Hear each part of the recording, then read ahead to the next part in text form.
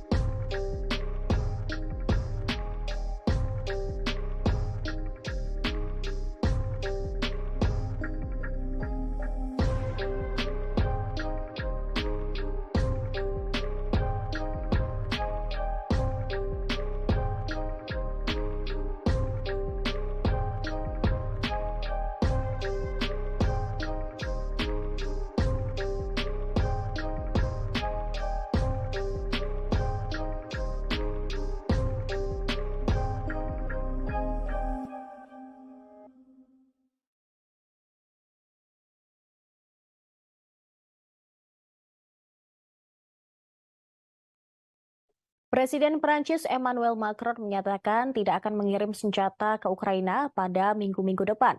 Pernyataannya pada hari Jumat tersebut menegaskan Prancis tidak akan mengirim jet tempur ke Ukraina dalam beberapa minggu mendatang, seperti yang diminta oleh Volodymyr Zelensky.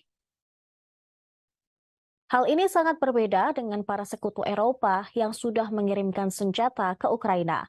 Macron pun membeberkan alasannya tidak mengirim senjata ke Kiev. Dia menyebut tidak mengesampingkan apapun, tetapi permintaan senjata itu tidak sesuai dengan persyaratan. Emmanuel Macron menjelaskan bahwa pasukan Ukraina tidak terbiasa dengan pesawat Prancis dan butuh waktu berbulan-bulan untuk melatih mereka. Jadi, Prancis memilih untuk fokus pada kebutuhan lain yang lebih mendesak. Pernyataan itu disampaikan ketika Presiden Prancis tersebut menghadiri pertemuan puncak Uni Eropa di Brussel, yang juga dihadiri Presiden Ukraina Volodymyr Zelensky. Diketahui Rusia telah meluncurkan serangan baru di timur Ukraina. Akibatnya, Zelensky memilih untuk datang langsung ke London, Paris, dan Brussel untuk mencari senjata yang lebih canggih untuk pasukannya. Ukraina juga telah memiliki daftar belanja jet tempur barat, rudal jarak jauh, dan tank dari barat. Namun, mereka juga menghadapi kekurangan pasokan yang lebih mendasar seperti peluru artileri. Selain Prancis, Inggris telah menawarkan untuk melatih pilot Ukraina dengan jet barat. Sementara negara lainnya, yakni Polandia dan Slovakia, sedang mempertimbangkan untuk mengirim lebih banyak pesawat tempur. Tetapi sekutu Ukraina khawatir bahwa pengerahan jet tempur canggih barat akan memicu eskalasi lebih lanjut oleh Moskow, sehingga berisiko membuka konflik antara NATO dan juga Rusia. Dalam pidatonya di Parlemen Eropa hari Kamis, Zelensky berterima kasih kepada semua negara yang telah memberikan senjata dan bantuan militer ke Ukraina, sambil menekankan bahwa negaranya masih membutuhkan tank modern, rudal jarak jauh, dan jet tempur modern untuk melindungi keamanannya dari Rusia. Рік тому, день у день, ми були у Києві, і ми докладали всі зусилля для того, щоб перешкодити Росії розпочати війну проти України. У червні, минулому червні в Києві, канцлер і я, ми запевняли тебе, що ми поруч з тобою, поруч з твоєю країною, задля оборони України, задля миру і безпеки в Європі. Ми дуже вдячні тобі, що ти сьогодні у Парижі. Це висловлює довіру, яка яка зв'язує нас, і ця довіра, вона назавжди зв'язує наші країни. Вже рік Україна, її народ, її президент з величезною сміливістю чинять опір Росії. Злочин агресії не можна сприймати за жодних обставин, але ще менше, коли це йде від такої держави, як Росія. Саме тому ми пліч-опліч з Україною. Rusia diprediksi sudah menyiapkan sebanyak 1.800 tank dan 400 jet tempur untuk menyerang Ukraina dalam beberapa hari mendatang. Hal itu dikatakan oleh seorang pejabat militer Ukraina. Ukraina bersiap untuk menggunakan rudal jarak jauh Inggris untuk menyerang semenanjung Crimea menjelang gelombang serangan baru. Pejabat tersebut memperkirakan Rusia telah memiliki ribuan tank. Kemudian 3.950 kendaraan lapis baja, 810 sistem peluncuran multi-roket era Soviet, dan 400 jet tempur yang siap untuk gelombang serangan baru dalam beberapa hari mendatang. Pejabat tersebut berbicara kepada Foreign Policy, juga memperkirakan bahwa Rusia telah menyiapkan 300 helikopter dan 2.700 sistem artileri. Selain itu, dia juga memprediksi dalam 10 hari ke depan akan ada invasi baru yang lebih besar. Ukraina sedang mempersiapkan diri untuk serangan Rusia di Donbas. Sumber pertahanan Ukraina mengatakan kepada surat kabar bahwa Kiev siap menggunakan rudal untuk menyerang Crimea. Itu terjadi setelah peringatan oleh Presiden Ukraina Volodymyr Zelensky bahwa rudal akan memungkinkan Ukraina menyerang jauh lebih dalam ke wilayah pendudukan Rusia. Beberapa analis militer percaya serangan Rusia sudah berlangsung dan mengantisipasi bahwa itu akan meningkat menjelang peringatan pertama invasi pada 24 Februari mendatang. Jonathan Vseviov, Sekretaris Jenderal Kementerian Luar Negeri Estonia, mengatakan banyak tentara Rusia yang tiba di garis depan, tepatnya di wilayah timur Ukraina. Pada hari-hari menjelang 24 Februari, pejabat Barat memperkirakan bahwa Rusia telah menempatkan sekitar 150.000 tentara di dekat perbatasan Ukraina. Kali ini mereka akan memiliki konsentrasi besar di timur Ukraina.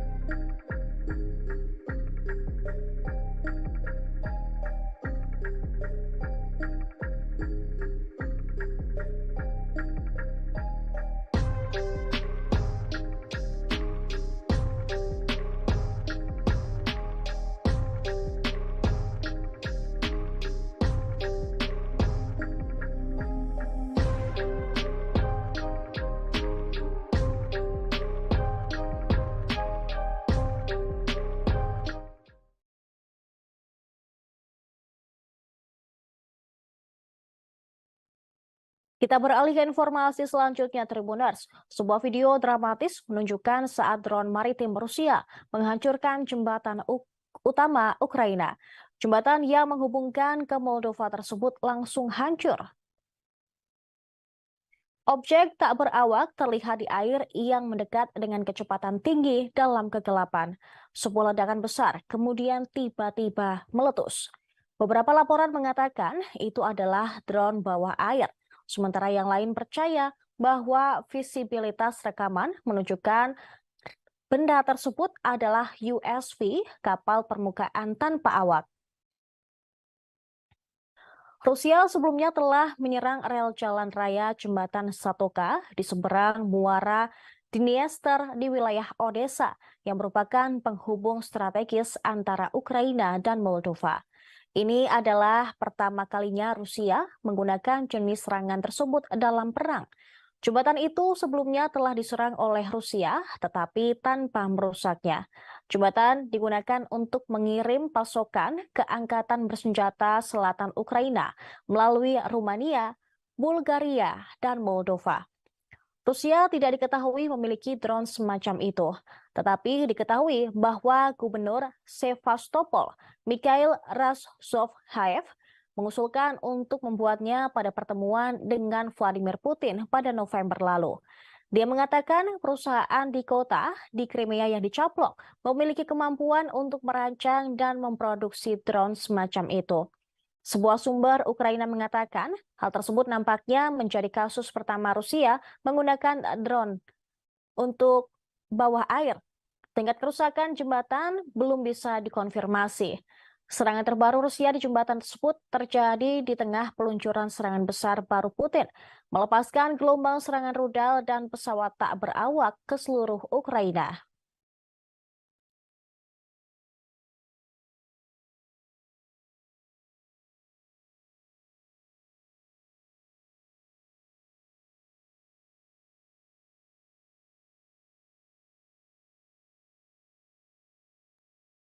Perdana Menteri Moldova Natalia Gavrilita mengundurkan diri pada hari Jumat 10 Februari 2023. Dia mundur sehari setelah Presiden Ukraina Volodymyr Zelensky memperingatkan rencana Rusia untuk menghancurkan negara tersebut.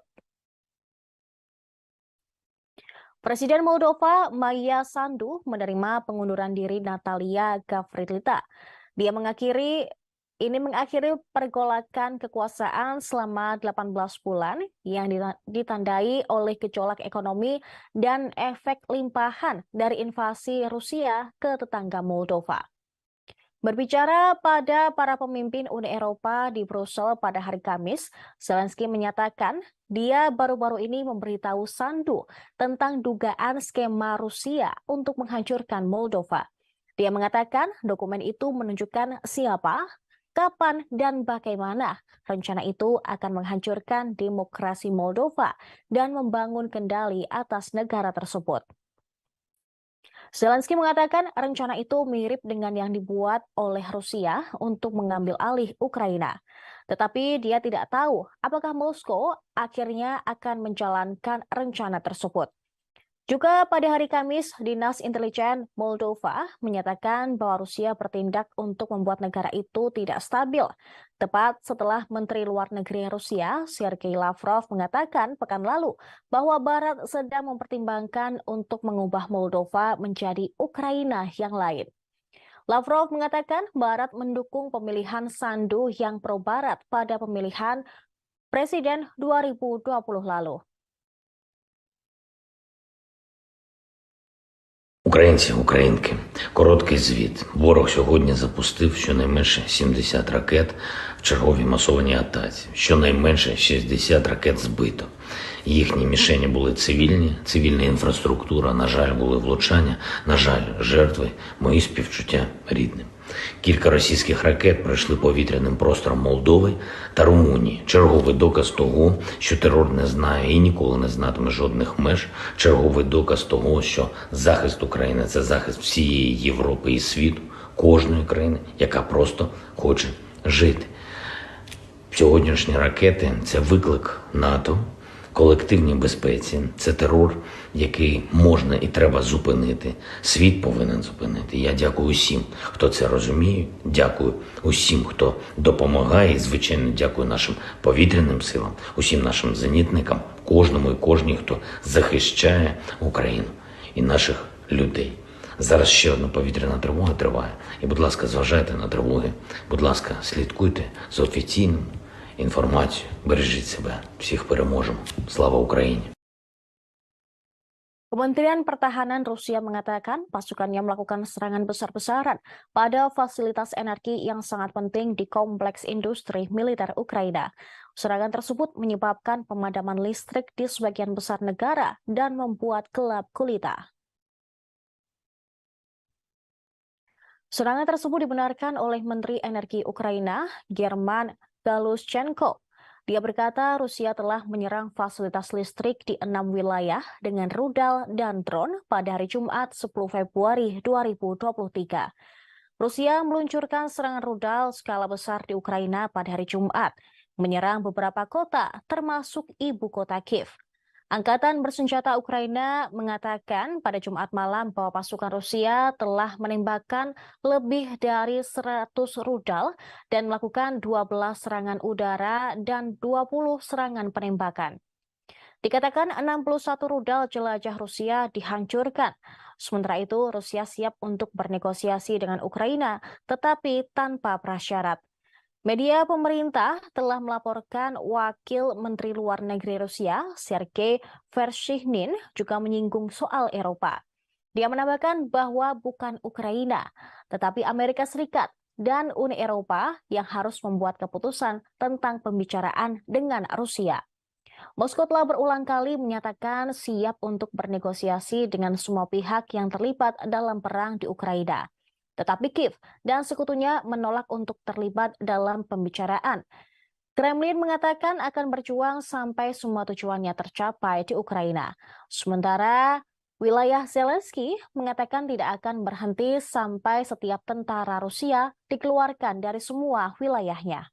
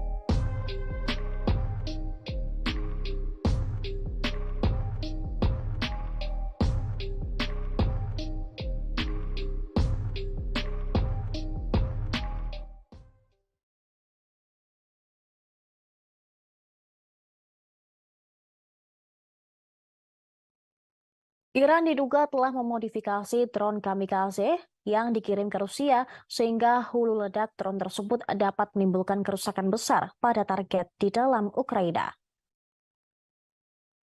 Penyelidikan tersebut dilakukan oleh militer Ukraina dan kelompok riset konflik Armament Research atau CAR yang berbasis di Inggris.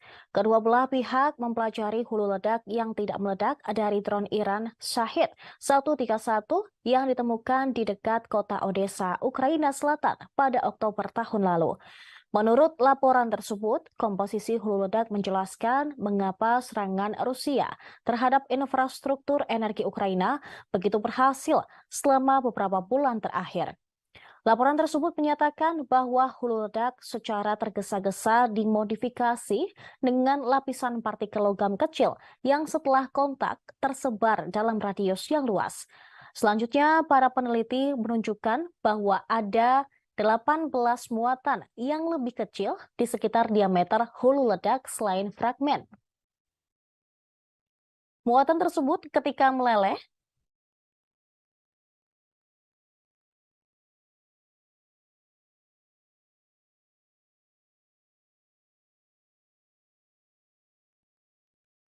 Muatan tersebut ketika meleleh oleh ledakan dapat menembus baju besi dan memiliki dampak ledak 360 derajat. Komponen tersebut secara efektif meningkatkan kapasitas hulu ledak untuk menghancurkan target, termasuk pembangkit listrik, jaringan distribusi, saluran transmisi, dan transformator daya tinggi yang cukup besar.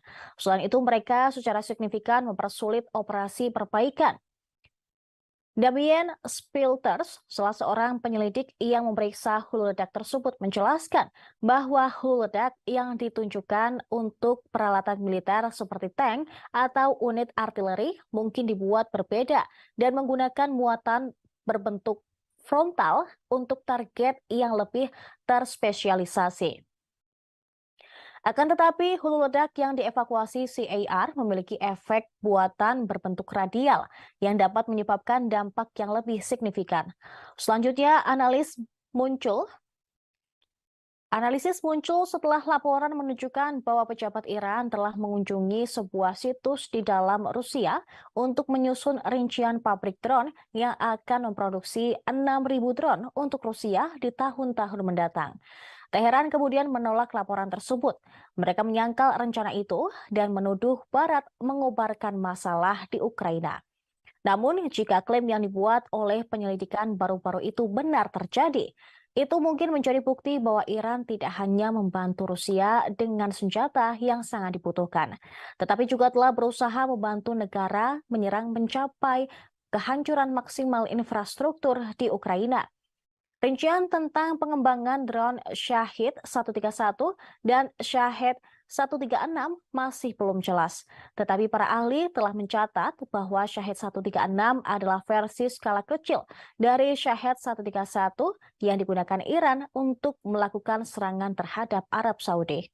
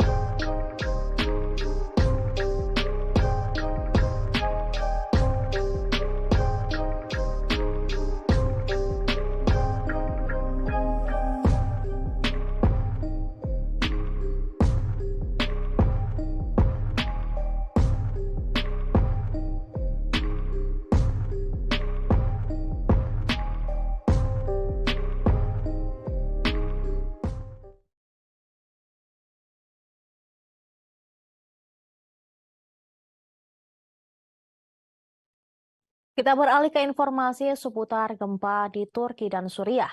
Gempa Turki pada 6 Februari lalu menyebabkan ribuan kematian dan menimbulkan kehancuran yang tidak terhitung di negara tersebut. Kekuatan gempa yang menghancurkan Turki awal pekan ini setara dengan beberapa ratus bom nuklir. Hal tersebut dikatakan oleh Orhan Tatar, Direktur Jenderal Pengurangan Risiko Gempa di Otoritas Manajemen Bencana dan Darurat Turki atau AFAD. Berbicara kepada wartawan pada hari Sabtu, Tatar mengakui bahwa besarnya bencana telah melampaui harapan rekan-rekannya. Sementara itu, seorang ahli geofisika Turki menyebut gempa pada hari Senin lalu setara dengan ledakan 300 bom atom secara bersamaan. Ahli geofisika Turki bernama Ofgun Ahmet Ercan mengatakan gempa ini daya rusaknya setara dengan ledakan 300 bom atom jika diledakkan secara bersama-sama.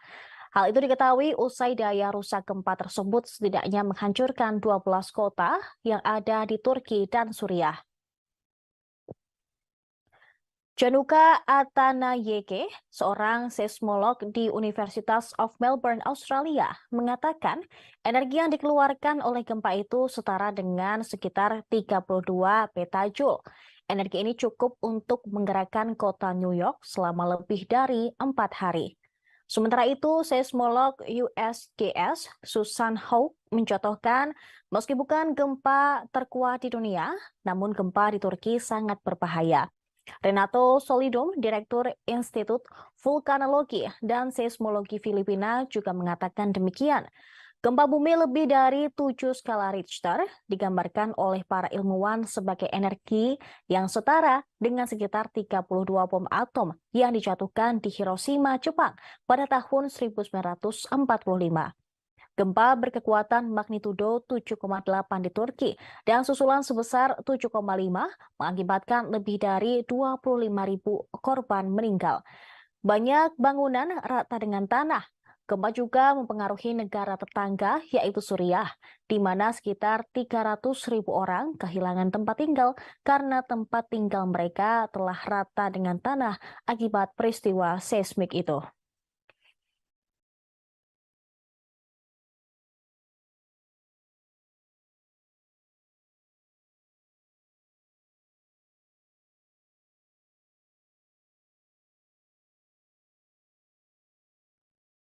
Seorang bayi lahir dengan selamat di antara puing-puing bangunan yang rubuh akibat gempa Suriah magnitudo 7,8 pada Senin lalu.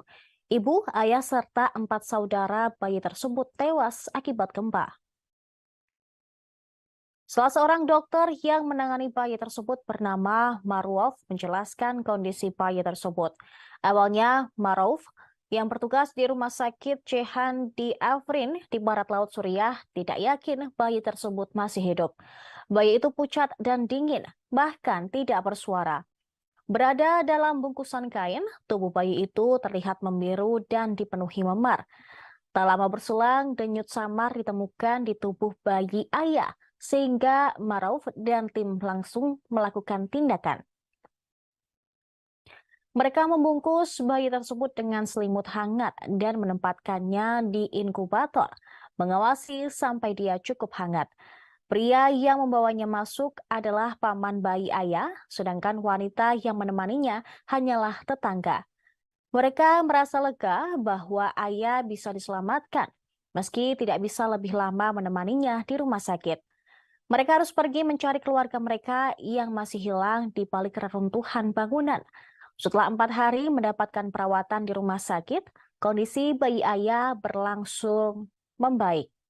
Tim rumah sakit telah bekerja untuk memastikan bayi ayah dirawat dengan baik.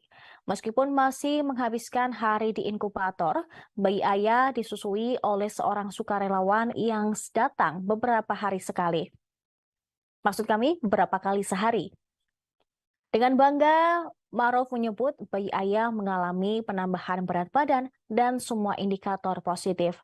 Belum diketahui bagaimana keadaan ibu bayi ayah sebelum melahirkan dan tewas di balik reruntuhan. Namun menurut Maruf, seorang wanita bisa tiba-tiba melahirkan karena syok. Hingga seorang penyelamat mendengar tangisan bayi ayah di reruntuhan dan mampu mengevakuasinya.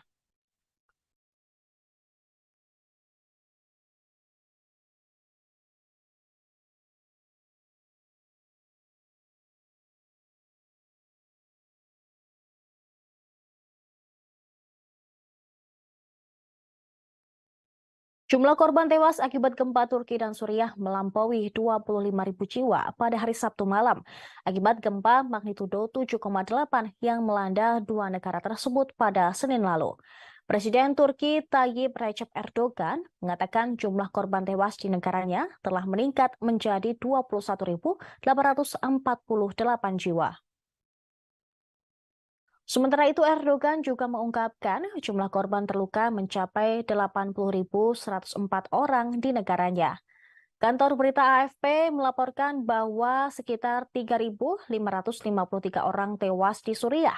Jumlah itu termasuk 2.166 orang yang jadi korban di daerah yang dikuasai oleh pemberontak di barat laut, menurut informasi dari White Helmets, sebuah organisasi sukarelawan di Suriah. Jumlah orang yang terluka di semua wilayah Suriah mencapai 5.273.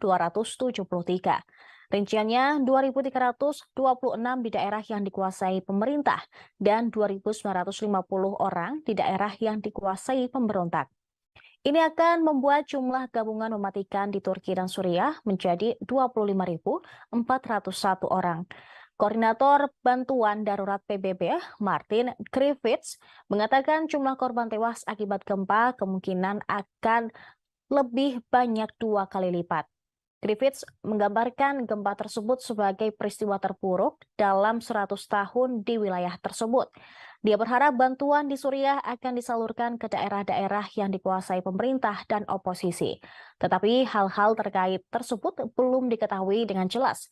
Jumlah ini pun jauh di atas korban jiwa tsunami yang melanda Jepang pada tahun 2012. Saat itu korban jiwa berada di sekitar 20.000. Sebelumnya petugas penghubung PBB DI Akut Search dan Rescue Association Belit Tasdemir mengatakan tingkat kerusakan yang terjadi akibat gempa cukup dahsyat. Oleh karena besarnya dampak tersebut, dia menggambarkan upaya penyelamatan sebagai operasi raksasa. Pasalnya, tim bekerja di area yang luas di dalam suhu di bawah titik beku.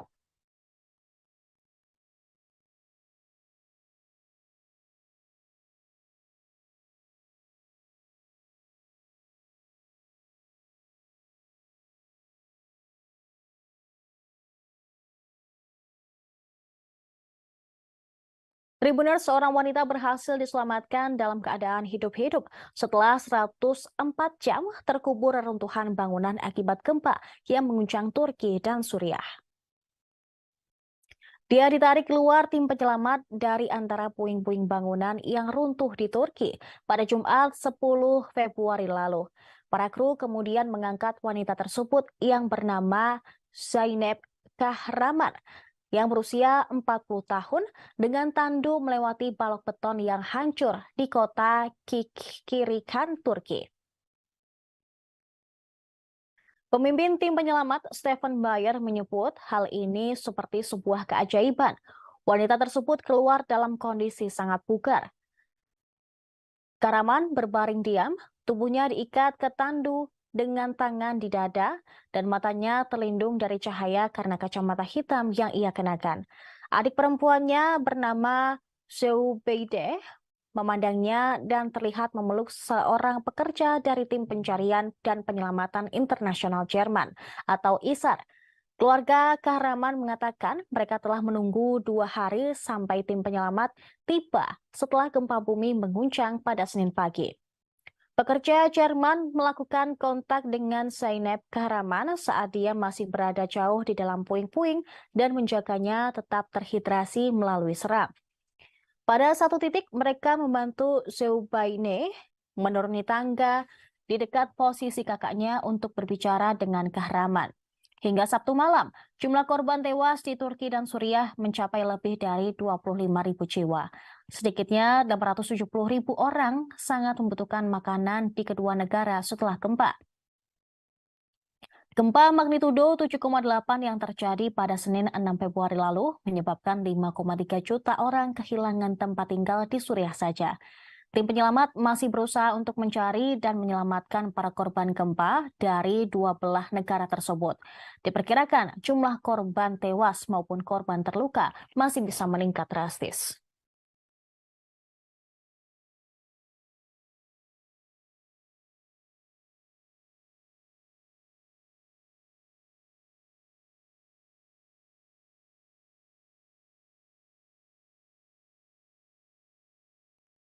Informasi tadi sekaligus menutup perjumpaan kita di live update mancanegara.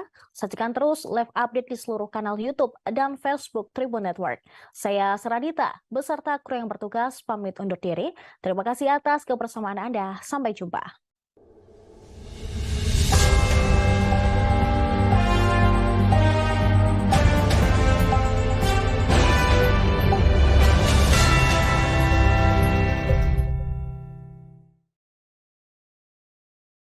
Halo, apa kabar pemirsa? Live Update Mancanegara edisi Minggu 12 Februari 2023 kembali hadir untuk Anda. Siang ini kami akan menyajikan berbagai informasi teraktual dan terkini mengenai peristiwa yang terjadi di mancanegara. Tentunya bersama saya Saradita, selengkapnya di Tribun News. Invasi Rusia ke Ukraina memasuki hari ke-353 pada hari Sabtu, sejak dimulai pada 24 Februari 2022 lalu.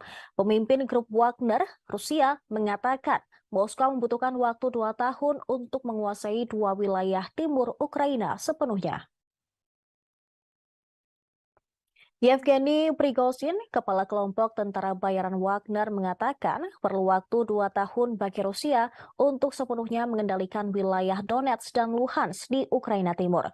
2 wilayah tersebut merupakan tujuan utama perang. Hal ini dikatakannya dalam sebuah video yang diterbitkan pada hari Jumat dengan blogger militer Rusia, Semyon Pekov. Dia menyatakan bahwa fokus Rusia sekarang adalah merebut sisa wilayah Donbas yang belum ditempati sejak dimulainya perang hampir setahun yang lalu. Namun, jika mereka harus menguasai wilayah hingga Dnipro, maka akan memakan waktu sekitar 3 tahun. Prigozhin mengacu pada area yang lebih luas ke Sungai Dnipro yang mengalir kira-kira dari utara ke selatan membelah Ukraina. Satu skenario sejalan dengan komentar Prigozhin akan melihat pasukan Rusia mencoba mengepung tentara timur Ukraina dari utara dan selatan, yaitu dengan kolom tank melintasi perbatasan internasional ke arah Sumy dan Poltava dan maju secara bersamaan dari wilayah Zaporizhia Selatan yang diduduki. Diketahui rudal-rudal Rusia menghantam fasilitas listrik pada hari Jumat 10 Februari lalu di seluruh Ukraina. Pada hari Sabtu, Kementerian Pertahanan Rusia menyampaikan serangan rudal menyasar fasilitas energi yang sangat penting dari kompleks industri militer Ukraina. Inggris mengatakan bahwa pasukan Rusia memperoleh keuntungan di utara kota Bakhmut yang coba mereka kepung. Akan tetapi pasukan Rusia mengalami kesulitan untuk menyerang Vuhledar, di mana mereka meninggalkan lebih dari 30 kendaraan lapis baja karena serangan yang gagal. Galina Danilchenko, wali kota Ukraina Melitopol yang diangkat Rusia mengatakan pada hari Sabtu bahwa seorang warga sipil tewas karena gempuran pasukan Ukraina.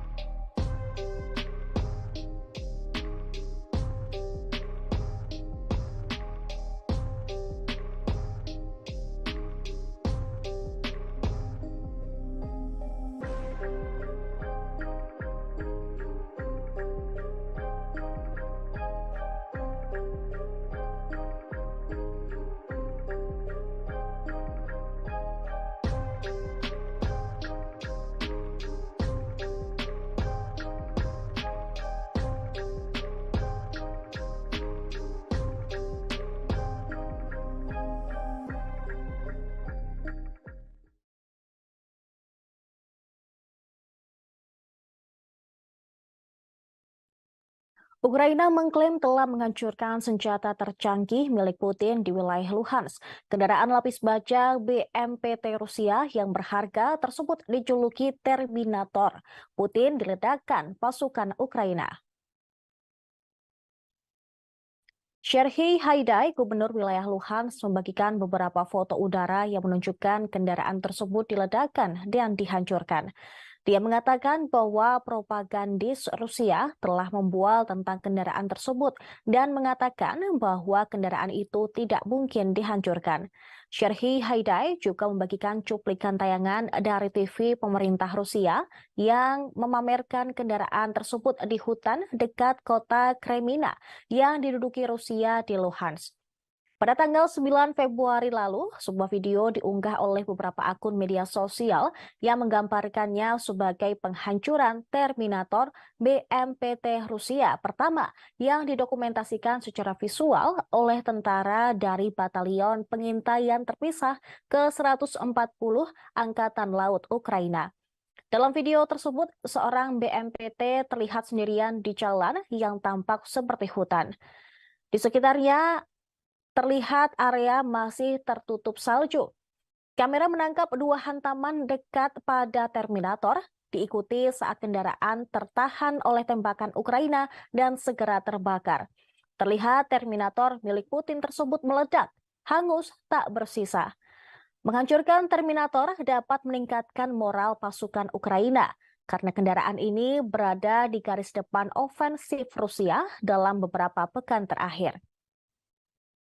Bulan lalu Kementerian Pertahanan Rusia menerbitkan sebuah video yang memperlihatkan tank Rusia menghancurkan tank Ukraina dengan dukungan tembakan BMPT-72 Terminator. Rekaman itu menunjukkan tank militer Rusia menembak terlebih dahulu, diikuti oleh BMPT yang menembakkan senjata 33 mm ke posisi Ukraina. Beberapa contoh seperti itu telah direkam di kamera di mana Terminator Rusia terlihat membantu tank Rusia melawan tank Ukraina. Kendaraan ini ditemukan oleh perusahaan intelijen sumber terbuka Janus pada bulan Mei dan telah berulang kali terlihat di Luhansk. Reporter Forbes yaitu David X mencatat bahwa kehilangan salah satu kendaraan Terminator ini akan sangat memalukan bagi Rusia. Karena kendaraan tersebut sering disebut juga oleh media sebagai bukti kemampuan Rusia untuk tetap memproduksi baju besi mutakhir. Kendaraan pendukung tank Rusia atau BMPT lapis baja dibandingkan dengan tank tempur utama. Tujuan utama dari desain kendaraan tersebut adalah untuk mendukung BMPT, maksud kami, dengan menekan infanteri musuh. BMPT sering terlihat berseliweran dalam konvoi tank dalam pertempuran berikutnya di daerah Ukraina.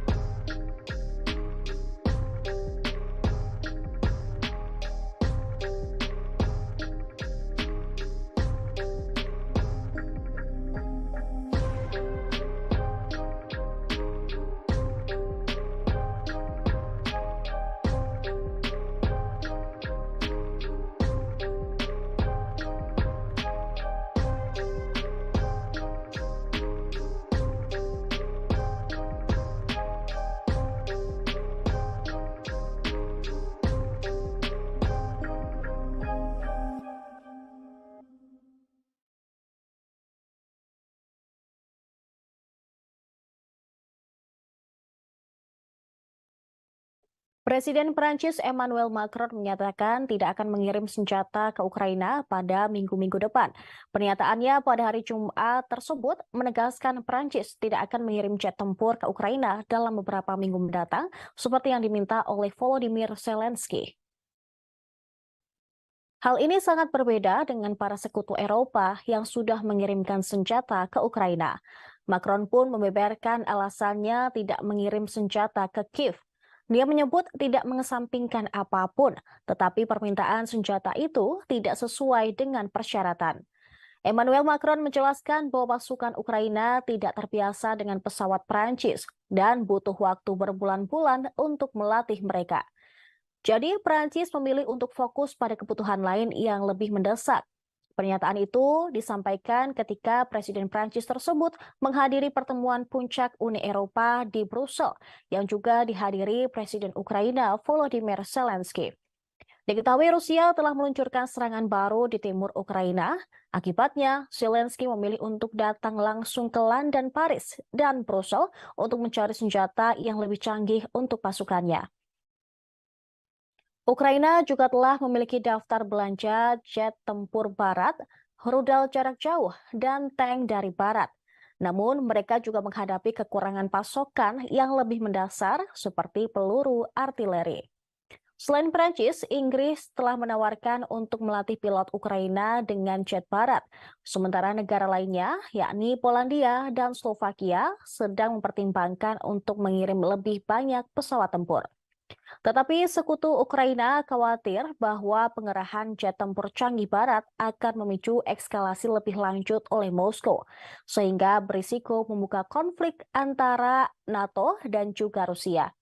Dalam pidatonya di Parlemen Eropa hari Kamis, Zelensky berterima kasih kepada semua negara yang telah memberikan senjata dan bantuan militer ke Ukraina, sambil menekankan bahwa negaranya masih membutuhkan tank modern, rudal jarak jauh, dan jet tempur modern untuk melindungi keamanannya dari Rusia.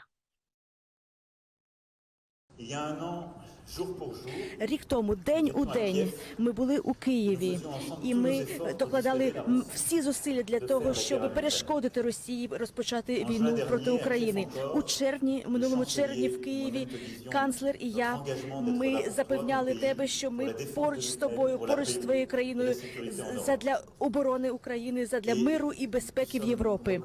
Ми дуже вдячні тобі, що ти сьогодні у Парижі.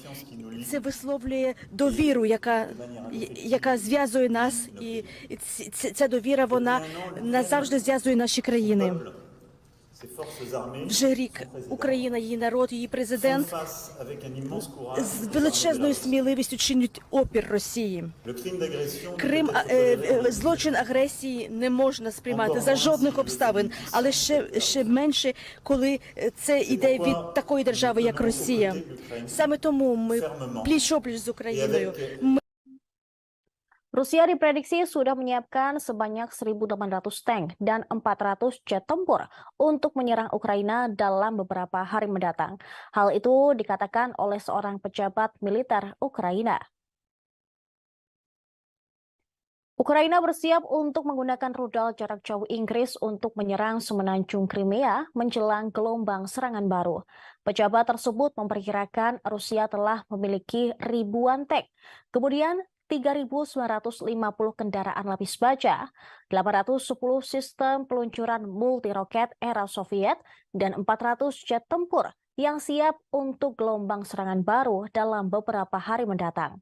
Pejabat tersebut berbicara kepada Foreign Policy, juga memperkirakan bahwa Rusia telah menyiapkan 300 helikopter dan 2.700 sistem artileri. Selain itu, dia juga memprediksi dalam 10 hari ke depan akan ada invasi baru yang lebih besar. Ukraina sedang mempersiapkan diri untuk serangan Rusia di Donbas. Sumber pertahanan Ukraina mengatakan kepada surat kabar bahwa Kiev siap menggunakan rudal untuk menyerang Crimea. Itu terjadi setelah peringatan oleh Presiden Ukraina Volodymyr Zelensky bahwa rudal akan memungkinkan Ukraina menyerang jauh lebih dalam ke wilayah pendudukan Rusia. Beberapa analis militer percaya serangan Rusia sudah berlangsung dan mengantisipasi bahwa itu akan meningkat menjelang peringatan pertama invasi pada 24 Februari mendatang. Jonathan Vseviov, Sekretaris Jenderal Kementerian Luar Negeri Estonia, mengatakan banyak tentara Rusia yang tiba di garis depan, tepatnya di wilayah timur Ukraina. Pada hari-hari menjelang 24 Februari, pejabat Barat memperkirakan bahwa Rusia telah menempatkan sekitar 150.000 tentara di dekat perbatasan Ukraina. Kali ini mereka akan memiliki konsentrasi besar di timur Ukraina.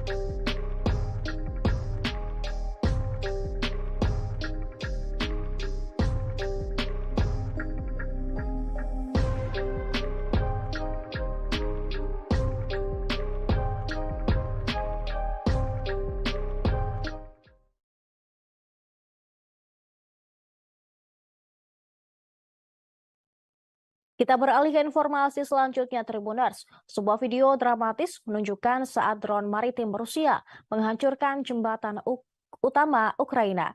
Jembatan yang menghubungkan ke Moldova tersebut langsung hancur.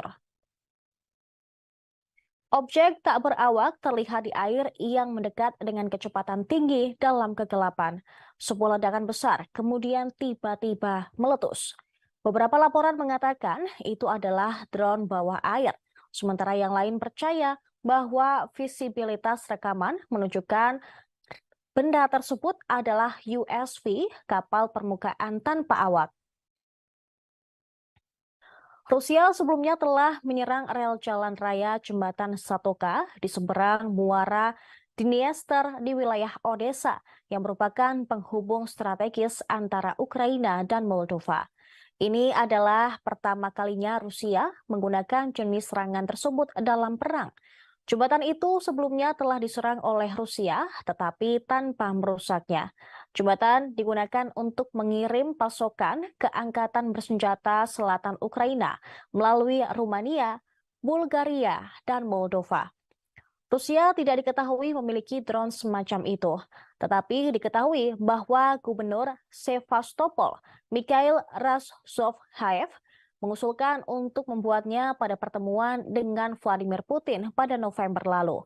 Dia mengatakan perusahaan di kota di Crimea yang dicaplok memiliki kemampuan untuk merancang dan memproduksi drone semacam itu.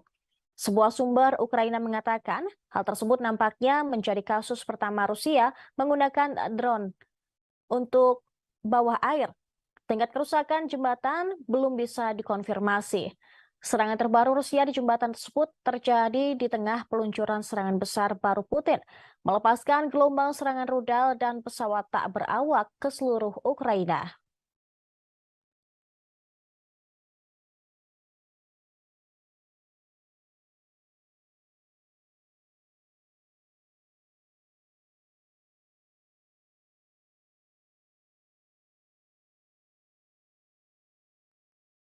Perdana Menteri Moldova Natalia Gavrilita mengundurkan diri pada hari Jumat 10 Februari 2023.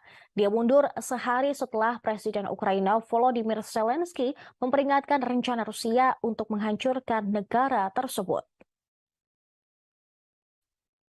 Presiden Moldova Maia Sandu menerima pengunduran diri Natalia Gavrilita.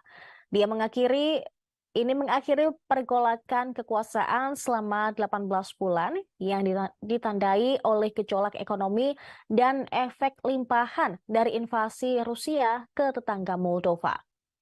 Berbicara pada para pemimpin Uni Eropa di Brussel pada hari Kamis, Zelensky menyatakan dia baru-baru ini memberitahu Sandu tentang dugaan skema Rusia untuk menghancurkan Moldova.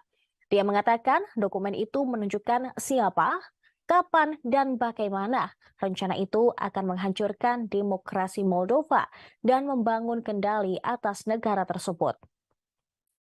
Zelensky mengatakan rencana itu mirip dengan yang dibuat oleh Rusia untuk mengambil alih Ukraina. Tetapi dia tidak tahu apakah Moskow akhirnya akan menjalankan rencana tersebut. Juga pada hari Kamis, Dinas Intelijen Moldova menyatakan bahwa Rusia bertindak untuk membuat negara itu tidak stabil. Tepat setelah Menteri Luar Negeri Rusia, Sergei Lavrov, mengatakan pekan lalu bahwa Barat sedang mempertimbangkan untuk mengubah Moldova menjadi Ukraina yang lain. Lavrov mengatakan Barat mendukung pemilihan Sandu yang pro-Barat pada pemilihan Presiden 2020 lalu. Українці, українки, короткий звіт. Ворог сьогодні запустив щонайменше 70 ракет в черговій масованій атаці. Щонайменше 60 ракет збито. Їхні мішені були цивільна інфраструктура, на жаль, були влучання, на жаль, жертви, мої співчуття рідним. Кілька російських ракет пройшли повітряним простором Молдови та Румунії. Черговий доказ того, що терор не знає і ніколи не знатиме жодних меж. Черговий доказ того, що захист України – це захист всієї Європи і світу, кожної країни, яка просто хоче жити.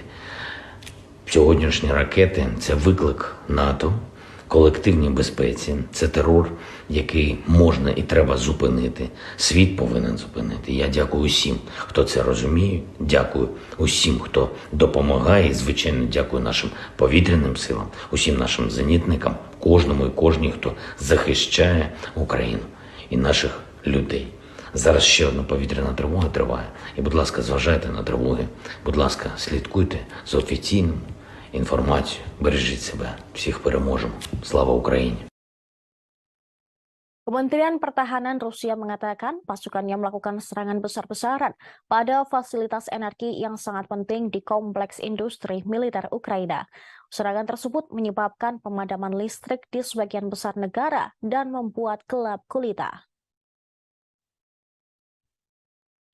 Serangan tersebut dibenarkan oleh Menteri Energi Ukraina, German Galushchenko. Dia berkata Rusia telah menyerang fasilitas listrik di 6 wilayah dengan rudal dan drone pada hari Jumat 10 Februari 2023. Rusia meluncurkan serangan rudal skala besar di Ukraina pada hari Jumat, menyerang beberapa kota termasuk ibu kota Kiev.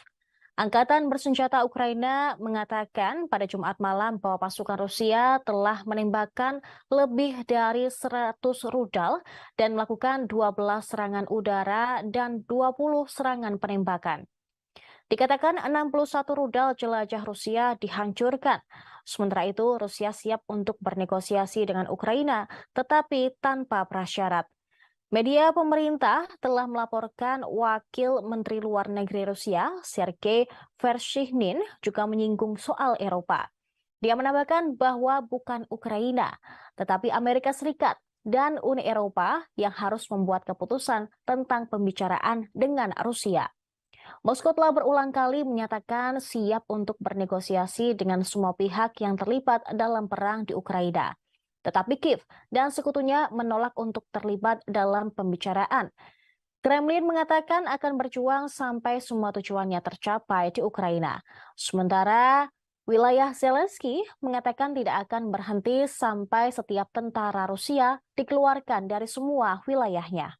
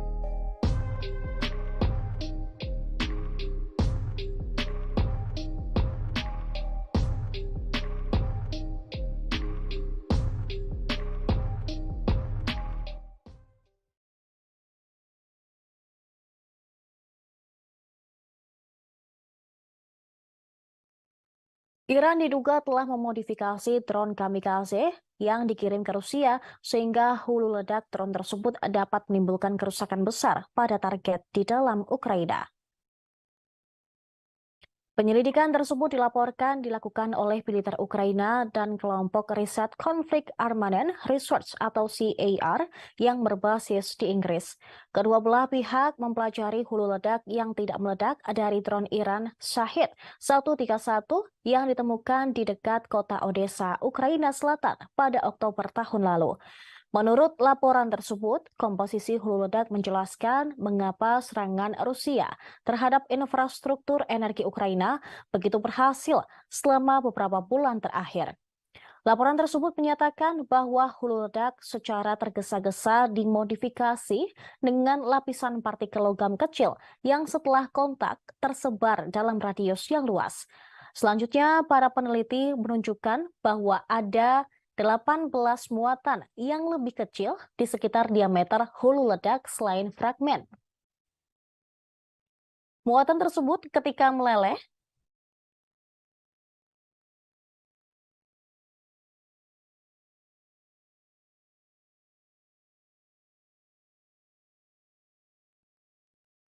Muatan tersebut ketika meleleh oleh ledakan dapat menembus baju besi dan memiliki dampak ledak 360 derajat.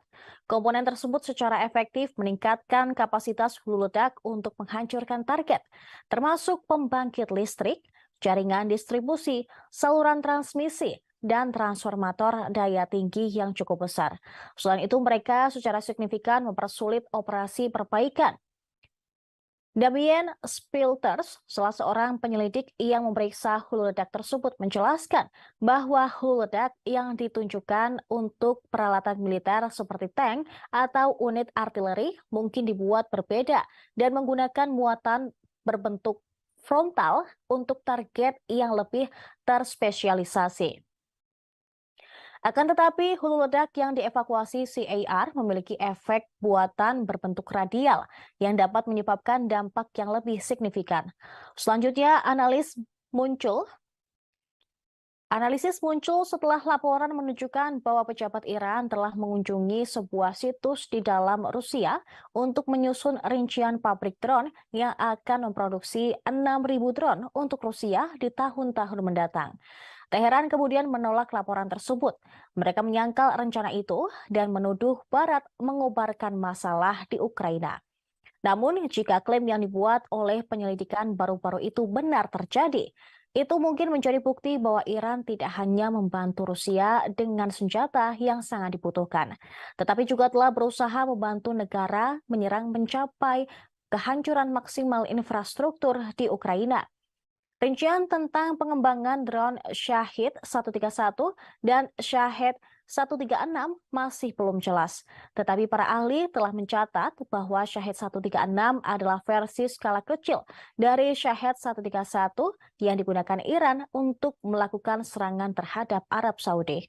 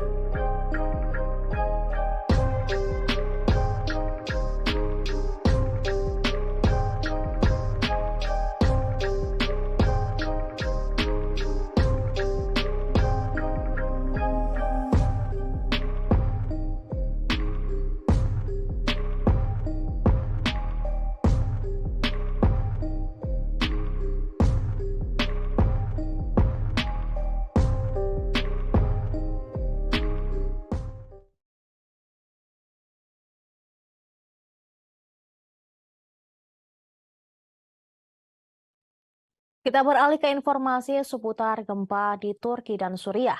Gempa Turki pada 6 Februari lalu menyebabkan ribuan kematian dan menimbulkan kehancuran yang tidak terhitung di negara tersebut. Kekuatan gempa yang menghancurkan Turki awal pekan ini setara dengan beberapa ratus bom nuklir. Hal tersebut dikatakan oleh Orhan Tatar, Direktur Jenderal Pengurangan Risiko Gempa di Otoritas Manajemen Bencana dan Darurat Turki atau AFAD. Berbicara kepada wartawan pada hari Sabtu, Tatar mengakui bahwa besarnya bencana telah melampaui harapan rekan-rekannya.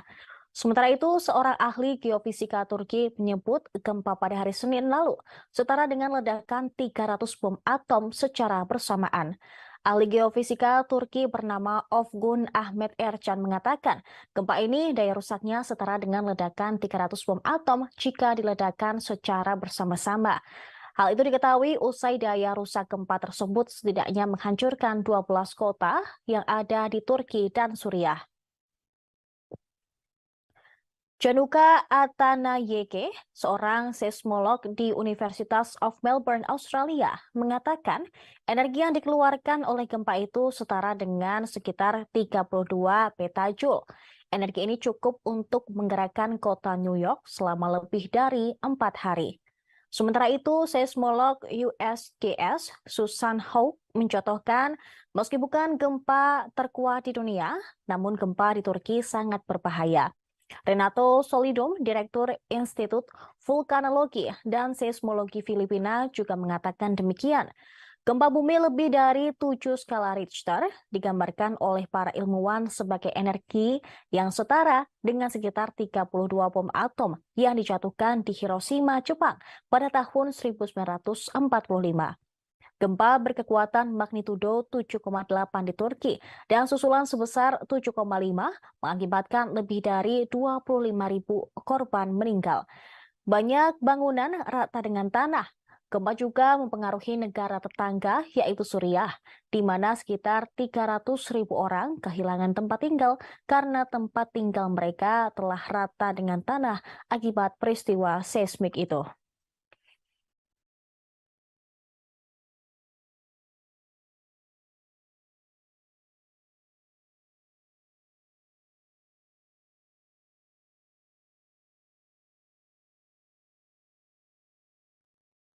Seorang bayi lahir dengan selamat di antara puing-puing bangunan yang rubuh akibat gempa Suriah magnitudo 7,8 pada Senin lalu. Ibu, ayah, serta 4 saudara bayi tersebut tewas akibat gempa. Salah seorang dokter yang menangani bayi tersebut bernama Maruf menjelaskan kondisi bayi tersebut. Awalnya, Maruf yang bertugas di rumah sakit Cehan di Afrin di barat laut Suriah tidak yakin bayi tersebut masih hidup. Bayi itu pucat dan dingin, bahkan tidak bersuara. Berada dalam bungkusan kain, tubuh bayi itu terlihat membiru dan dipenuhi memar.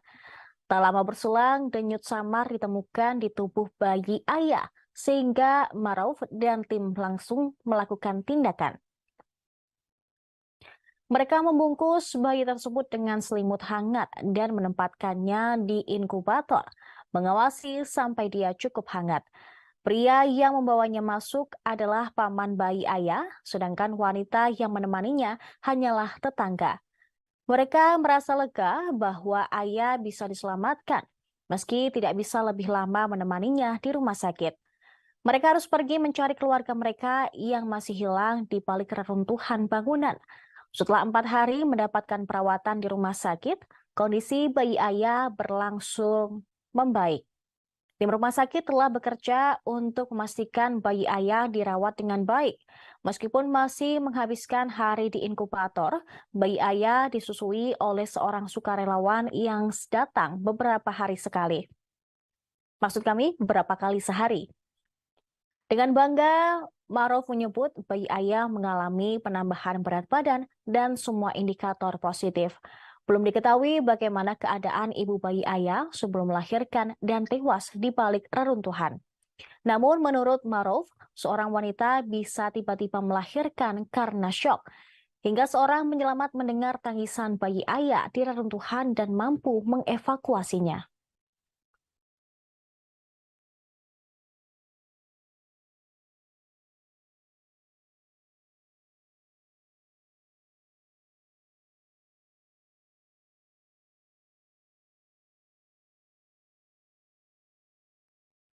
Jumlah korban tewas akibat gempa Turki dan Suriah melampaui 25.000 jiwa pada hari Sabtu malam akibat gempa magnitudo 7,8 yang melanda dua negara tersebut pada Senin lalu. Presiden Turki Tayyip Recep Erdogan mengatakan jumlah korban tewas di negaranya telah meningkat menjadi 21.848 jiwa. Sementara itu, Erdogan juga mengungkapkan jumlah korban terluka mencapai 80.104 orang di negaranya. Kantor berita AFP melaporkan bahwa sekitar 3.553 orang tewas di Suriah. Jumlah itu termasuk 2.166 orang yang jadi korban di daerah yang dikuasai oleh pemberontak di barat laut, menurut informasi dari White Helmets, sebuah organisasi sukarelawan di Suriah. Jumlah orang yang terluka di semua wilayah Suriah mencapai 5.273. Rinciannya 2.326 di daerah yang dikuasai pemerintah dan 2.950 orang di daerah yang dikuasai pemberontak. Ini akan membuat jumlah gabungan mematikan di Turki dan Suriah menjadi 25.401 orang. Koordinator Bantuan Darurat PBB, Martin Griffiths, mengatakan jumlah korban tewas akibat gempa kemungkinan akan lebih banyak 2 kali lipat. Griffiths menggambarkan gempa tersebut sebagai peristiwa terburuk dalam 100 tahun di wilayah tersebut. Dia berharap bantuan di Suriah akan disalurkan ke daerah-daerah yang dikuasai pemerintah dan oposisi. Tetapi hal-hal terkait tersebut belum diketahui dengan jelas. Jumlah ini pun jauh di atas korban jiwa tsunami yang melanda Jepang pada tahun 2012. Saat itu korban jiwa berada di sekitar 20.000. Sebelumnya petugas penghubung PBB, DI Akut Search dan Rescue Association Belit Tasdemir mengatakan tingkat kerusakan yang terjadi akibat gempa cukup dahsyat. Oleh karena besarnya dampak tersebut, dia menggambarkan upaya penyelamatan sebagai operasi raksasa. Pasalnya, tim bekerja di area yang luas di dalam suhu di bawah titik beku.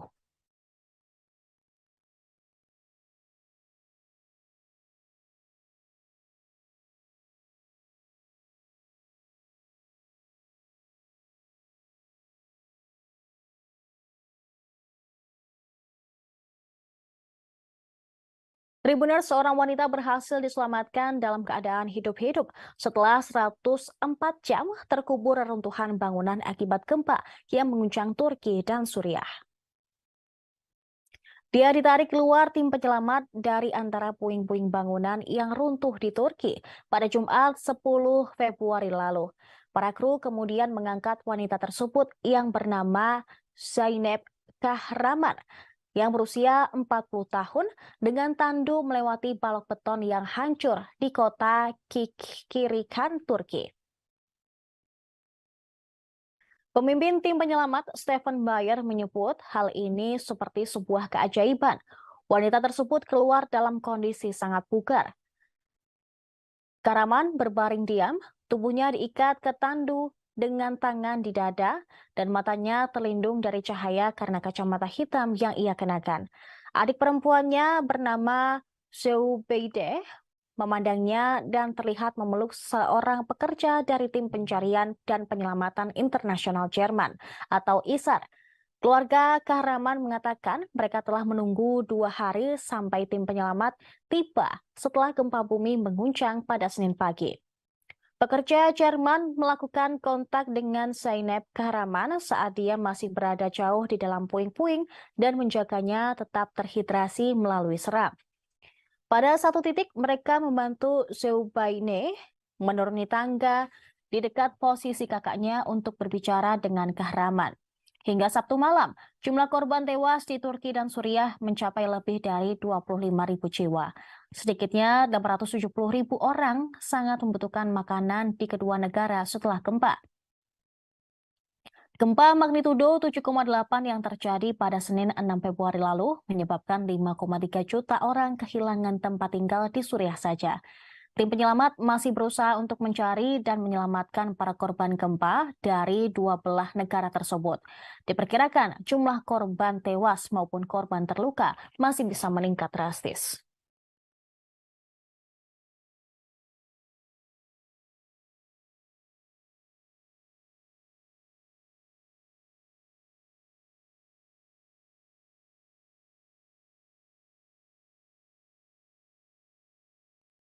Informasi tadi sekaligus menutup perjumpaan kita di live update mancanegara. Saksikan terus live update di seluruh kanal YouTube dan Facebook Tribun Network. Saya Seradita, beserta kru yang bertugas pamit undur diri. Terima kasih atas kebersamaan Anda. Sampai jumpa.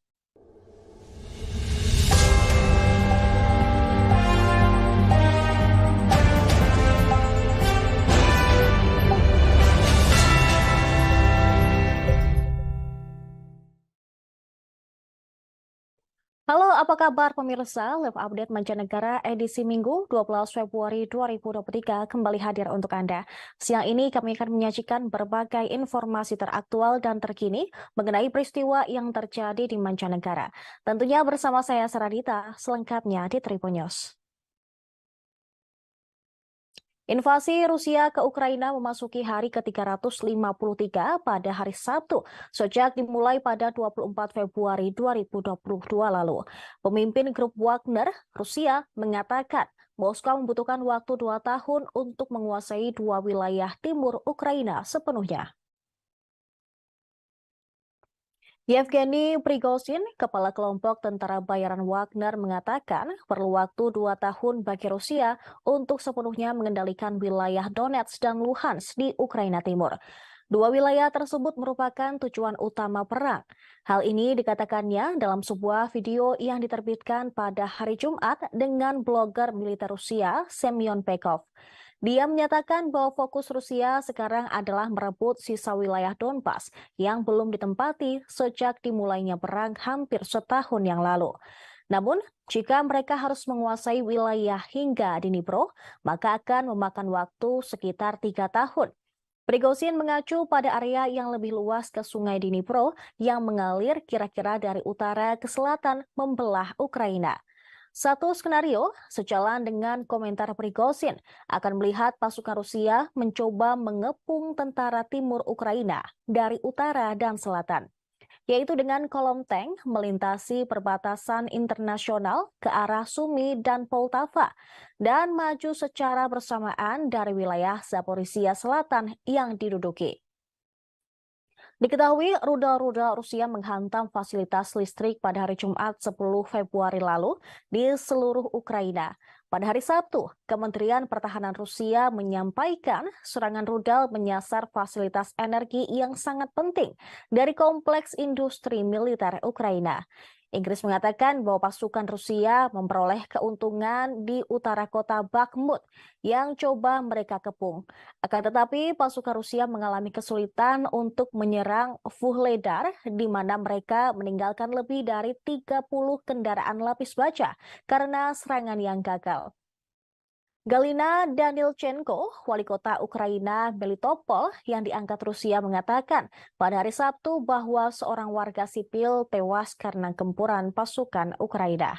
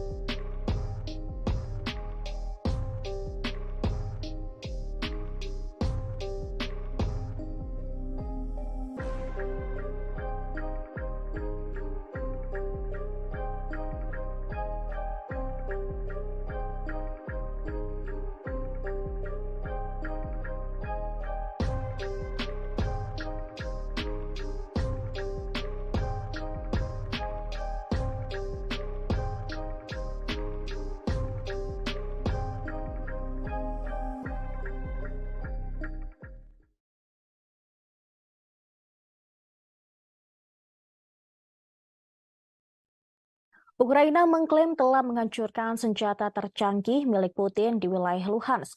Kendaraan lapis baja BMPT Rusia yang berharga tersebut dijuluki Terminator. Putin diledakkan pasukan Ukraina. Serhiy Haidai, gubernur wilayah Luhansk, membagikan beberapa foto udara yang menunjukkan kendaraan tersebut diledakkan dan dihancurkan. Dia mengatakan bahwa propagandis Rusia telah membual tentang kendaraan tersebut dan mengatakan bahwa kendaraan itu tidak mungkin dihancurkan. Serhiy Haidai juga membagikan cuplikan tayangan dari TV pemerintah Rusia yang memamerkan kendaraan tersebut di hutan dekat kota Kremina yang diduduki Rusia di Luhansk. Pada tanggal 9 Februari lalu, sebuah video diunggah oleh beberapa akun media sosial yang menggambarkannya sebagai penghancuran Terminator BMPT Rusia pertama yang didokumentasikan secara visual oleh tentara dari Batalion Pengintaian Terpisah ke-140 Angkatan Laut Ukraina. Dalam video tersebut, seorang BMPT terlihat sendirian di jalan yang tampak seperti hutan. Di sekitarnya terlihat area masih tertutup salju. Kamera menangkap dua hantaman dekat pada Terminator, diikuti saat kendaraan tertahan oleh tembakan Ukraina dan segera terbakar. Terlihat Terminator milik Putin tersebut meledak, hangus tak bersisa. Menghancurkan Terminator dapat meningkatkan moral pasukan Ukraina, karena kendaraan ini berada di garis depan ofensif Rusia dalam beberapa pekan terakhir. Bulan lalu, Kementerian Pertahanan Rusia menerbitkan sebuah video yang memperlihatkan tank Rusia menghancurkan tank Ukraina dengan dukungan tembakan BMPT-72 Terminator. Rekaman itu menunjukkan tank militer Rusia menembak terlebih dahulu, diikuti oleh BMPT yang menembakkan senjata 33 mm ke posisi Ukraina. Beberapa contoh seperti itu telah direkam di kamera di mana Terminator Rusia terlihat membantu tank Rusia melawan tank Ukraina. Kendaraan ini ditemukan oleh perusahaan intelijen sumber terbuka Janus pada bulan Mei dan telah berulang kali terlihat di Luhansk. Reporter Forbes yaitu David X mencatat bahwa kehilangan salah satu kendaraan Terminator ini akan sangat memalukan bagi Rusia. Karena kendaraan tersebut sering disebut juga oleh media sebagai bukti kemampuan Rusia untuk tetap memproduksi baju besi mutakhir. Kendaraan pendukung tank Rusia atau BMPT lapis baja dibandingkan dengan tank tempur utama. Tujuan utama dari desain kendaraan tersebut adalah untuk mendukung BMPT, maksud kami, dengan menekan infanteri musuh. BMPT sering terlihat berseliweran dalam konvoi tank dalam pertempuran berikutnya di daerah Ukraina.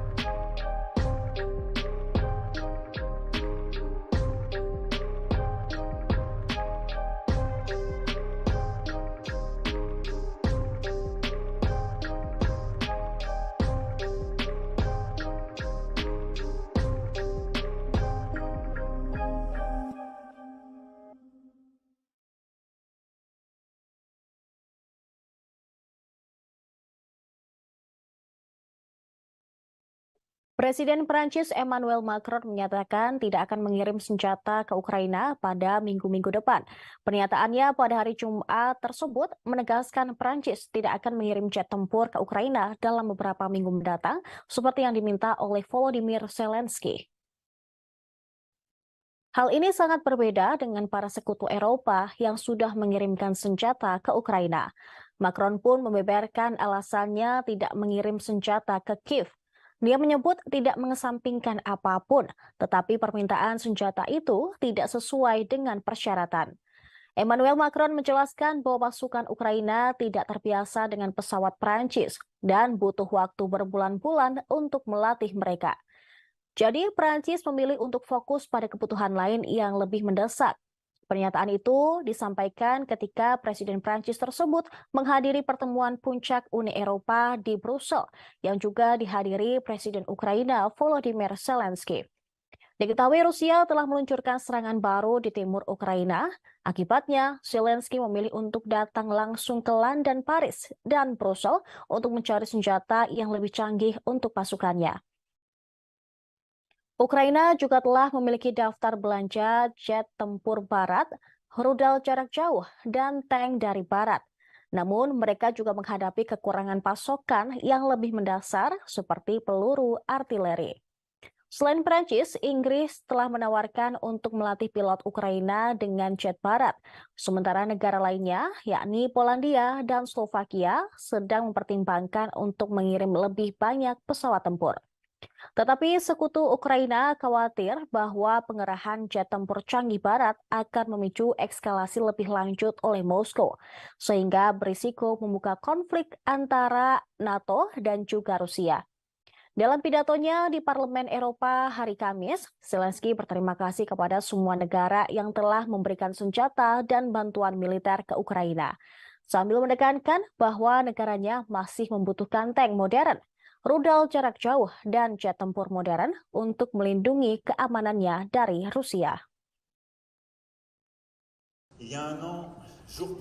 Рік тому, день у день, ми були у Києві, і ми докладали всі зусилля для того, щоб перешкодити Росії розпочати війну проти України. У червні, минулому червні в Києві, канцлер і я, ми запевняли тебе, що ми поруч з тобою, поруч з твоєю країною, задля оборони України, задля миру і безпеки в Європі. Ми дуже вдячні тобі, що ти сьогодні у Парижі. Це висловлює довіру, яка зв'язує нас, і ця довіра, вона назавжди зв'язує наші країни. Вже рік Україна, її народ, її президент з величезною сміливістю чинять опір Росії. Злочин агресії не можна сприймати за жодних обставин, але ще менше, коли це йде від такої держави, як Росія. Саме тому ми пліч-опліч з Україною. Rusia diprediksi sudah menyiapkan sebanyak 1.800 tank dan 400 jet tempur untuk menyerang Ukraina dalam beberapa hari mendatang. Hal itu dikatakan oleh seorang pejabat militer Ukraina. Ukraina bersiap untuk menggunakan rudal jarak jauh Inggris untuk menyerang semenanjung Crimea menjelang gelombang serangan baru. Pejabat tersebut memperkirakan Rusia telah memiliki ribuan tank. Kemudian 3.950 kendaraan lapis baja, 810 sistem peluncuran multiroket era Soviet, dan 400 jet tempur yang siap untuk gelombang serangan baru dalam beberapa hari mendatang.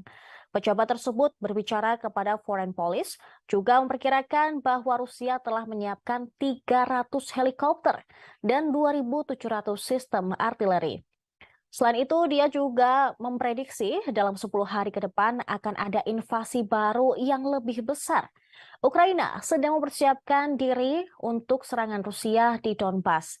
Sumber pertahanan Ukraina mengatakan kepada surat kabar bahwa Kiev siap menggunakan rudal untuk menyerang Crimea. Itu terjadi setelah peringatan oleh Presiden Ukraina Volodymyr Zelensky bahwa rudal akan memungkinkan Ukraina menyerang jauh lebih dalam ke wilayah pendudukan Rusia. Beberapa analis militer percaya serangan Rusia sudah berlangsung dan mengantisipasi bahwa itu akan meningkat menjelang peringatan pertama invasi pada 24 Februari mendatang. Jonathan Vseviov, Sekretaris Jenderal Kementerian Luar Negeri Estonia, mengatakan banyak tentara Rusia yang tiba di garis depan, tepatnya di wilayah timur Ukraina. Pada hari-hari menjelang 24 Februari, pejabat Barat memperkirakan bahwa Rusia telah menempatkan sekitar 150.000 tentara di dekat perbatasan Ukraina. Kali ini mereka akan memiliki konsentrasi besar di timur Ukraina.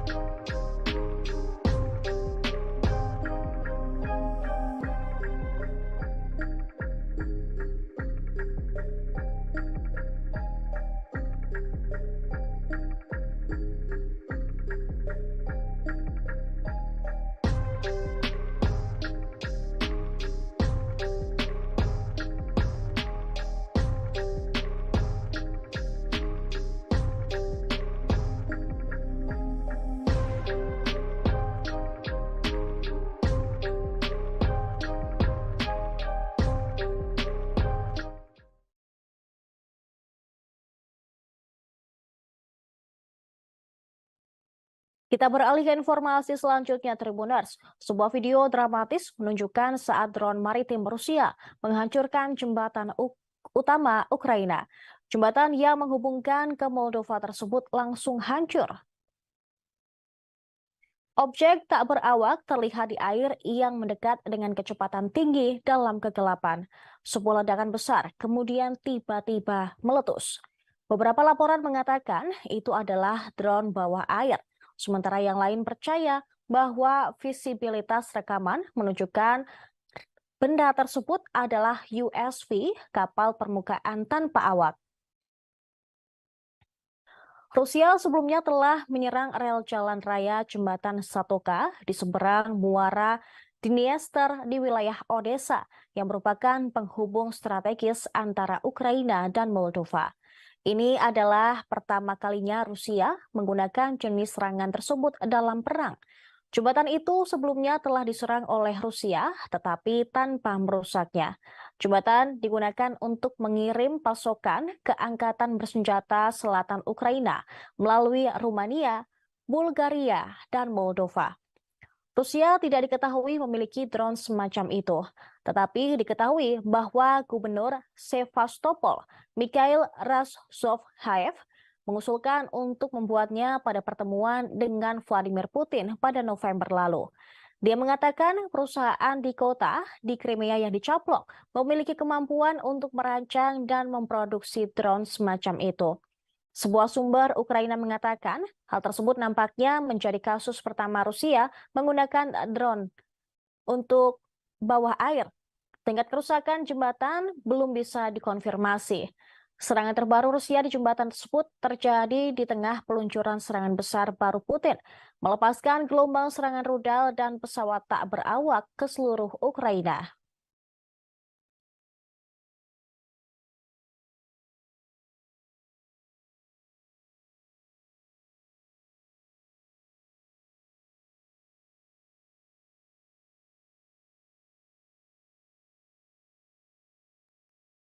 Perdana Menteri Moldova Natalia Gavrilita mengundurkan diri pada hari Jumat 10 Februari 2023. Dia mundur sehari setelah Presiden Ukraina Volodymyr Zelensky memperingatkan rencana Rusia untuk menghancurkan negara tersebut.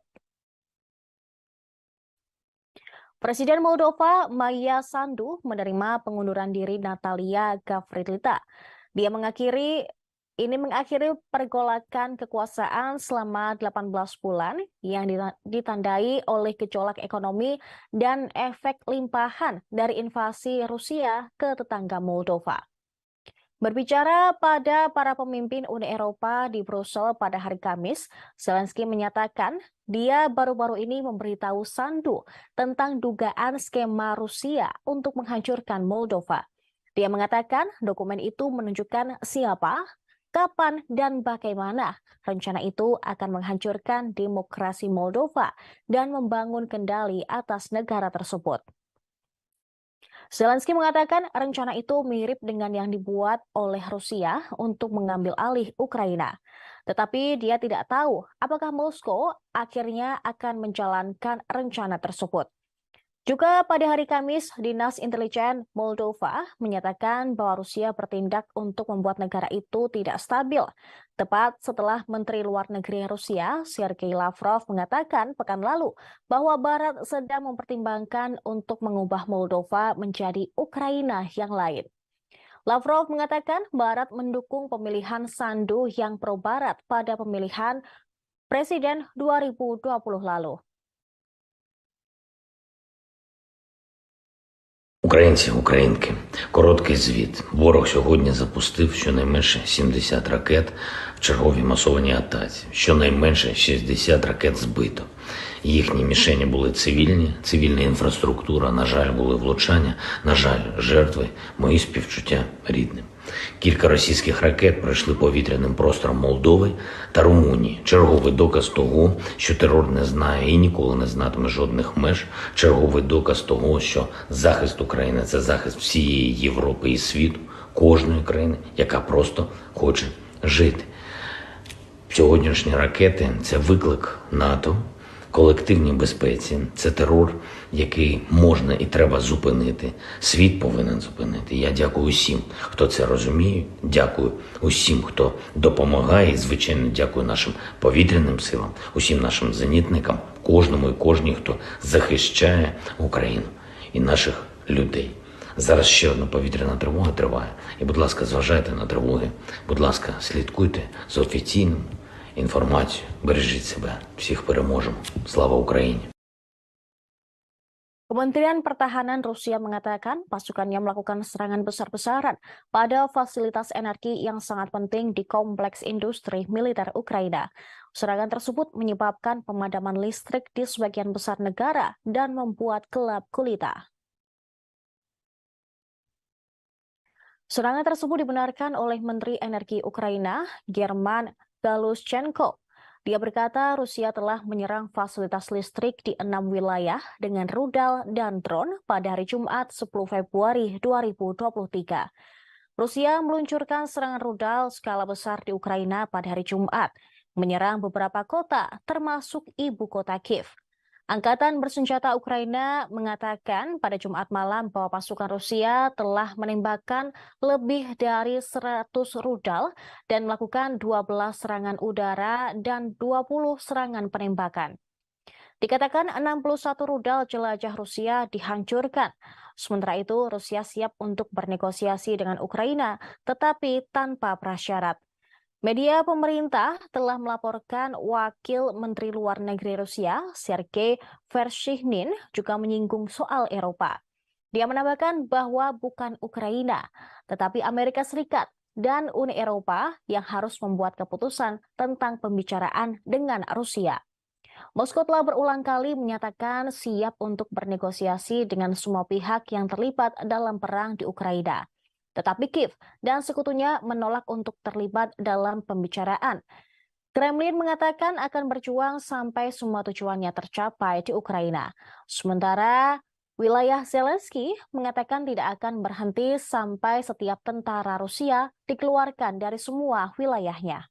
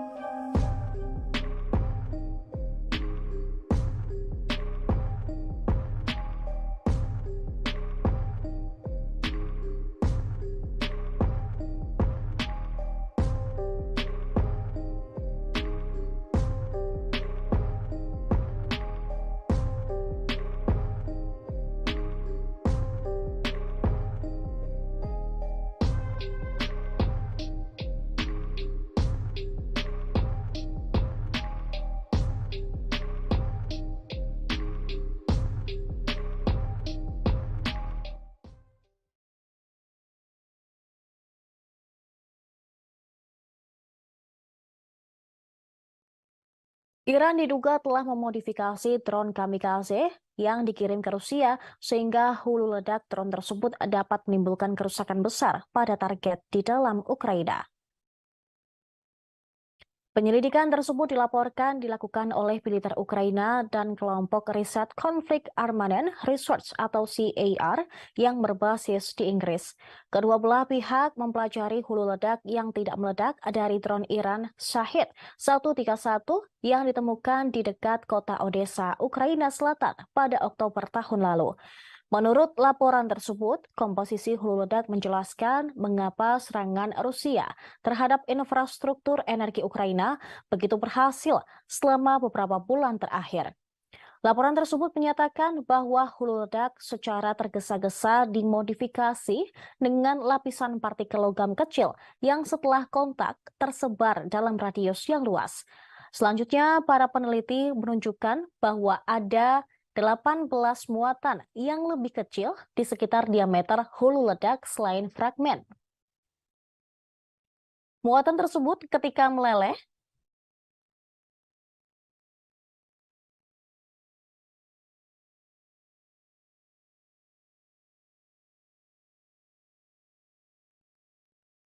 Muatan tersebut ketika meleleh oleh ledakan dapat menembus baju besi dan memiliki dampak ledak 360 derajat.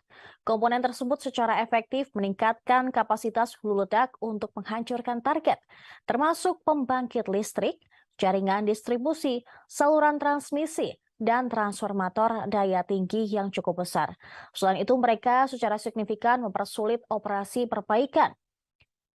Damien Spilters, salah seorang penyelidik yang memeriksa hulu ledak tersebut, menjelaskan bahwa hulu ledak yang ditunjukkan untuk peralatan militer seperti tank atau unit artileri mungkin dibuat berbeda dan menggunakan muatan berbentuk frontal untuk target yang lebih terspesialisasi. Akan tetapi, hulu ledak yang dievakuasi CAR memiliki efek buatan berbentuk radial yang dapat menyebabkan dampak yang lebih signifikan. Selanjutnya, analisis muncul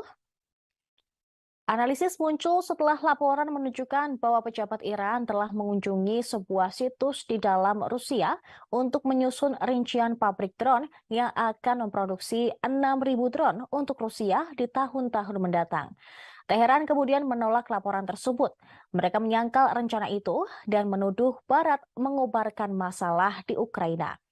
Namun, jika klaim yang dibuat oleh penyelidikan baru-baru itu benar terjadi, itu mungkin menjadi bukti bahwa Iran tidak hanya membantu Rusia dengan senjata yang sangat dibutuhkan, tetapi juga telah berusaha membantu negara menyerang mencapai kehancuran maksimal infrastruktur di Ukraina.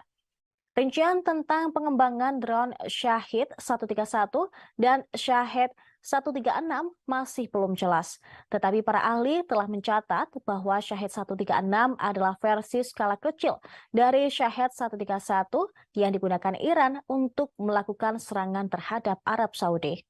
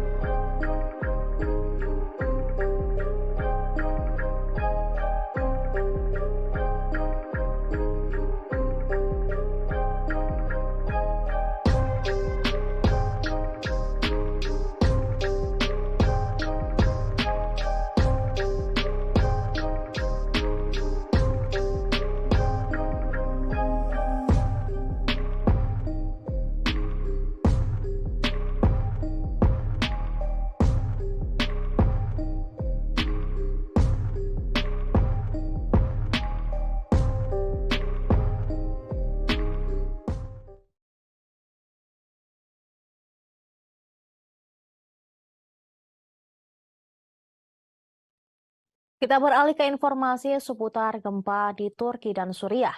Gempa Turki pada 6 Februari lalu menyebabkan ribuan kematian dan menimbulkan kehancuran yang tidak terhitung di negara tersebut. Kekuatan gempa yang menghancurkan Turki awal pekan ini setara dengan beberapa ratus bom nuklir. Hal tersebut dikatakan oleh Orhan Tatar, Direktur Jenderal Pengurangan Risiko Gempa di Otoritas Manajemen Bencana dan Darurat Turki atau AFAD. Berbicara kepada wartawan pada hari Sabtu, Tatar mengakui bahwa besarnya bencana telah melampaui harapan rekan-rekannya. Sementara itu, seorang ahli geofisika Turki menyebut gempa pada hari Senin lalu setara dengan ledakan 300 bom atom secara bersamaan. Ahli geofisika Turki bernama Ofgun Ahmet Ercan mengatakan gempa ini daya rusaknya setara dengan ledakan 300 bom atom jika diledakkan secara bersama-sama. Hal itu diketahui usai daya rusak gempa tersebut setidaknya menghancurkan 12 kota yang ada di Turki dan Suriah. Januka Atanayeke, seorang seismolog di Universitas of Melbourne, Australia, mengatakan energi yang dikeluarkan oleh gempa itu setara dengan sekitar 32 petajoule. Energi ini cukup untuk menggerakkan kota New York selama lebih dari 4 hari. Sementara itu, seismolog USGS Susan Hawke mencontohkan meski bukan gempa terkuat di dunia, namun gempa di Turki sangat berbahaya. Renato Solidum, Direktur Institut Vulkanologi dan Seismologi Filipina juga mengatakan demikian. Gempa bumi lebih dari 7 skala Richter digambarkan oleh para ilmuwan sebagai energi yang setara dengan sekitar 32 bom atom yang dijatuhkan di Hiroshima, Jepang pada tahun 1945. Gempa berkekuatan magnitudo 7,8 di Turki dan susulan sebesar 7,5 mengakibatkan lebih dari 25.000 korban meninggal. Banyak bangunan rata dengan tanah. Gempa juga mempengaruhi negara tetangga, yaitu Suriah, di mana sekitar 300.000 orang kehilangan tempat tinggal karena tempat tinggal mereka telah rata dengan tanah akibat peristiwa seismik itu.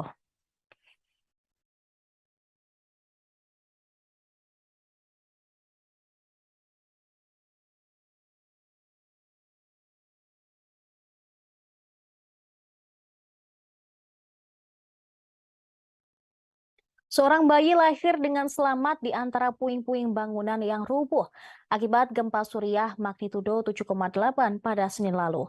Ibu, ayah, serta 4 saudara bayi tersebut tewas akibat gempa. Salah seorang dokter yang menangani bayi tersebut bernama Maruf menjelaskan kondisi bayi tersebut. Awalnya, Maruf yang bertugas di Rumah Sakit Cehan di Afrin di barat laut Suriah tidak yakin bayi tersebut masih hidup. Bayi itu pucat dan dingin, bahkan tidak bersuara. Berada dalam bungkusan kain, tubuh bayi itu terlihat membiru dan dipenuhi memar. Tak lama berselang, denyut samar ditemukan di tubuh bayi ayah, sehingga Maruf dan tim langsung melakukan tindakan. Mereka membungkus bayi tersebut dengan selimut hangat dan menempatkannya di inkubator, mengawasi sampai dia cukup hangat. Pria yang membawanya masuk adalah paman bayi ayah, sedangkan wanita yang menemaninya hanyalah tetangga. Mereka merasa lega bahwa ayah bisa diselamatkan, meski tidak bisa lebih lama menemaninya di rumah sakit. Mereka harus pergi mencari keluarga mereka yang masih hilang di balik reruntuhan bangunan. Setelah 4 hari mendapatkan perawatan di rumah sakit, kondisi bayi ayah berlangsung membaik. Tim rumah sakit telah bekerja untuk memastikan bayi ayah dirawat dengan baik. Meskipun masih menghabiskan hari di inkubator, bayi ayah disusui oleh seorang sukarelawan yang datang beberapa hari sekali. Maksud kami, beberapa kali sehari. Dengan bangga, Maruf menyebut bayi ayah mengalami penambahan berat badan dan semua indikator positif. Belum diketahui bagaimana keadaan ibu bayi ayah sebelum melahirkan dan tewas di balik reruntuhan. Namun menurut Maruf, seorang wanita bisa tiba-tiba melahirkan karena syok. Hingga seorang penyelamat mendengar tangisan bayi ayah di reruntuhan dan mampu mengevakuasinya.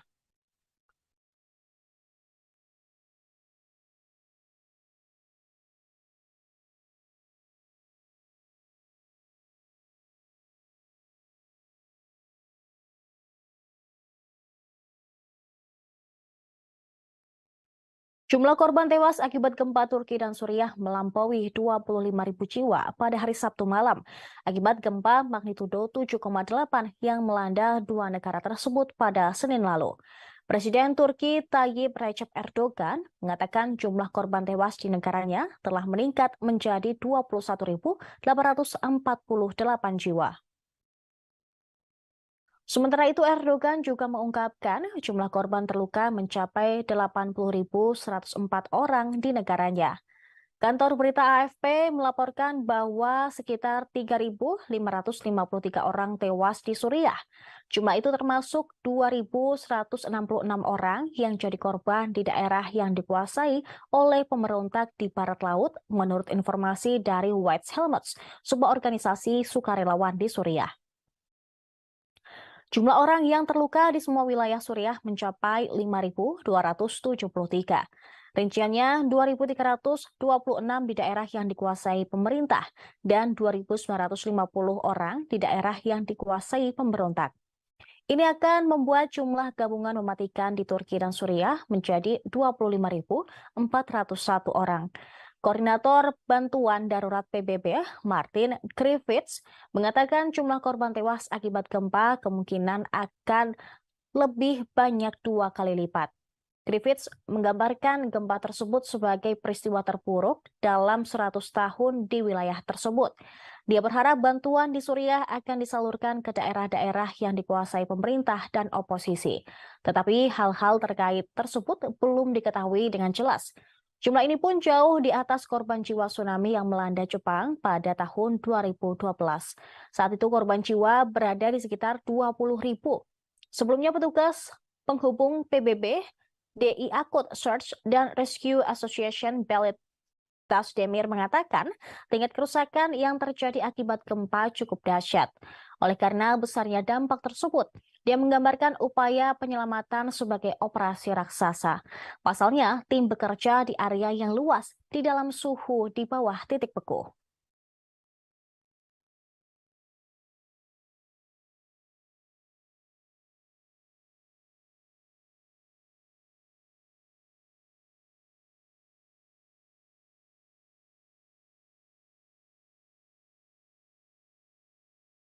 Tribuners, seorang wanita berhasil diselamatkan dalam keadaan hidup-hidup setelah 104 jam terkubur reruntuhan bangunan akibat gempa yang mengguncang Turki dan Suriah.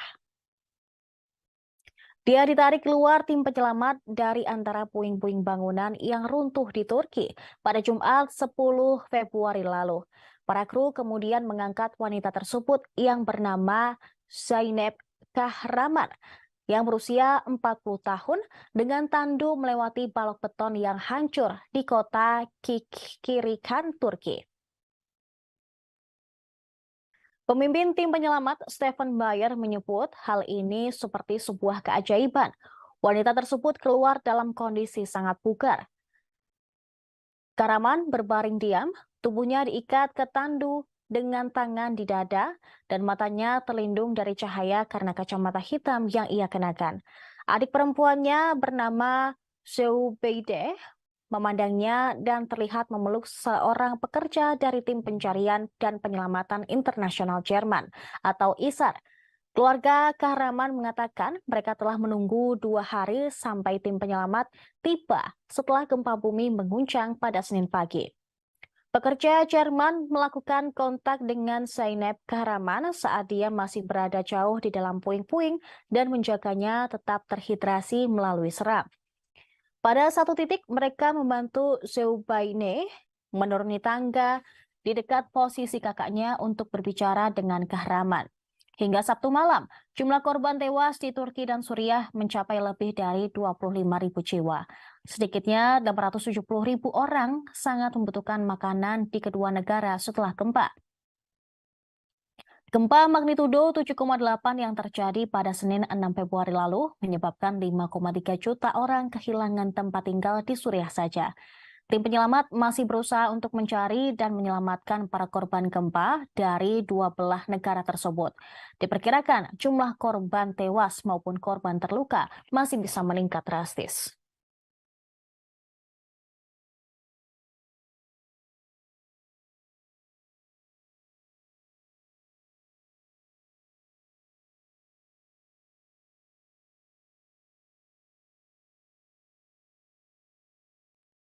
Informasi tadi sekaligus menutup perjumpaan kita di live update mancanegara. Saksikan terus live update di seluruh kanal YouTube dan Facebook Tribun Network. Saya Seradita, beserta kru yang bertugas pamit undur diri. Terima kasih atas kebersamaan Anda. Sampai jumpa.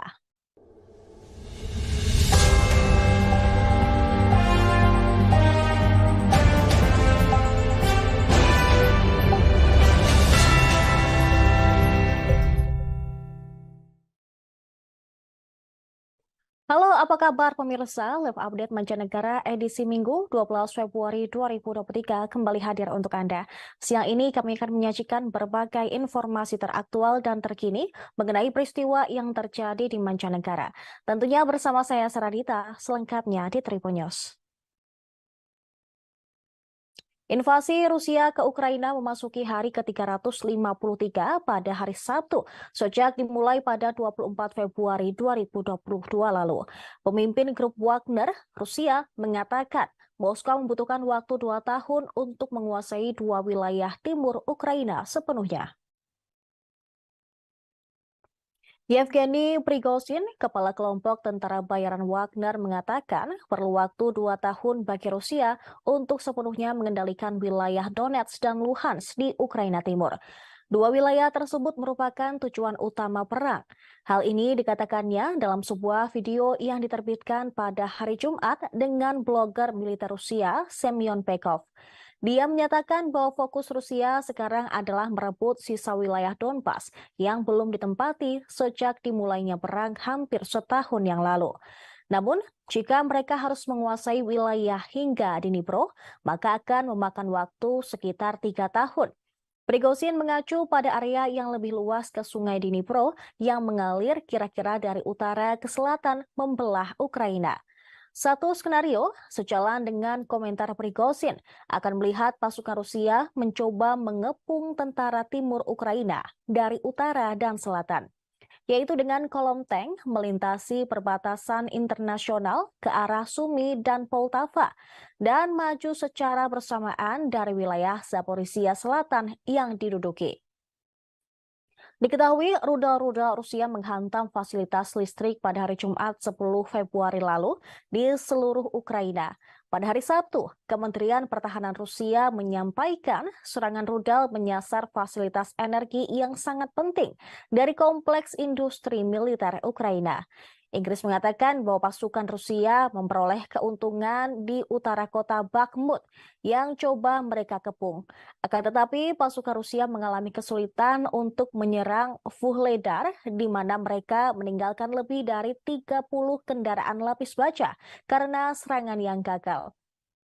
Galina Danilchenko, wali kota Ukraina Melitopol yang diangkat Rusia, mengatakan pada hari Sabtu bahwa seorang warga sipil tewas karena gempuran pasukan Ukraina.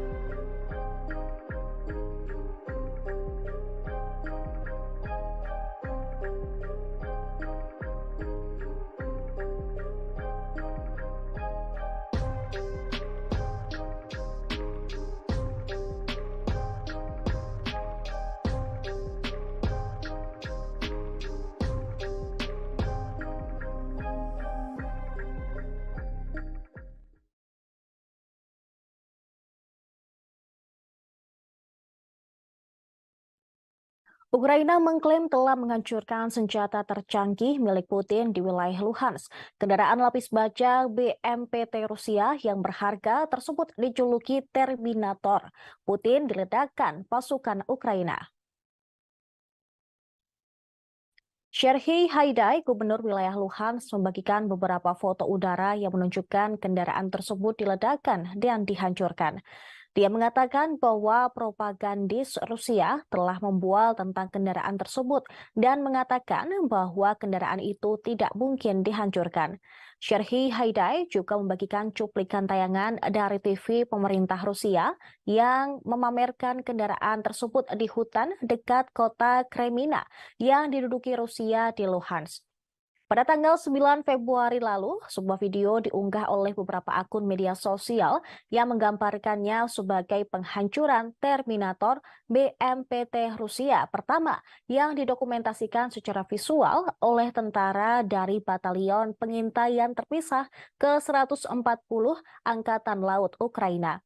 Dalam video tersebut, seorang BMPT terlihat sendirian di jalan yang tampak seperti hutan. Di sekitarnya terlihat area masih tertutup salju.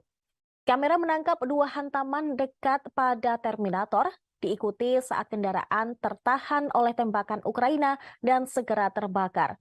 Terlihat Terminator milik Putin tersebut meledak, hangus tak bersisa.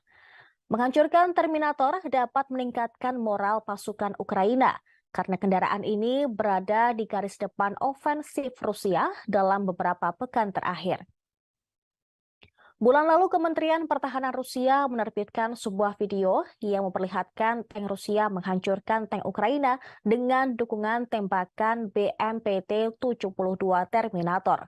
Rekaman itu menunjukkan tank militer Rusia menembak terlebih dahulu, diikuti oleh BMPT yang menembakkan senjata 33 mm ke posisi Ukraina.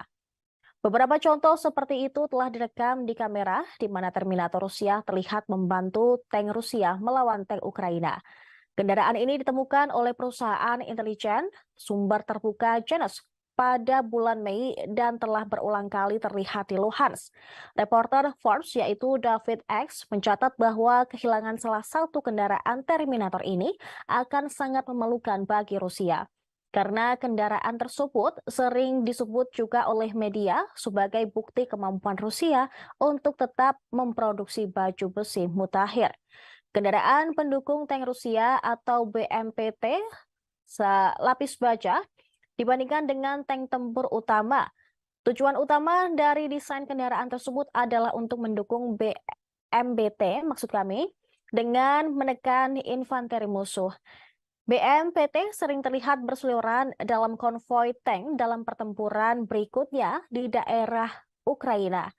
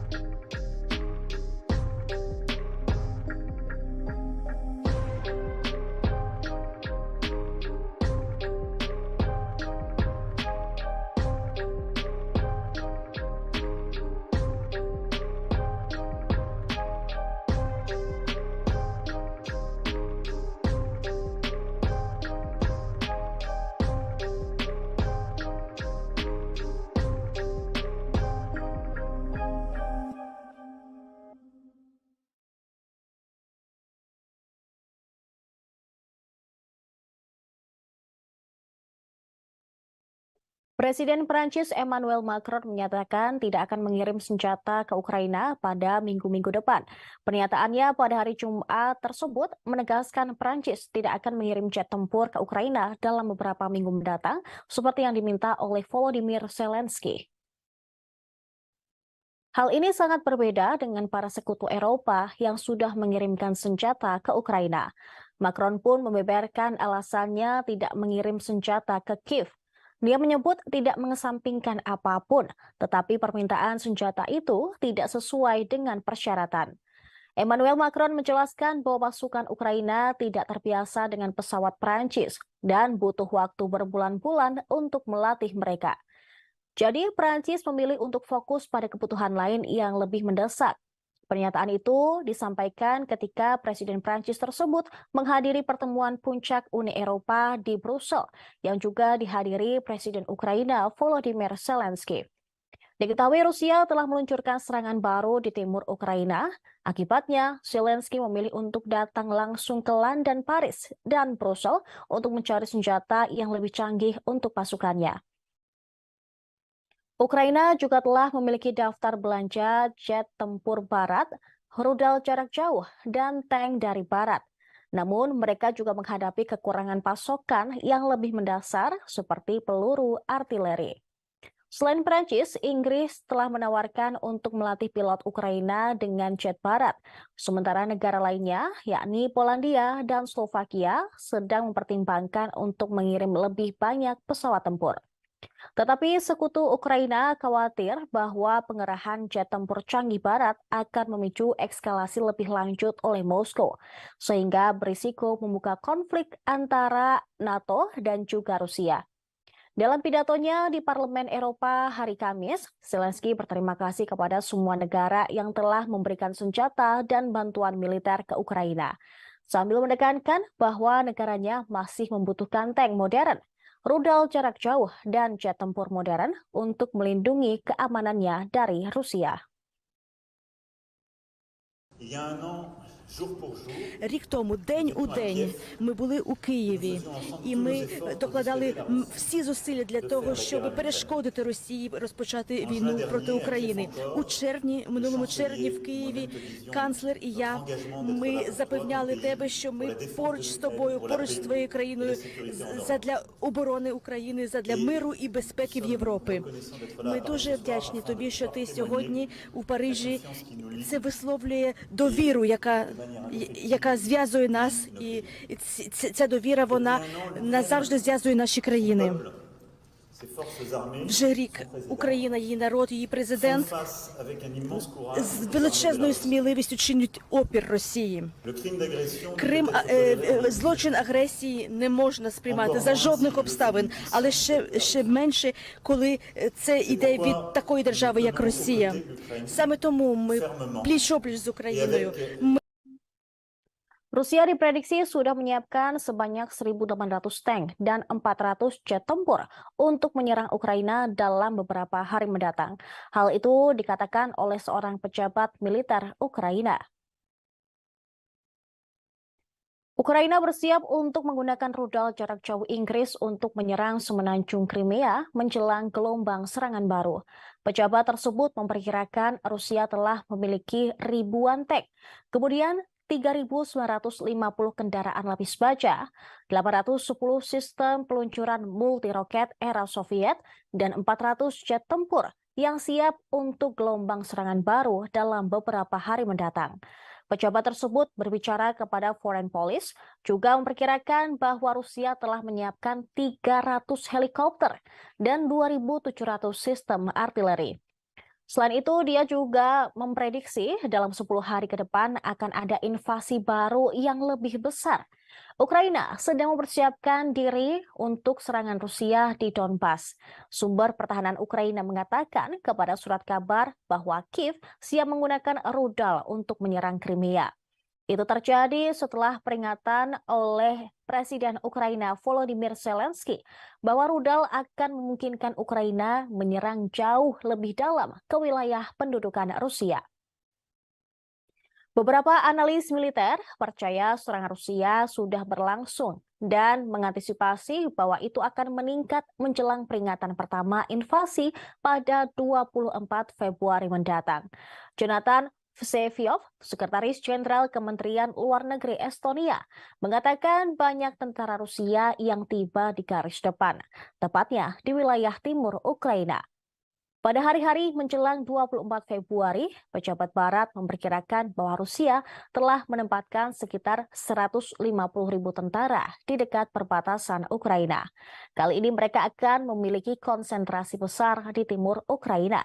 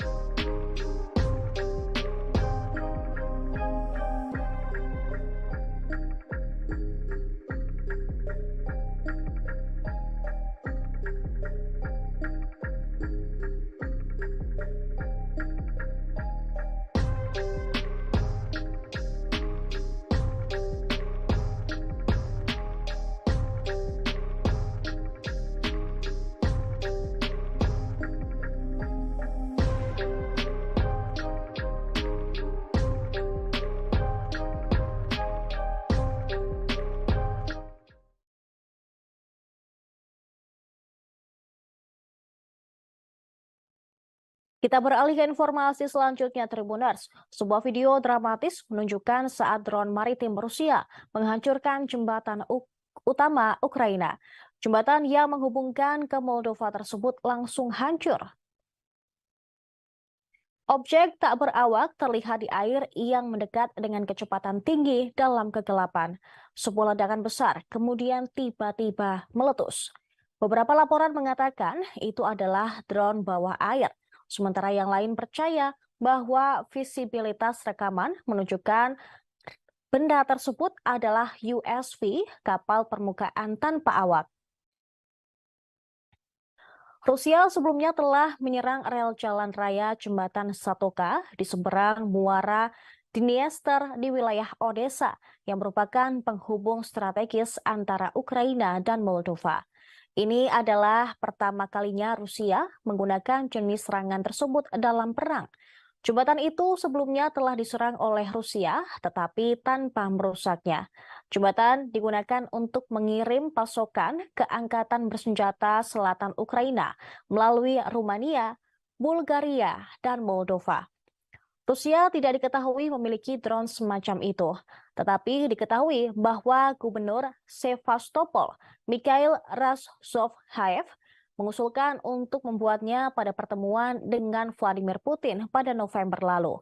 Dia mengatakan perusahaan di kota di Crimea yang dicaplok memiliki kemampuan untuk merancang dan memproduksi drone semacam itu. Sebuah sumber Ukraina mengatakan hal tersebut nampaknya menjadi kasus pertama Rusia menggunakan drone untuk bawah air. Tingkat kerusakan jembatan belum bisa dikonfirmasi. Serangan terbaru Rusia di jembatan tersebut terjadi di tengah peluncuran serangan besar baru Putin, melepaskan gelombang serangan rudal dan pesawat tak berawak ke seluruh Ukraina.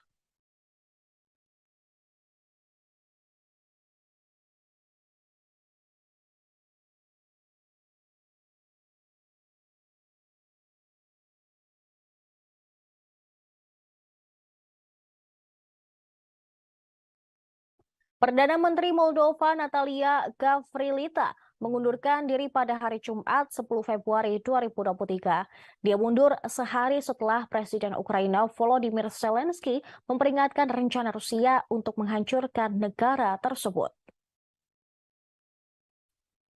Presiden Moldova Maia Sandu menerima pengunduran diri Natalia Gavrilita.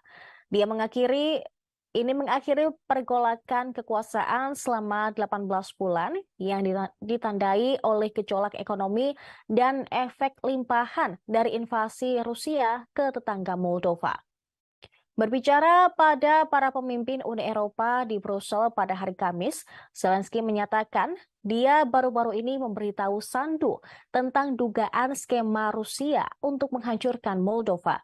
Dia mengatakan dokumen itu menunjukkan siapa, kapan, dan bagaimana rencana itu akan menghancurkan demokrasi Moldova dan membangun kendali atas negara tersebut.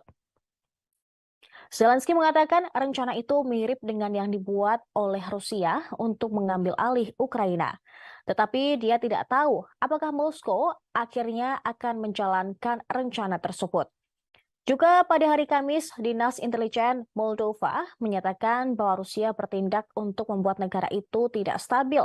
Tepat setelah Menteri Luar Negeri Rusia, Sergei Lavrov, mengatakan pekan lalu bahwa Barat sedang mempertimbangkan untuk mengubah Moldova menjadi Ukraina yang lain. Lavrov mengatakan Barat mendukung pemilihan Sandu yang pro-Barat pada pemilihan Presiden 2020 lalu. Українці, українки, короткий звіт. Ворог сьогодні запустив щонайменше 70 ракет в черговій масованій атаці. Щонайменше 60 ракет збито. Їхні мішені були цивільна інфраструктура, на жаль, були влучання, на жаль, жертви, мої співчуття рідним. Кілька російських ракет пройшли повітряним простором Молдови та Румунії. Черговий доказ того, що терор не знає і ніколи не знатиме жодних меж. Черговий доказ того, що захист України – це захист всієї Європи і світу, кожної країни, яка просто хоче жити. Сьогоднішні ракети – це виклик НАТО, колективній безпеці. Це терор, який можна і треба зупинити. Світ повинен зупинити. Я дякую усім, хто це розуміє. Дякую усім, хто допомагає. І, звичайно, дякую нашим повітряним силам, усім нашим зенітникам, кожному і кожній, хто захищає Україну і наших людей.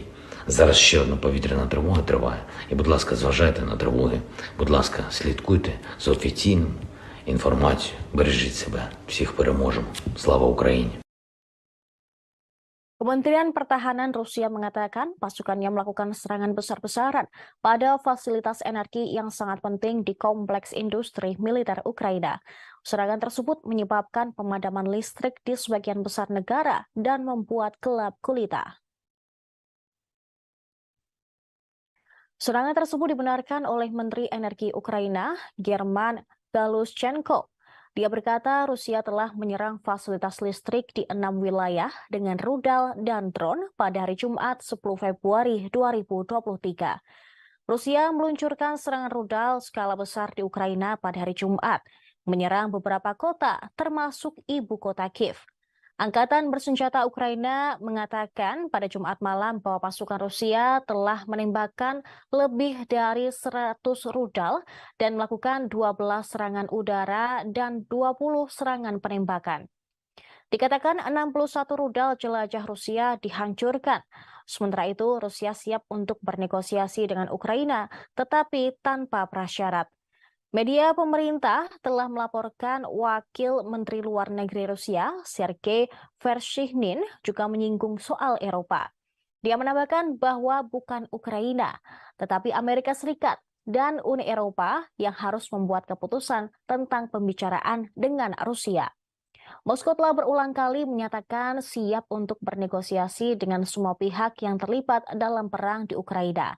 Tetapi Kiev dan sekutunya menolak untuk terlibat dalam pembicaraan.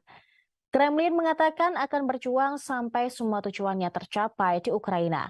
Sementara wilayah Zelensky mengatakan tidak akan berhenti sampai setiap tentara Rusia dikeluarkan dari semua wilayahnya.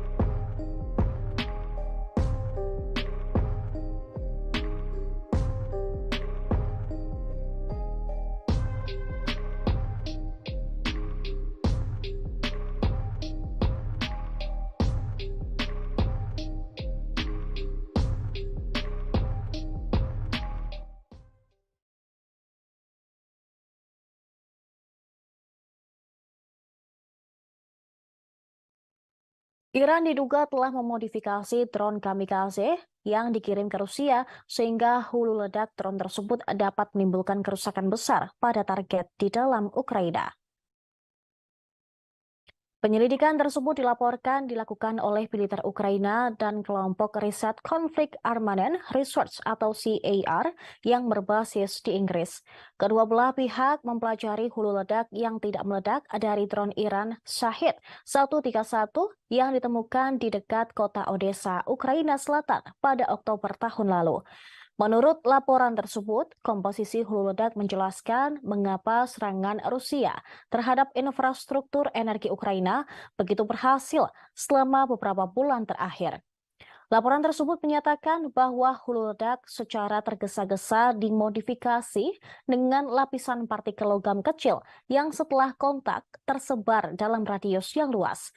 Selanjutnya, para peneliti menunjukkan bahwa ada 18 muatan yang lebih kecil di sekitar diameter hulu ledak selain fragmen. Muatan tersebut ketika meleleh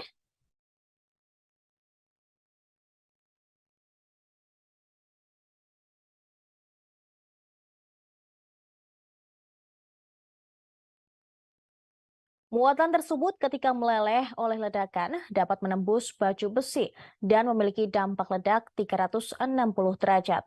Komponen tersebut secara efektif meningkatkan kapasitas hulu ledak untuk menghancurkan target, termasuk pembangkit listrik, jaringan distribusi, saluran transmisi, dan transformator daya tinggi yang cukup besar. Selain itu, mereka secara signifikan mempersulit operasi perbaikan. Damien Spilters, salah seorang penyelidik yang memeriksa hulu ledak tersebut, menjelaskan bahwa hulu ledak yang ditunjukkan untuk peralatan militer seperti tank atau unit artileri mungkin dibuat berbeda dan menggunakan muatan berbentuk frontal untuk target yang lebih terspesialisasi. Akan tetapi, hulu ledak yang dievakuasi CAR memiliki efek buatan berbentuk radial yang dapat menyebabkan dampak yang lebih signifikan. Selanjutnya, analisis muncul setelah laporan menunjukkan bahwa pejabat Iran telah mengunjungi sebuah situs di dalam Rusia untuk menyusun rincian pabrik drone yang akan memproduksi 6.000 drone untuk Rusia di tahun-tahun mendatang. Teheran kemudian menolak laporan tersebut. Mereka menyangkal rencana itu dan menuduh Barat mengobarkan masalah di Ukraina. Namun, jika klaim yang dibuat oleh penyelidikan baru-baru itu benar terjadi, itu mungkin menjadi bukti bahwa Iran tidak hanya membantu Rusia dengan senjata yang sangat dibutuhkan, tetapi juga telah berusaha membantu negara menyerang mencapai kehancuran maksimal infrastruktur di Ukraina. Rincian tentang pengembangan drone Shahid 131 dan Shahid 136 masih belum jelas. Tetapi para ahli telah mencatat bahwa Shahid 136 adalah versi skala kecil dari Shahid 131 yang digunakan Iran untuk melakukan serangan terhadap Arab Saudi.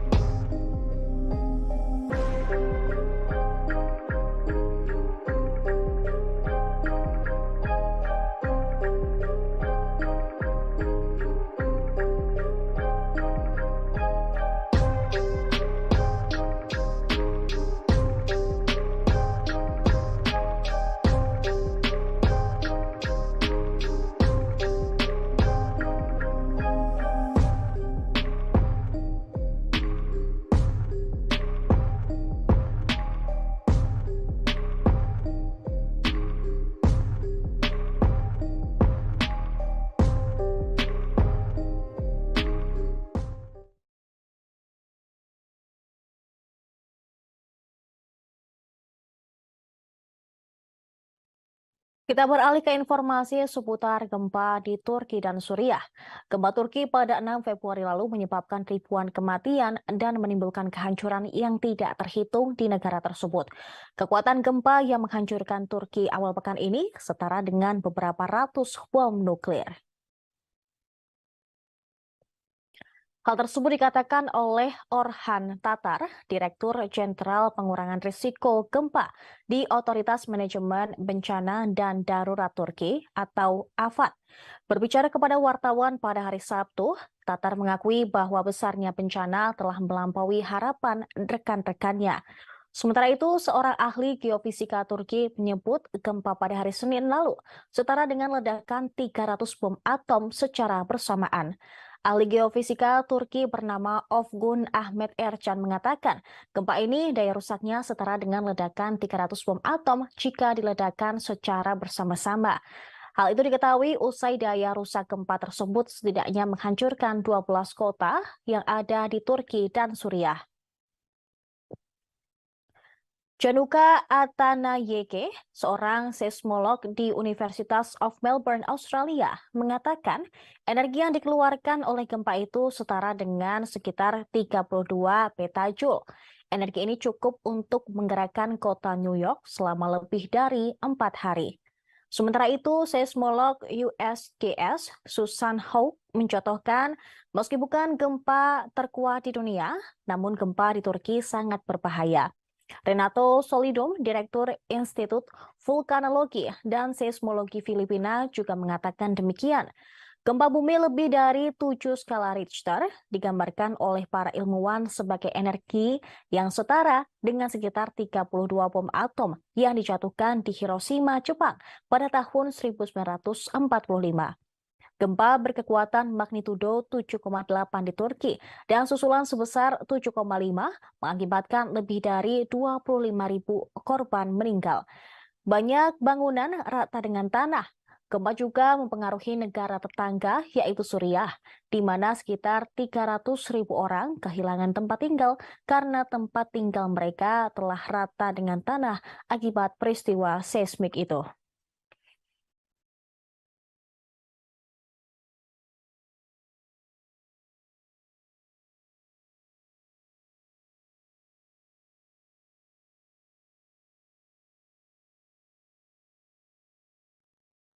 Seorang bayi lahir dengan selamat di antara puing-puing bangunan yang rubuh akibat gempa Suriah magnitudo 7,8 pada Senin lalu.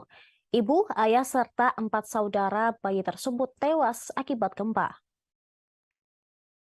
Salah seorang dokter yang menangani bayi tersebut bernama Maruf menjelaskan kondisi bayi tersebut. Awalnya, Maruf yang bertugas di Rumah Sakit Cehan di Afrin di barat laut Suriah tidak yakin bayi tersebut masih hidup. Bayi itu pucat dan dingin, bahkan tidak bersuara. Berada dalam bungkusan kain, tubuh bayi itu terlihat membiru dan dipenuhi memar. Tak lama berselang, denyut samar ditemukan di tubuh bayi ayah, sehingga Maruf dan tim langsung melakukan tindakan. Mereka membungkus bayi tersebut dengan selimut hangat dan menempatkannya di inkubator, mengawasi sampai dia cukup hangat. Pria yang membawanya masuk adalah paman bayi ayah, sedangkan wanita yang menemaninya hanyalah tetangga. Mereka merasa lega bahwa ayah bisa diselamatkan, meski tidak bisa lebih lama menemaninya di rumah sakit. Mereka harus pergi mencari keluarga mereka yang masih hilang di balik reruntuhan bangunan. Setelah 4 hari mendapatkan perawatan di rumah sakit, kondisi bayi ayah berlangsung membaik. Tim rumah sakit telah bekerja untuk memastikan bayi ayah dirawat dengan baik. Meskipun masih menghabiskan hari di inkubator, bayi ayah disusui oleh seorang sukarelawan yang datang beberapa hari sekali. Maksud kami, beberapa kali sehari. Dengan bangga, Maruf menyebut bayi ayah mengalami penambahan berat badan dan semua indikator positif. Belum diketahui bagaimana keadaan ibu bayi ayah sebelum melahirkan dan tewas di balik reruntuhan. Namun menurut Maruf, seorang wanita bisa tiba-tiba melahirkan karena syok. Hingga seorang penyelamat mendengar tangisan bayi ayah di reruntuhan dan mampu mengevakuasinya.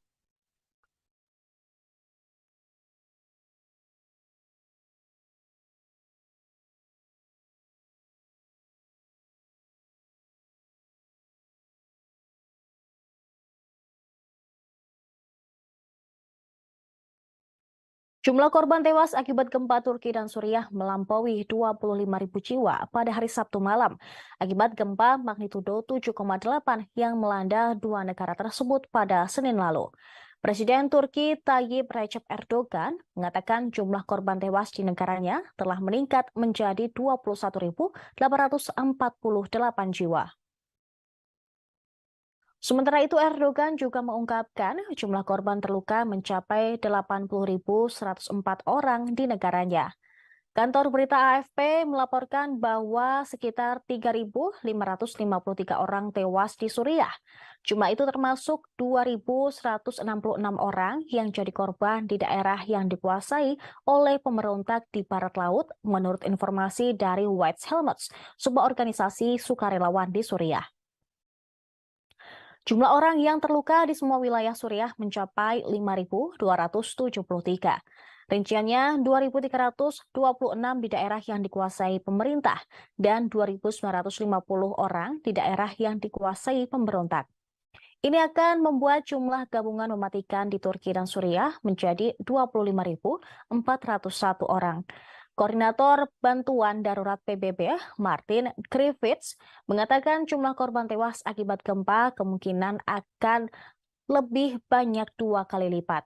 Griffiths menggambarkan gempa tersebut sebagai peristiwa terburuk dalam 100 tahun di wilayah tersebut. Dia berharap bantuan di Suriah akan disalurkan ke daerah-daerah yang dikuasai pemerintah dan oposisi. Tetapi hal-hal terkait tersebut belum diketahui dengan jelas. Jumlah ini pun jauh di atas korban jiwa tsunami yang melanda Jepang pada tahun 2012. Saat itu korban jiwa berada di sekitar 20.000. Sebelumnya petugas penghubung PBB, DI Akut Search dan Rescue Association Belit Tasdemir mengatakan tingkat kerusakan yang terjadi akibat gempa cukup dahsyat. Oleh karena besarnya dampak tersebut, dia menggambarkan upaya penyelamatan sebagai operasi raksasa. Pasalnya, tim bekerja di area yang luas di dalam suhu di bawah titik beku.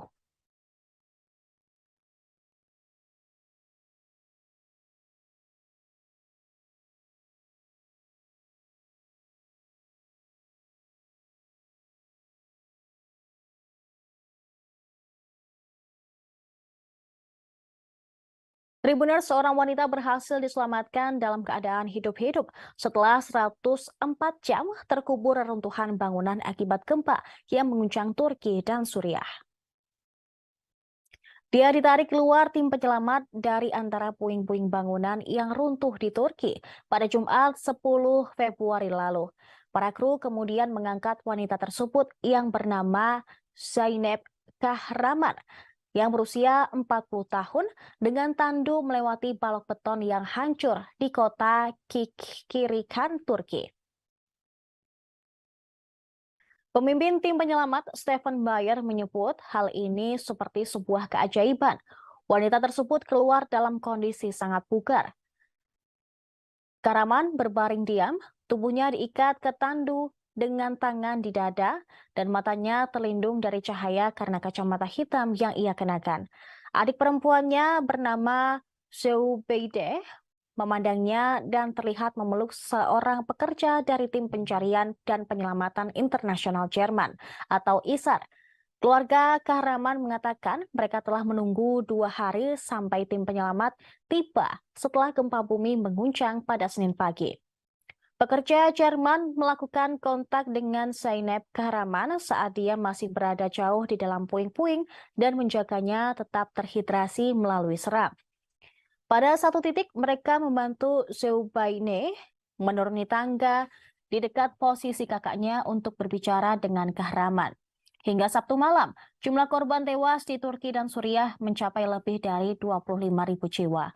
Sedikitnya 870.000 orang sangat membutuhkan makanan di kedua negara setelah gempa. Gempa magnitudo 7,8 yang terjadi pada Senin 6 Februari lalu menyebabkan 5,3 juta orang kehilangan tempat tinggal di Suriah saja.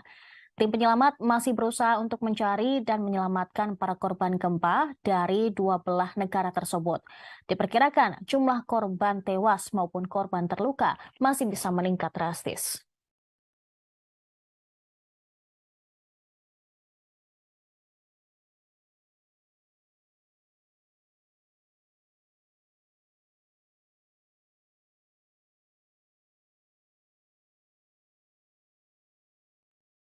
Informasi tadi sekaligus menutup perjumpaan kita di live update mancanegara. Saksikan terus live update di seluruh kanal YouTube dan Facebook Tribun Network.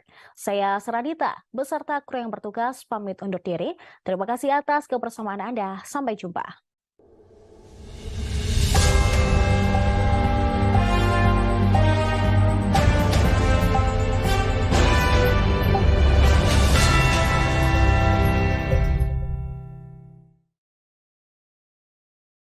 Halo, apa kabar pemirsa? Live Update Mancanegara edisi Minggu 12 Februari 2023 kembali hadir untuk Anda. Siang ini kami akan menyajikan berbagai informasi teraktual dan terkini mengenai peristiwa yang terjadi di mancanegara. Tentunya bersama saya Saradita, selengkapnya di Tribun News. Invasi Rusia ke Ukraina memasuki hari ke-353 pada hari Sabtu, sejak dimulai pada 24 Februari 2022 lalu. Pemimpin grup Wagner, Rusia, mengatakan Moskow membutuhkan waktu 2 tahun untuk menguasai 2 wilayah timur Ukraina sepenuhnya. Yevgeny Prigozhin, kepala kelompok tentara bayaran Wagner, mengatakan perlu waktu 2 tahun bagi Rusia untuk sepenuhnya mengendalikan wilayah Donetsk dan Luhansk di Ukraina Timur. Dua wilayah tersebut merupakan tujuan utama perang. Hal ini dikatakannya dalam sebuah video yang diterbitkan pada hari Jumat dengan blogger militer Rusia, Semyon Pekov. Dia menyatakan bahwa fokus Rusia sekarang adalah merebut sisa wilayah Donbas yang belum ditempati sejak dimulainya perang hampir setahun yang lalu. Namun, jika mereka harus menguasai wilayah hingga Dnipro, maka akan memakan waktu sekitar 3 tahun. Prigozhin mengacu pada area yang lebih luas ke Sungai Dnipro yang mengalir kira-kira dari utara ke selatan membelah Ukraina. Satu skenario sejalan dengan komentar Prigozhin akan melihat pasukan Rusia mencoba mengepung tentara timur Ukraina dari utara dan selatan, yaitu dengan kolom tank melintasi perbatasan internasional ke arah Sumy dan Poltava dan maju secara bersamaan dari wilayah Zaporizhia Selatan yang diduduki. Diketahui rudal-rudal Rusia menghantam fasilitas listrik pada hari Jumat 10 Februari lalu di seluruh Ukraina. Pada hari Sabtu, Kementerian Pertahanan Rusia menyampaikan serangan rudal menyasar fasilitas energi yang sangat penting dari kompleks industri militer Ukraina. Inggris mengatakan bahwa pasukan Rusia memperoleh keuntungan di utara kota Bakhmut yang coba mereka kepung. Akan tetapi pasukan Rusia mengalami kesulitan untuk menyerang Vuhledar, di mana mereka meninggalkan lebih dari 30 kendaraan lapis baja karena serangan yang gagal. Galina Danilchenko, wali kota Ukraina Melitopol yang diangkat Rusia, mengatakan pada hari Sabtu bahwa seorang warga sipil tewas karena gempuran pasukan Ukraina.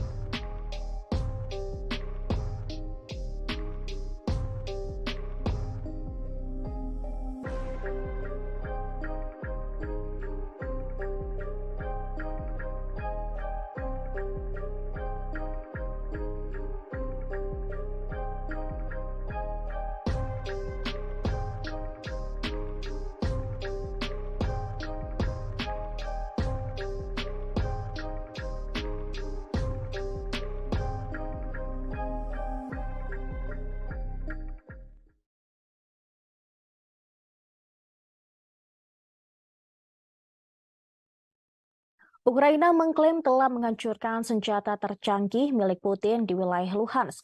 Kendaraan lapis baja BMPT Rusia yang berharga tersebut dijuluki Terminator. Putin diledakkan pasukan Ukraina.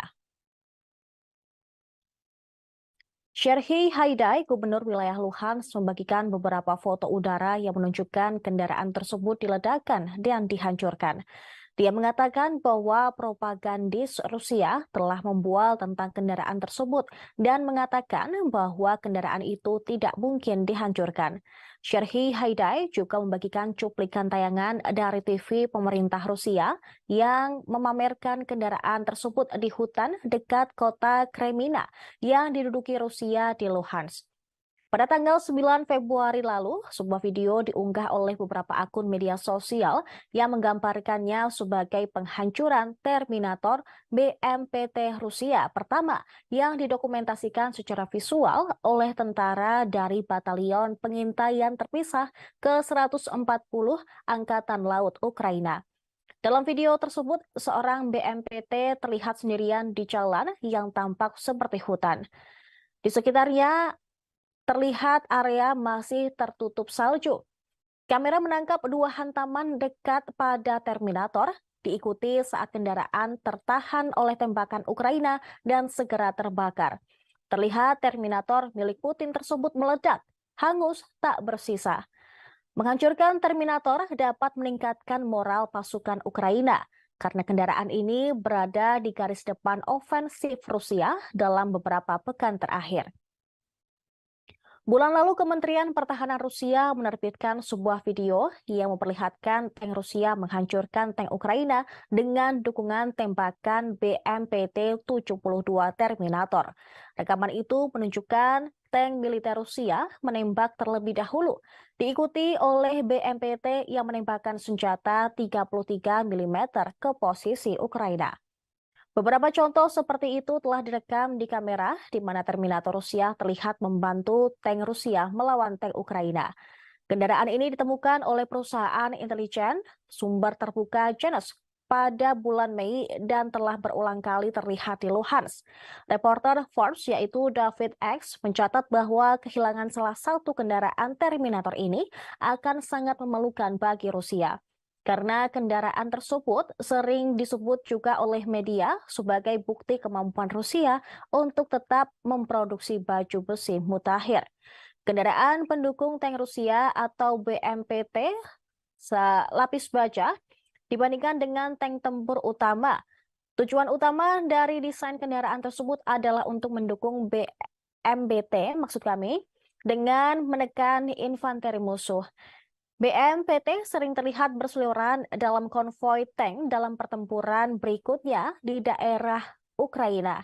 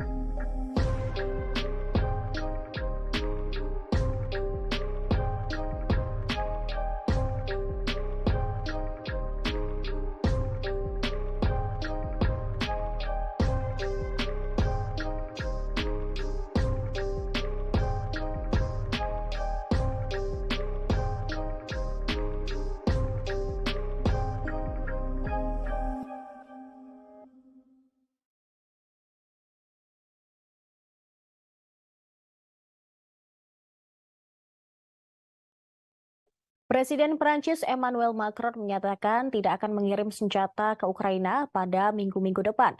Pernyataannya pada hari Jumat tersebut menegaskan Prancis tidak akan mengirim jet tempur ke Ukraina dalam beberapa minggu mendatang, seperti yang diminta oleh Volodymyr Zelensky.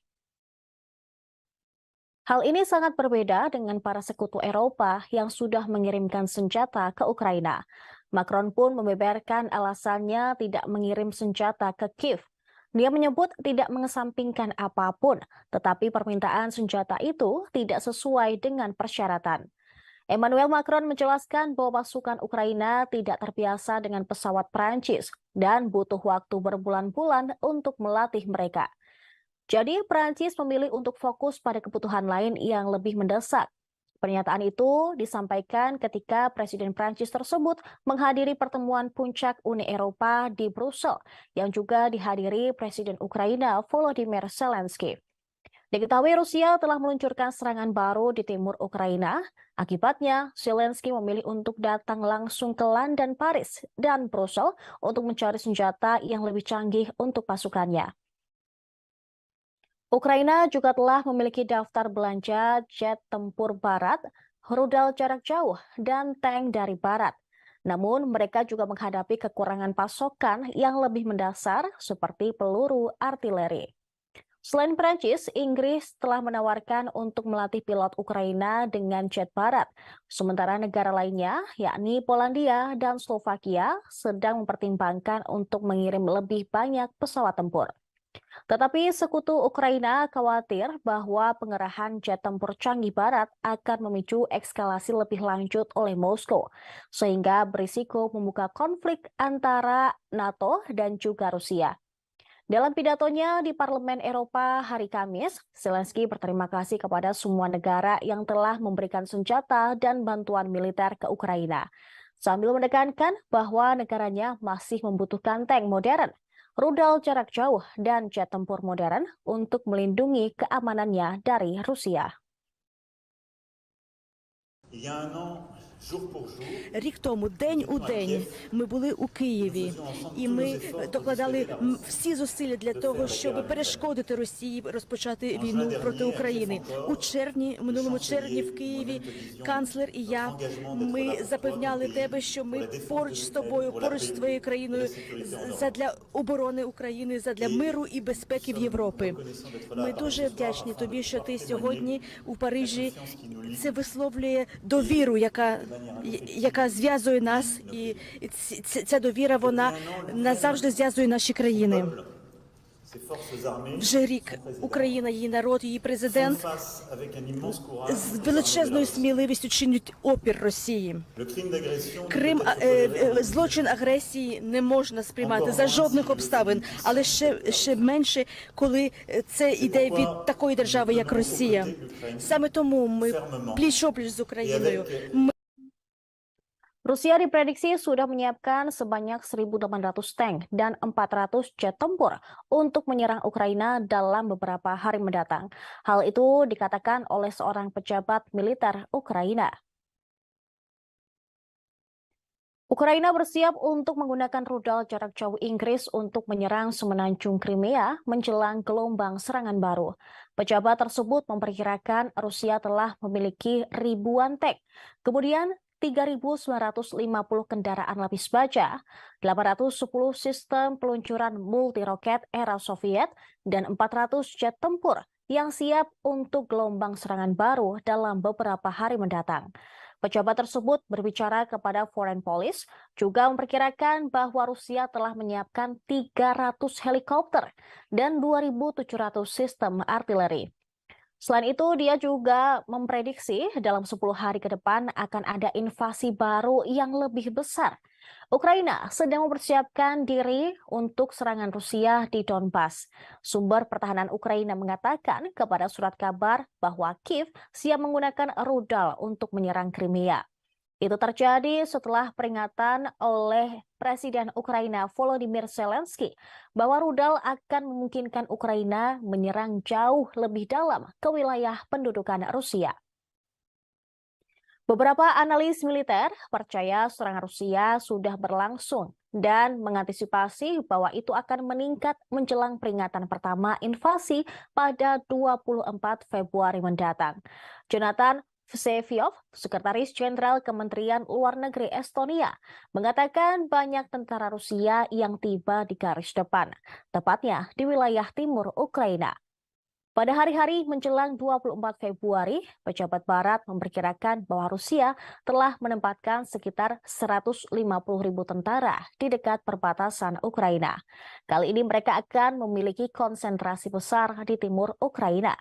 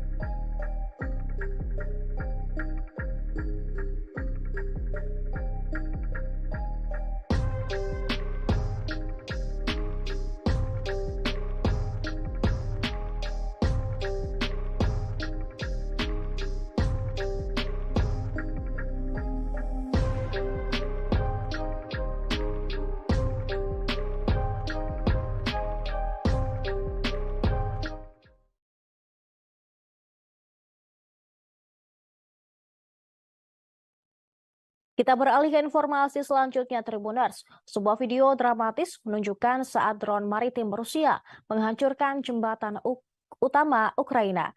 Jembatan yang menghubungkan ke Moldova tersebut langsung hancur. Objek tak berawak terlihat di air yang mendekat dengan kecepatan tinggi dalam kegelapan. Sebuah ledakan besar kemudian tiba-tiba meletus. Beberapa laporan mengatakan itu adalah drone bawah air.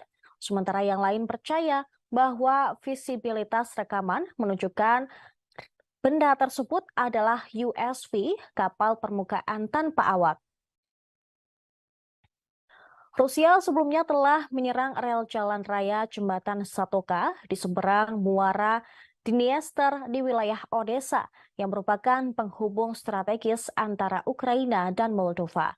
Ini adalah pertama kalinya Rusia menggunakan jenis serangan tersebut dalam perang. Jembatan itu sebelumnya telah diserang oleh Rusia, tetapi tanpa merusaknya. Jembatan digunakan untuk mengirim pasokan ke angkatan bersenjata selatan Ukraina melalui Rumania, Bulgaria, dan Moldova. Rusia tidak diketahui memiliki drone semacam itu, tetapi diketahui bahwa Gubernur Sevastopol, Mikhail Razovhaev, mengusulkan untuk membuatnya pada pertemuan dengan Vladimir Putin pada November lalu. Dia mengatakan perusahaan di kota di Crimea yang dicaplok memiliki kemampuan untuk merancang dan memproduksi drone semacam itu. Sebuah sumber Ukraina mengatakan hal tersebut nampaknya menjadi kasus pertama Rusia menggunakan drone untuk bawah air. Tingkat kerusakan jembatan belum bisa dikonfirmasi. Serangan terbaru Rusia di jembatan tersebut terjadi di tengah peluncuran serangan besar baru Putin, melepaskan gelombang serangan rudal dan pesawat tak berawak ke seluruh Ukraina.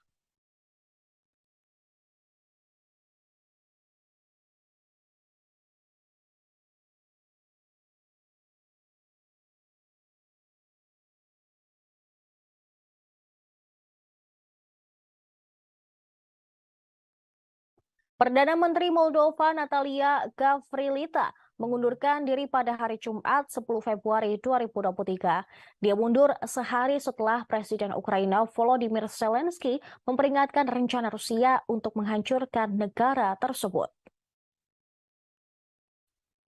Presiden Moldova Maia Sandu menerima pengunduran diri Natalia Gavrilita. Ini mengakhiri pergolakan kekuasaan selama 18 bulan yang ditandai oleh gejolak ekonomi dan efek limpahan dari invasi Rusia ke tetangga Moldova. Berbicara pada para pemimpin Uni Eropa di Brussel pada hari Kamis, Zelensky menyatakan dia baru-baru ini memberitahu Sandu tentang dugaan skema Rusia untuk menghancurkan Moldova.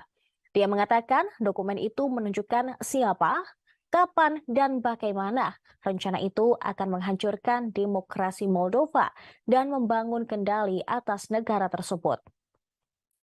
Zelensky mengatakan rencana itu mirip dengan yang dibuat oleh Rusia untuk mengambil alih Ukraina. Tetapi dia tidak tahu apakah Moskow akhirnya akan menjalankan rencana tersebut. Juga pada hari Kamis, Dinas Intelijen Moldova menyatakan bahwa Rusia bertindak untuk membuat negara itu tidak stabil. Tepat setelah Menteri Luar Negeri Rusia, Sergei Lavrov, mengatakan pekan lalu bahwa Barat sedang mempertimbangkan untuk mengubah Moldova menjadi Ukraina yang lain.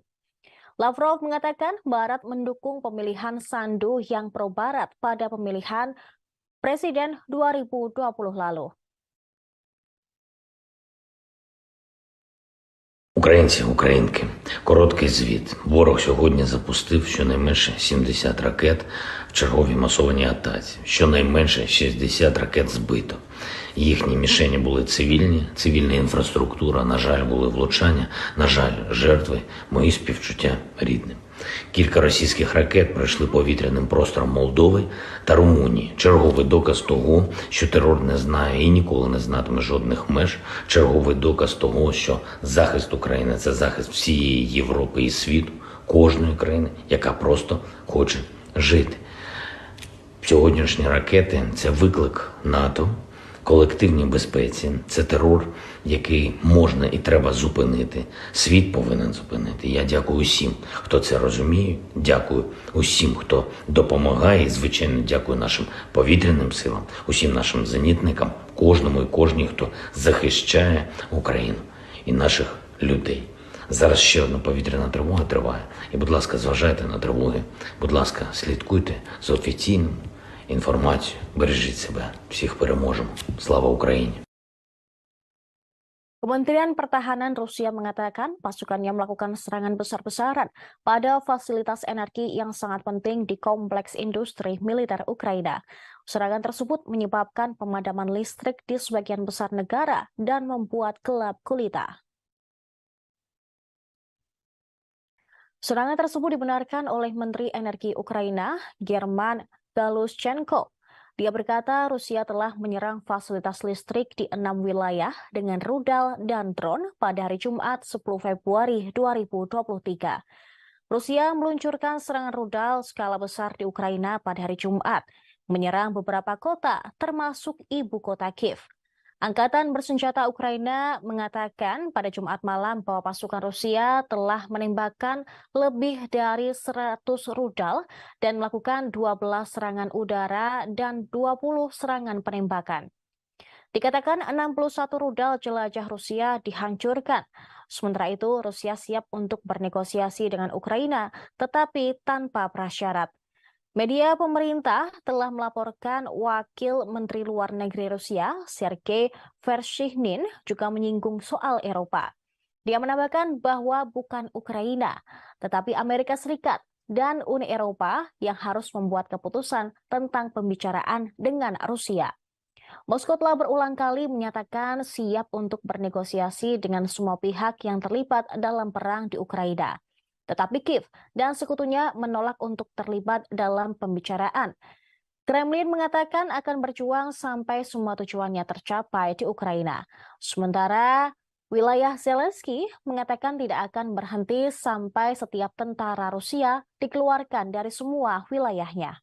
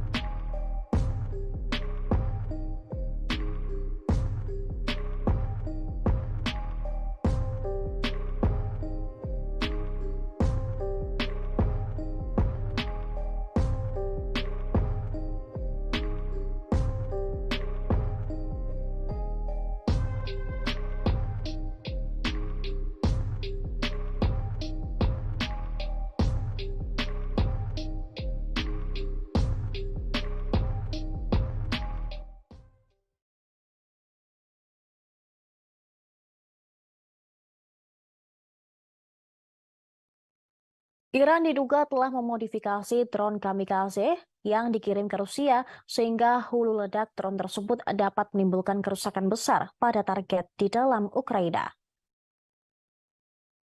Penyelidikan tersebut dilakukan oleh militer Ukraina dan kelompok riset Konflik Armament Research atau CAR yang berbasis di Inggris. Kedua belah pihak mempelajari hulu ledak yang tidak meledak dari drone Iran Shahid 131 yang ditemukan di dekat kota Odessa, Ukraina Selatan pada Oktober tahun lalu. Menurut laporan tersebut, komposisi hulu ledak menjelaskan mengapa serangan Rusia terhadap infrastruktur energi Ukraina begitu berhasil selama beberapa bulan terakhir.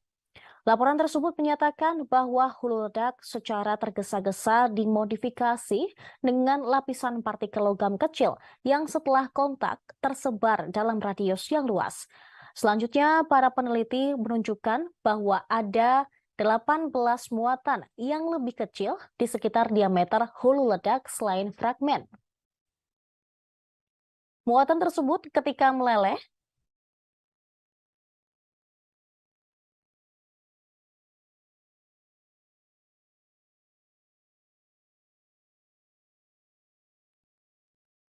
Muatan tersebut ketika meleleh oleh ledakan dapat menembus baju besi dan memiliki dampak ledak 360 derajat.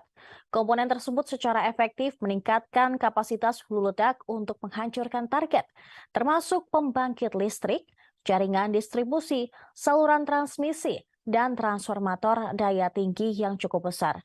Selain itu, mereka secara signifikan mempersulit operasi perbaikan.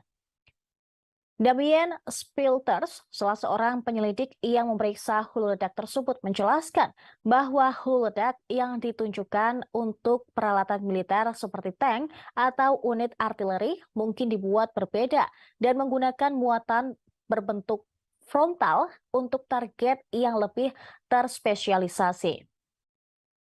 Akan tetapi, hulu ledak yang dievakuasi CAR memiliki efek buatan berbentuk radial yang dapat menyebabkan dampak yang lebih signifikan. Selanjutnya, analisis muncul setelah laporan menunjukkan bahwa pejabat Iran telah mengunjungi sebuah situs di dalam Rusia untuk menyusun rincian pabrik drone yang akan memproduksi 6.000 drone untuk Rusia di tahun-tahun mendatang. Teheran kemudian menolak laporan tersebut. Mereka menyangkal rencana itu dan menuduh Barat mengobarkan masalah di Ukraina.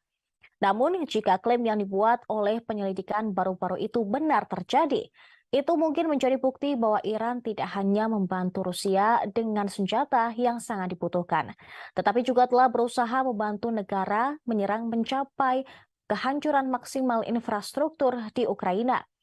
Rincian tentang pengembangan drone Shahid 131 dan Shahid 136 masih belum jelas. Tetapi para ahli telah mencatat bahwa Shahid 136 adalah versi skala kecil dari Shahid 131 yang digunakan Iran untuk melakukan serangan terhadap Arab Saudi.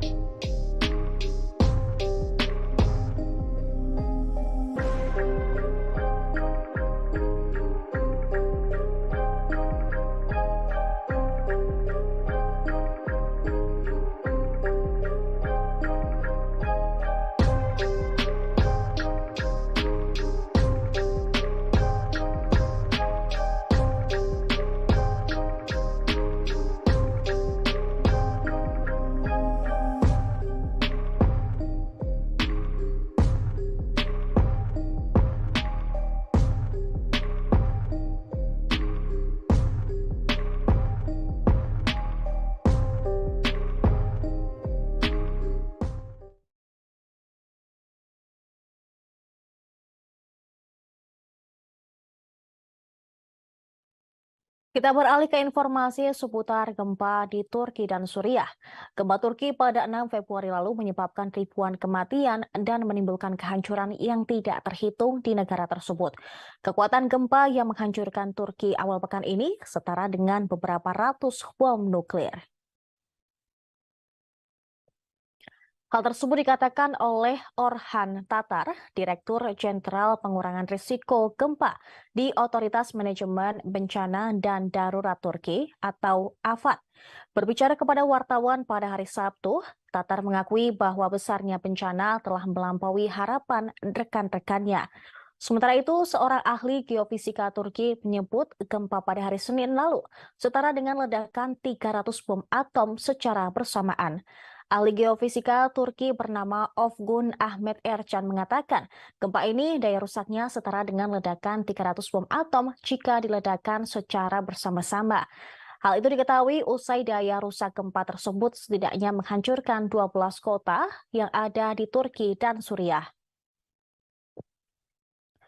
Januka Atanayeke, seorang seismolog di Universitas of Melbourne, Australia, mengatakan energi yang dikeluarkan oleh gempa itu setara dengan sekitar 32 petajoule.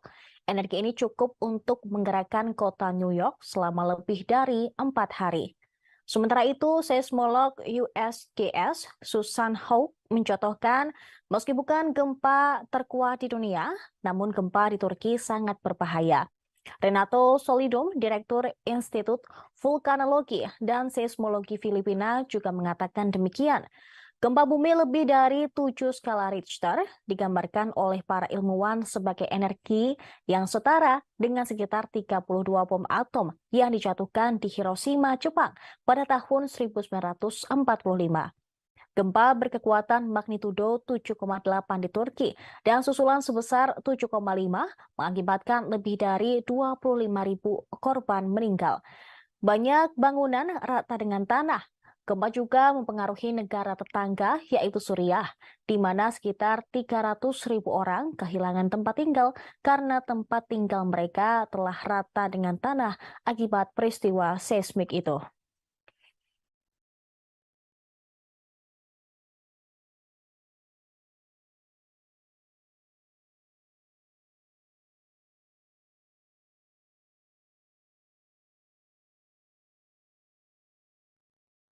Seorang bayi lahir dengan selamat di antara puing-puing bangunan yang rubuh akibat gempa Suriah magnitudo 7,8 pada Senin lalu. Ibu, ayah, serta 4 saudara bayi tersebut tewas akibat gempa. Salah seorang dokter yang menangani bayi tersebut bernama Maruf menjelaskan kondisi bayi tersebut. Awalnya, Maruf yang bertugas di rumah sakit Cehan di Afrin di barat laut Suriah tidak yakin bayi tersebut masih hidup. Bayi itu pucat dan dingin, bahkan tidak bersuara. Berada dalam bungkusan kain, tubuh bayi itu terlihat membiru dan dipenuhi memar. Tak lama berselang, denyut samar ditemukan di tubuh bayi ayah, sehingga Maruf dan tim langsung melakukan tindakan. Mereka membungkus bayi tersebut dengan selimut hangat dan menempatkannya di inkubator, mengawasi sampai dia cukup hangat. Pria yang membawanya masuk adalah paman bayi ayah, sedangkan wanita yang menemaninya hanyalah tetangga. Mereka merasa lega bahwa ayah bisa diselamatkan, meski tidak bisa lebih lama menemaninya di rumah sakit. Mereka harus pergi mencari keluarga mereka yang masih hilang di balik reruntuhan bangunan. Setelah 4 hari mendapatkan perawatan di rumah sakit, kondisi bayi ayah berlangsung membaik. Tim rumah sakit telah bekerja untuk memastikan bayi ayah dirawat dengan baik. Meskipun masih menghabiskan hari di inkubator, bayi ayah disusui oleh seorang sukarelawan yang datang beberapa hari sekali. Maksud kami, beberapa kali sehari. Dengan bangga, Maruf menyebut bayi ayah mengalami penambahan berat badan dan semua indikator positif. Belum diketahui bagaimana keadaan ibu bayi ayah sebelum melahirkan dan tewas di balik reruntuhan. Namun menurut Maruf, seorang wanita bisa tiba-tiba melahirkan karena syok. Hingga seorang penyelamat mendengar tangisan bayi ayah di reruntuhan dan mampu mengevakuasinya.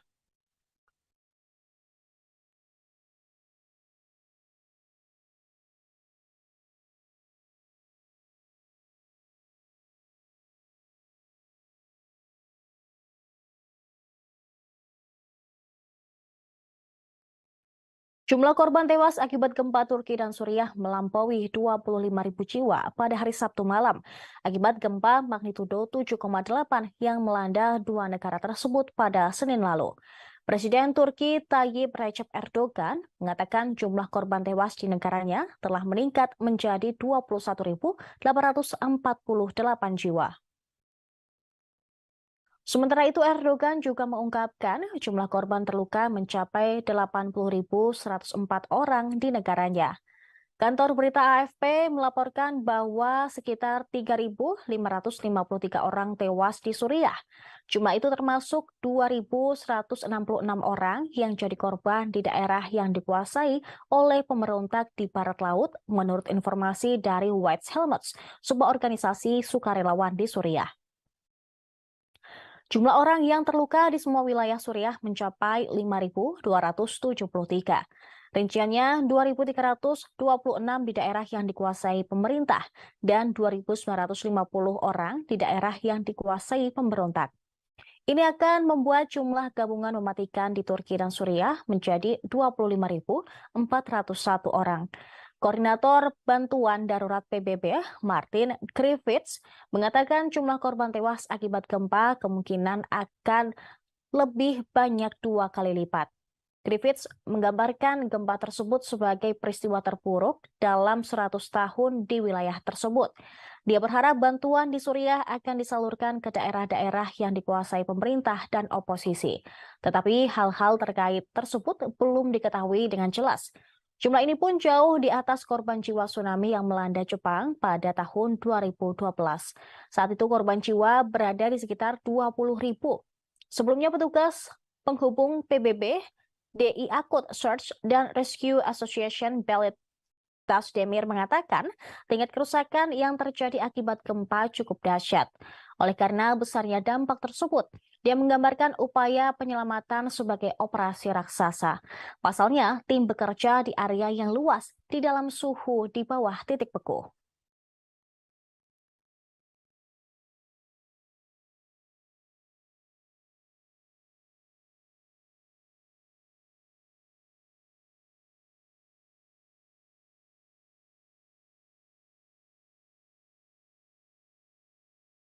Tribuners, seorang wanita berhasil diselamatkan dalam keadaan hidup-hidup setelah 104 jam terkubur reruntuhan bangunan akibat gempa yang mengguncang Turki dan Suriah. Dia ditarik keluar tim penyelamat dari antara puing-puing bangunan yang runtuh di Turki pada Jumat 10 Februari lalu. Para kru kemudian mengangkat wanita tersebut yang bernama Zeynep Kahraman yang berusia 40 tahun dengan tandu melewati balok beton yang hancur di kota Kikirikan, Turki. Pemimpin tim penyelamat Stephen Bayer menyebut hal ini seperti sebuah keajaiban. Wanita tersebut keluar dalam kondisi sangat bugar. Kahraman berbaring diam, tubuhnya diikat ke tandu dengan tangan di dada dan matanya terlindung dari cahaya karena kacamata hitam yang ia kenakan. Adik perempuannya bernama Zeubeide memandangnya dan terlihat memeluk seorang pekerja dari tim pencarian dan penyelamatan internasional Jerman atau ISAR. Keluarga Kahraman mengatakan mereka telah menunggu 2 hari sampai tim penyelamat tiba setelah gempa bumi mengguncang pada Senin pagi. Pekerja Jerman melakukan kontak dengan Zeynep Kahraman saat dia masih berada jauh di dalam puing-puing dan menjaganya tetap terhidrasi melalui seram. Pada satu titik mereka membantu Zeubaine menuruni tangga di dekat posisi kakaknya untuk berbicara dengan Kahraman. Hingga Sabtu malam, jumlah korban tewas di Turki dan Suriah mencapai lebih dari 25.000 jiwa. Sedikitnya 870.000 orang sangat membutuhkan makanan di kedua negara setelah gempa. Gempa magnitudo 7,8 yang terjadi pada Senin 6 Februari lalu menyebabkan 5,3 juta orang kehilangan tempat tinggal di Suriah saja. Tim penyelamat masih berusaha untuk mencari dan menyelamatkan para korban gempa dari 2 belah negara tersebut. Diperkirakan jumlah korban tewas maupun korban terluka masih bisa meningkat drastis.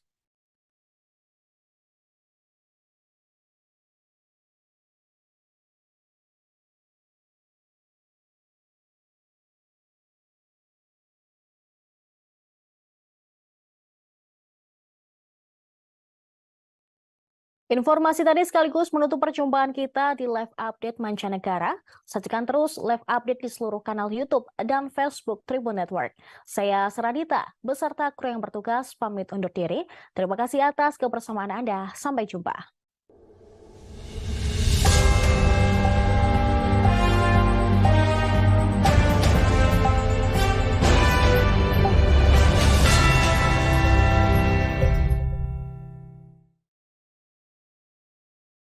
Halo, apa kabar pemirsa? Live Update Mancanegara edisi Minggu 12 Februari 2023 kembali hadir untuk Anda.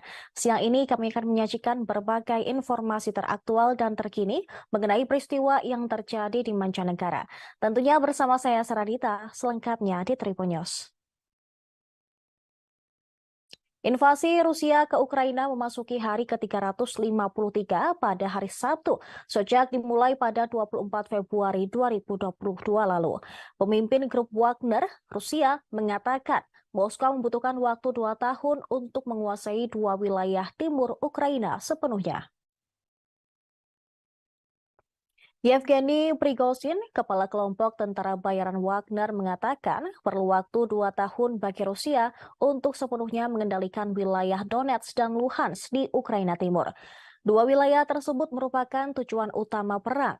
Hal ini dikatakannya dalam sebuah video yang diterbitkan pada hari Jumat dengan blogger militer Rusia, Semyon Pekov. Dia menyatakan bahwa fokus Rusia sekarang adalah merebut sisa wilayah Donbas yang belum ditempati sejak dimulainya perang hampir setahun yang lalu. Namun, jika mereka harus menguasai wilayah hingga Dnipro, maka akan memakan waktu sekitar 3 tahun.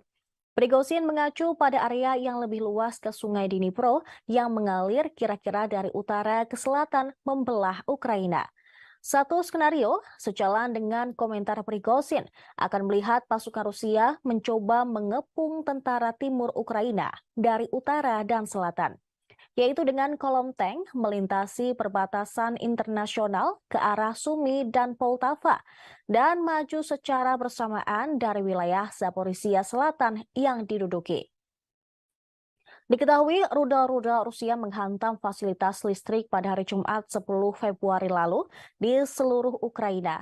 Pada hari Sabtu, Kementerian Pertahanan Rusia menyampaikan serangan rudal menyasar fasilitas energi yang sangat penting dari kompleks industri militer Ukraina. Inggris mengatakan bahwa pasukan Rusia memperoleh keuntungan di utara kota Bakhmut yang coba mereka kepung. Akan tetapi pasukan Rusia mengalami kesulitan untuk menyerang Vuhledar, di mana mereka meninggalkan lebih dari 30 kendaraan lapis baja karena serangan yang gagal. Galina Danilchenko, wali kota Ukraina Melitopol yang diangkat Rusia, mengatakan pada hari Sabtu bahwa seorang warga sipil tewas karena gempuran pasukan Ukraina.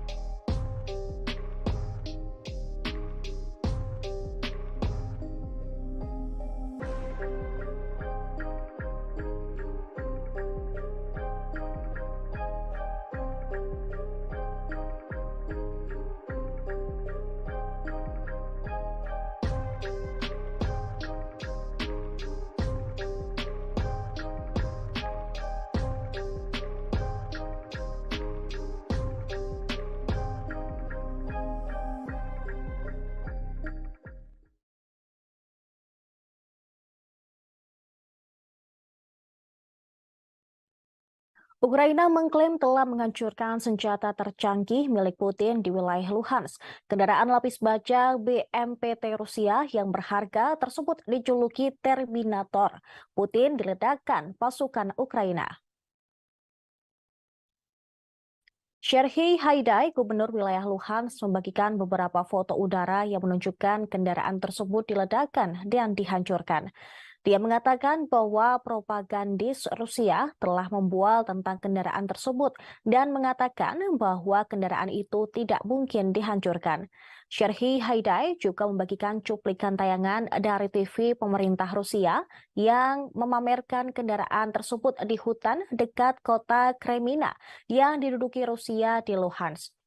Pada tanggal 9 Februari lalu, sebuah video diunggah oleh beberapa akun media sosial yang menggambarkannya sebagai penghancuran Terminator BMPT Rusia pertama yang didokumentasikan secara visual oleh tentara dari Batalion Pengintaian Terpisah ke-140 Angkatan Laut Ukraina. Dalam video tersebut, seorang BMPT terlihat sendirian di jalan yang tampak seperti hutan. Di sekitarnya terlihat area masih tertutup salju. Kamera menangkap dua hantaman dekat pada Terminator, diikuti saat kendaraan tertahan oleh tembakan Ukraina dan segera terbakar. Terlihat Terminator milik Putin tersebut meledak, hangus tak bersisa. Menghancurkan Terminator dapat meningkatkan moral pasukan Ukraina, karena kendaraan ini berada di garis depan ofensif Rusia dalam beberapa pekan terakhir. Bulan lalu, Kementerian Pertahanan Rusia menerbitkan sebuah video yang memperlihatkan tank Rusia menghancurkan tank Ukraina dengan dukungan tembakan BMPT-72 Terminator. Rekaman itu menunjukkan tank militer Rusia menembak terlebih dahulu, diikuti oleh BMPT yang menembakkan senjata 33 mm ke posisi Ukraina. Beberapa contoh seperti itu telah direkam di kamera di mana Terminator Rusia terlihat membantu tank Rusia melawan tank Ukraina. Kendaraan ini ditemukan oleh perusahaan intelijen sumber terbuka Janus pada bulan Mei dan telah berulang kali terlihat di Luhansk. Reporter Forbes yaitu David X mencatat bahwa kehilangan salah satu kendaraan Terminator ini akan sangat memalukan bagi Rusia. Karena kendaraan tersebut sering disebut juga oleh media sebagai bukti kemampuan Rusia untuk tetap memproduksi baju besi mutakhir. Kendaraan pendukung tank Rusia atau BMPT lapis baja dibandingkan dengan tank tempur utama. Tujuan utama dari desain kendaraan tersebut adalah untuk mendukung BMPT, maksud kami, dengan menekan infanteri musuh. BMPT sering terlihat berseliweran dalam konvoi tank dalam pertempuran berikutnya di daerah Ukraina.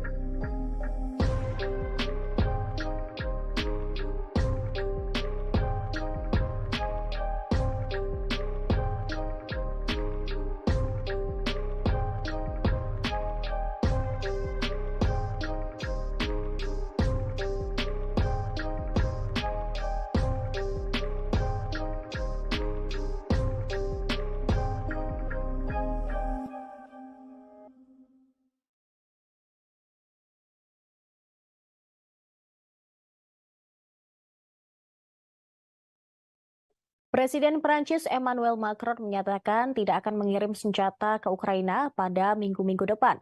Pernyataannya pada hari Jumat tersebut menegaskan Prancis tidak akan mengirim jet tempur ke Ukraina dalam beberapa minggu mendatang, seperti yang diminta oleh Volodymyr Zelensky. Hal ini sangat berbeda dengan para sekutu Eropa yang sudah mengirimkan senjata ke Ukraina. Macron pun membeberkan alasannya tidak mengirim senjata ke Kiev. Dia menyebut tidak mengesampingkan apapun, tetapi permintaan senjata itu tidak sesuai dengan persyaratan. Emmanuel Macron menjelaskan bahwa pasukan Ukraina tidak terbiasa dengan pesawat Prancis dan butuh waktu berbulan-bulan untuk melatih mereka. Jadi, Prancis memilih untuk fokus pada kebutuhan lain yang lebih mendesak. Pernyataan itu disampaikan ketika Presiden Prancis tersebut menghadiri pertemuan puncak Uni Eropa di Brussel, yang juga dihadiri Presiden Ukraina Volodymyr Zelensky. Diketahui Rusia telah meluncurkan serangan baru di timur Ukraina. Akibatnya, Zelensky memilih untuk datang langsung ke London, Paris, dan Brussel untuk mencari senjata yang lebih canggih untuk pasukannya. Ukraina juga telah memiliki daftar belanja jet tempur barat, rudal jarak jauh, dan tank dari barat. Namun, mereka juga menghadapi kekurangan pasokan yang lebih mendasar seperti peluru artileri. Selain Prancis, Inggris telah menawarkan untuk melatih pilot Ukraina dengan jet barat. Sementara negara lainnya, yakni Polandia dan Slovakia, sedang mempertimbangkan untuk mengirim lebih banyak pesawat tempur. Tetapi sekutu Ukraina khawatir bahwa pengerahan jet tempur canggih barat akan memicu eskalasi lebih lanjut oleh Moskow, sehingga berisiko membuka konflik antara NATO dan juga Rusia.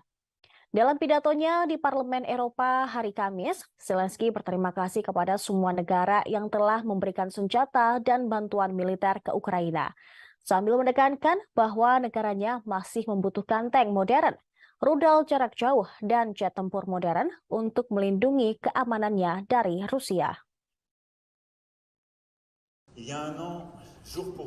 Рік тому, день у день, ми були у Києві, і ми докладали всі зусилля для того, щоб перешкодити Росії розпочати війну проти України. У червні, минулому червні в Києві, канцлер і я, ми запевняли тебе, що ми поруч з тобою, поруч з твоєю країною, задля оборони України, задля миру і безпеки в Європі. Ми дуже вдячні тобі, що ти сьогодні у Парижі. Це висловлює довіру, яка зв'язує нас, і ця довіра, вона назавжди зв'язує наші країни. Вже рік Україна, її народ, її президент з величезною сміливістю чинять опір Росії. Злочин агресії не можна сприймати за жодних обставин, але ще менше, коли це йде від такої держави, як Росія. Саме тому ми пліч-опліч з Україною. Rusia diprediksi sudah menyiapkan sebanyak 1.800 tank dan 400 jet tempur untuk menyerang Ukraina dalam beberapa hari mendatang. Hal itu dikatakan oleh seorang pejabat militer Ukraina. Ukraina bersiap untuk menggunakan rudal jarak jauh Inggris untuk menyerang semenanjung Crimea menjelang gelombang serangan baru. Pejabat tersebut memperkirakan Rusia telah memiliki ribuan tank. Kemudian 3.950 kendaraan lapis baja, 810 sistem peluncuran multi-roket era Soviet, dan 400 jet tempur yang siap untuk gelombang serangan baru dalam beberapa hari mendatang. Pejabat tersebut berbicara kepada Foreign Policy, juga memperkirakan bahwa Rusia telah menyiapkan 300 helikopter dan 2.700 sistem artileri. Selain itu, dia juga memprediksi dalam 10 hari ke depan akan ada invasi baru yang lebih besar. Ukraina sedang mempersiapkan diri untuk serangan Rusia di Donbas. Sumber pertahanan Ukraina mengatakan kepada surat kabar bahwa Kiev siap menggunakan rudal untuk menyerang Crimea. Itu terjadi setelah peringatan oleh Presiden Ukraina Volodymyr Zelensky bahwa rudal akan memungkinkan Ukraina menyerang jauh lebih dalam ke wilayah pendudukan Rusia. Beberapa analis militer percaya serangan Rusia sudah berlangsung dan mengantisipasi bahwa itu akan meningkat menjelang peringatan pertama invasi pada 24 Februari mendatang. Jonathan Vseviov, Sekretaris Jenderal Kementerian Luar Negeri Estonia, mengatakan banyak tentara Rusia yang tiba di garis depan, tepatnya di wilayah timur Ukraina.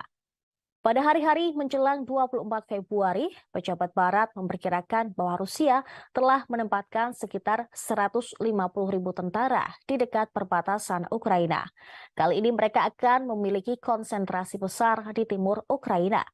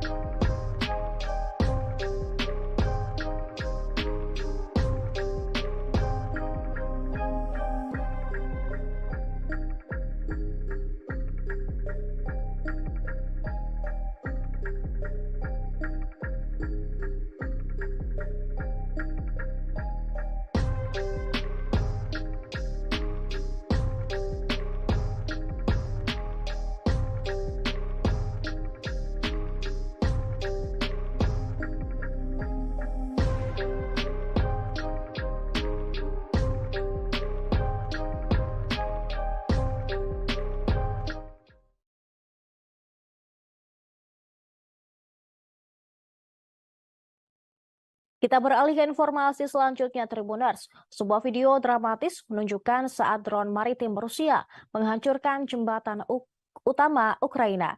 Jembatan yang menghubungkan ke Moldova tersebut langsung hancur. Objek tak berawak terlihat di air yang mendekat dengan kecepatan tinggi dalam kegelapan. Sebuah ledakan besar kemudian tiba-tiba meletus. Beberapa laporan mengatakan itu adalah drone bawah air. Sementara yang lain percaya bahwa visibilitas rekaman menunjukkan benda tersebut adalah USV, kapal permukaan tanpa awak. Rusia sebelumnya telah menyerang rel jalan raya jembatan Satoka di seberang muara Dniester di wilayah Odessa yang merupakan penghubung strategis antara Ukraina dan Moldova. Ini adalah pertama kalinya Rusia menggunakan jenis serangan tersebut dalam perang. Jembatan itu sebelumnya telah diserang oleh Rusia, tetapi tanpa merusaknya. Jembatan digunakan untuk mengirim pasokan ke Angkatan Bersenjata Selatan Ukraina melalui Rumania, Bulgaria, dan Moldova. Rusia tidak diketahui memiliki drone semacam itu, tetapi diketahui bahwa Gubernur Sevastopol, Mikhail Razovhaev, mengusulkan untuk membuatnya pada pertemuan dengan Vladimir Putin pada November lalu. Dia mengatakan perusahaan di kota di Crimea yang dicaplok memiliki kemampuan untuk merancang dan memproduksi drone semacam itu. Sebuah sumber Ukraina mengatakan hal tersebut nampaknya menjadi kasus pertama Rusia menggunakan drone untuk bawah air. Tingkat kerusakan jembatan belum bisa dikonfirmasi. Serangan terbaru Rusia di jembatan tersebut terjadi di tengah peluncuran serangan besar baru Putin, melepaskan gelombang serangan rudal dan pesawat tak berawak ke seluruh Ukraina.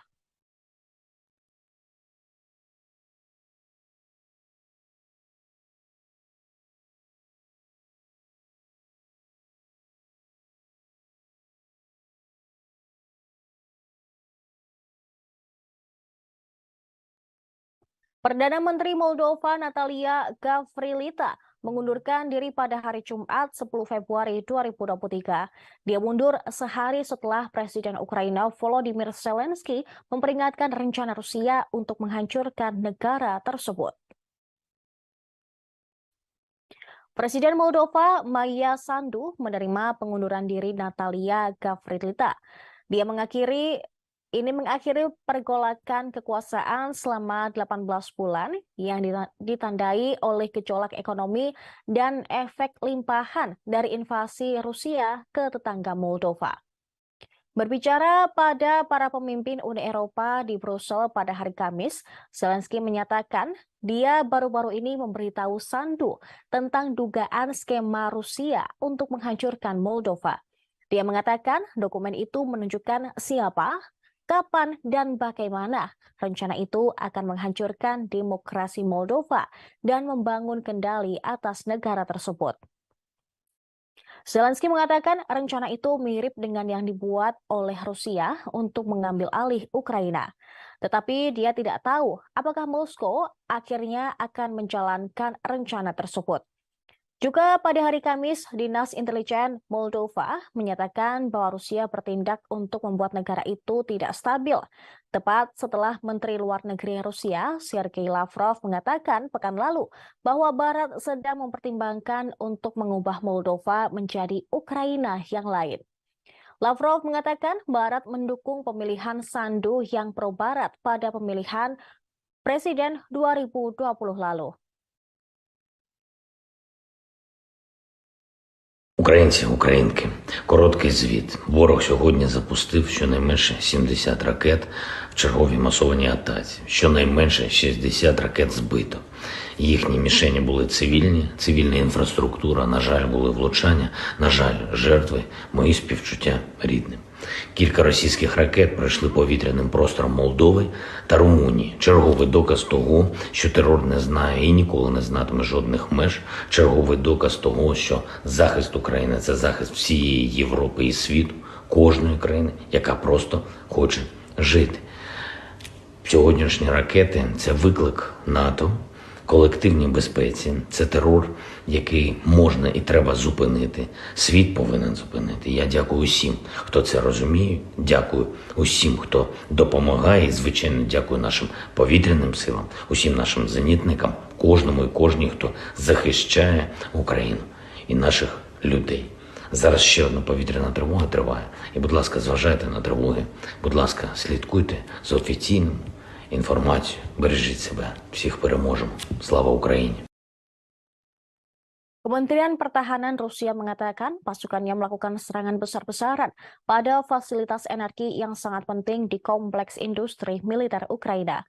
Serangan tersebut menyebabkan pemadaman listrik di sebagian besar negara dan membuat gelap gulita. Serangan tersebut dibenarkan oleh Menteri Energi Ukraina, German Galushchenko. Dia berkata Rusia telah menyerang fasilitas listrik di 6 wilayah dengan rudal dan drone pada hari Jumat 10 Februari 2023. Rusia meluncurkan serangan rudal skala besar di Ukraina pada hari Jumat, menyerang beberapa kota termasuk ibu kota Kiev. Angkatan bersenjata Ukraina mengatakan pada Jumat malam bahwa pasukan Rusia telah menembakkan lebih dari 100 rudal dan melakukan 12 serangan udara dan 20 serangan penembakan. Dikatakan 61 rudal jelajah Rusia dihancurkan. Sementara itu, Rusia siap untuk bernegosiasi dengan Ukraina, tetapi tanpa prasyarat. Media pemerintah telah melaporkan Wakil Menteri Luar Negeri Rusia, Sergei Vershinin, juga menyinggung soal Eropa. Dia menambahkan bahwa bukan Ukraina, tetapi Amerika Serikat dan Uni Eropa yang harus membuat keputusan tentang pembicaraan dengan Rusia. Moskow telah berulang kali menyatakan siap untuk bernegosiasi dengan semua pihak yang terlibat dalam perang di Ukraina. Tetapi Kiev dan sekutunya menolak untuk terlibat dalam pembicaraan. Kremlin mengatakan akan berjuang sampai semua tujuannya tercapai di Ukraina. Sementara wilayah Zelensky mengatakan tidak akan berhenti sampai setiap tentara Rusia dikeluarkan dari semua wilayahnya.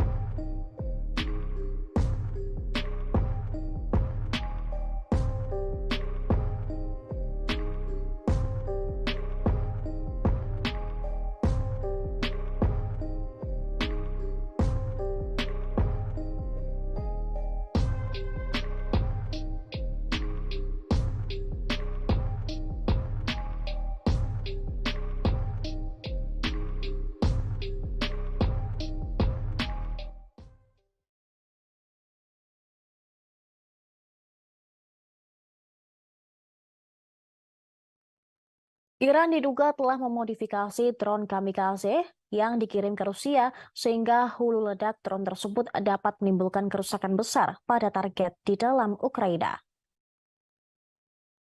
Penyelidikan tersebut dilakukan oleh militer Ukraina dan kelompok riset konflik Armanen Research atau CAR yang berbasis di Inggris.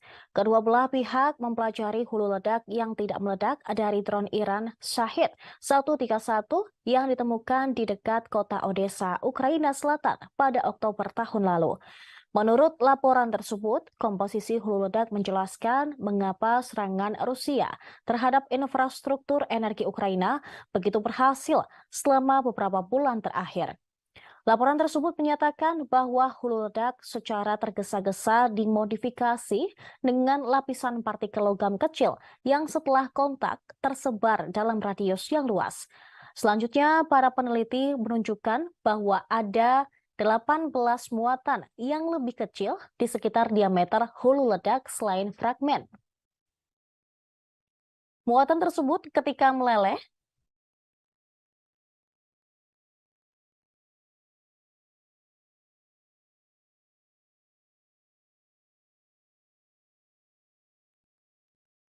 Muatan tersebut ketika meleleh oleh ledakan dapat menembus baju besi dan memiliki dampak ledak 360 derajat. Komponen tersebut secara efektif meningkatkan kapasitas hulu ledak untuk menghancurkan target, termasuk pembangkit listrik, jaringan distribusi, saluran transmisi, dan transformator daya tinggi yang cukup besar. Selain itu, mereka secara signifikan mempersulit operasi perbaikan.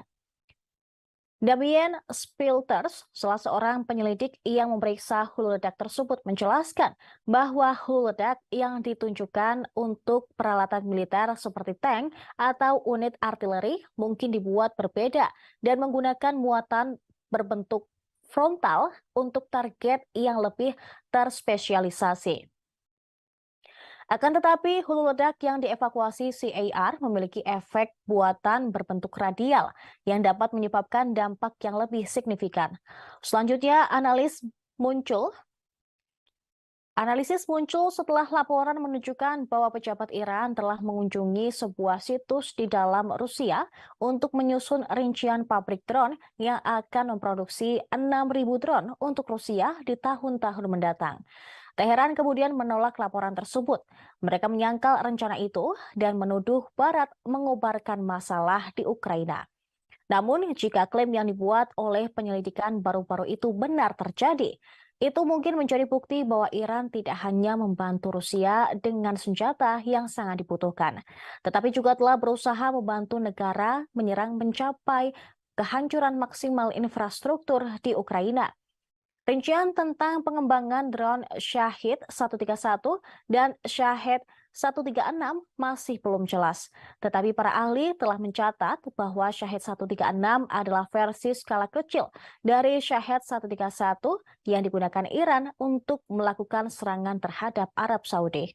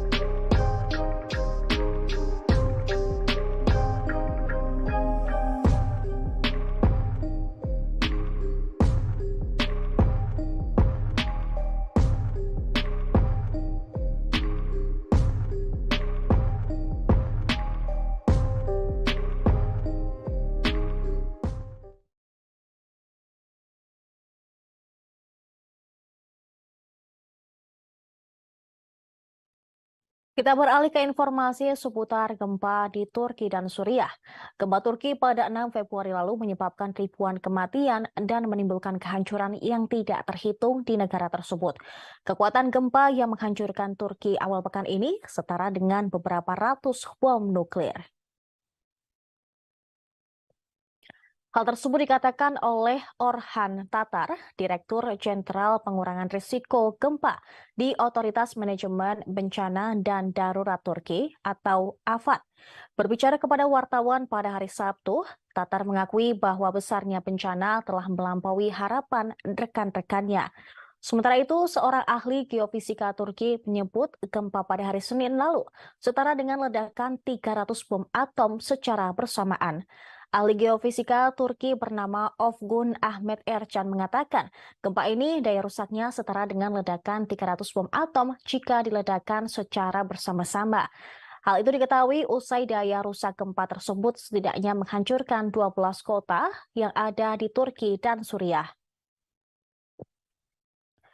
Januka Atanayeke, seorang seismolog di Universitas of Melbourne, Australia, mengatakan energi yang dikeluarkan oleh gempa itu setara dengan sekitar 32 petajoule. Energi ini cukup untuk menggerakkan kota New York selama lebih dari 4 hari. Sementara itu, seismolog USGS Susan Hawke mencontohkan meski bukan gempa terkuat di dunia, namun gempa di Turki sangat berbahaya. Renato Solidum, Direktur Institut Vulkanologi dan Seismologi Filipina juga mengatakan demikian.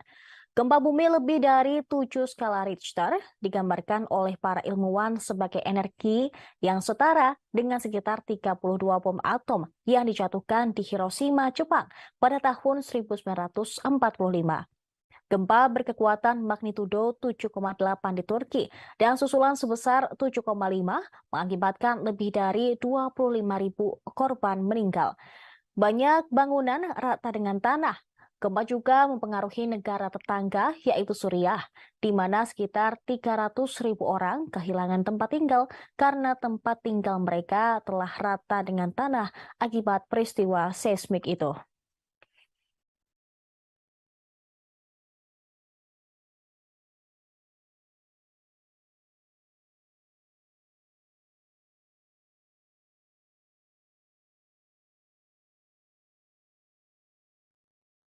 Seorang bayi lahir dengan selamat di antara puing-puing bangunan yang rubuh akibat gempa Suriah magnitudo 7,8 pada Senin lalu.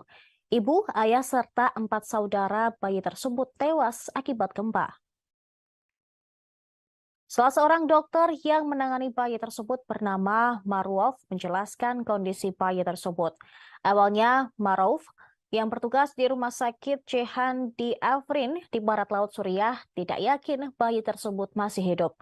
Bayi itu pucat dan dingin, bahkan tidak bersuara. Berada dalam bungkusan kain, tubuh bayi itu terlihat membiru dan dipenuhi memar. Tak lama berselang, denyut samar ditemukan di tubuh bayi ayah, sehingga Maruf dan tim langsung melakukan tindakan. Mereka membungkus bayi tersebut dengan selimut hangat dan menempatkannya di inkubator, mengawasi sampai dia cukup hangat. Pria yang membawanya masuk adalah paman bayi ayah, sedangkan wanita yang menemaninya hanyalah tetangga. Mereka merasa lega bahwa ayah bisa diselamatkan, meski tidak bisa lebih lama menemaninya di rumah sakit. Mereka harus pergi mencari keluarga mereka yang masih hilang di balik reruntuhan bangunan. Setelah 4 hari mendapatkan perawatan di rumah sakit, kondisi bayi ayah berlangsung membaik. Tim rumah sakit telah bekerja untuk memastikan bayi ayah dirawat dengan baik. Meskipun masih menghabiskan hari di inkubator, bayi ayah disusui oleh seorang sukarelawan yang datang beberapa hari sekali. Maksud kami, beberapa kali sehari. Dengan bangga, Maruf menyebut bayi ayah mengalami penambahan berat badan dan semua indikator positif. Belum diketahui bagaimana keadaan ibu bayi ayah sebelum melahirkan dan tewas di balik reruntuhan. Namun menurut Maruf, seorang wanita bisa tiba-tiba melahirkan karena syok. Hingga seorang penyelamat mendengar tangisan bayi ayah di reruntuhan dan mampu mengevakuasinya.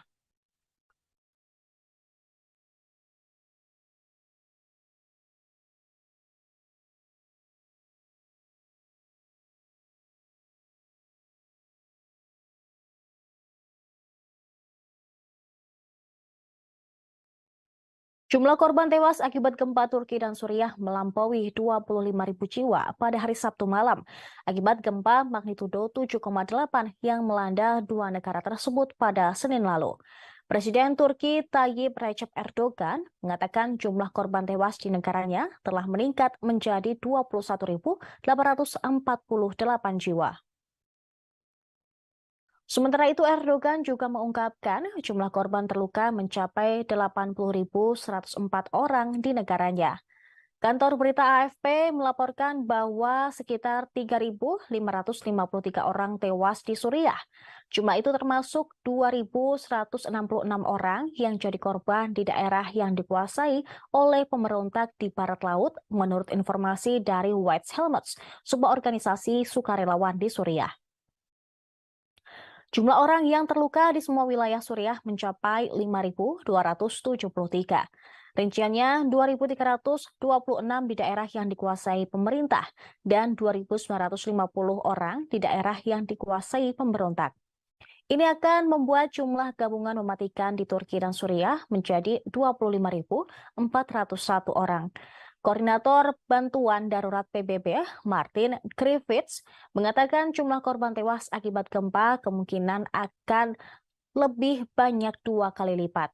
Griffiths menggambarkan gempa tersebut sebagai peristiwa terburuk dalam 100 tahun di wilayah tersebut. Dia berharap bantuan di Suriah akan disalurkan ke daerah-daerah yang dikuasai pemerintah dan oposisi. Tetapi hal-hal terkait tersebut belum diketahui dengan jelas. Jumlah ini pun jauh di atas korban jiwa tsunami yang melanda Jepang pada tahun 2012. Saat itu korban jiwa berada di sekitar 20.000. Sebelumnya petugas penghubung PBB, DI Akut Search dan Rescue Association Belit Tasdemir mengatakan tingkat kerusakan yang terjadi akibat gempa cukup dahsyat. Oleh karena besarnya dampak tersebut, dia menggambarkan upaya penyelamatan sebagai operasi raksasa. Pasalnya, tim bekerja di area yang luas di dalam suhu di bawah titik beku.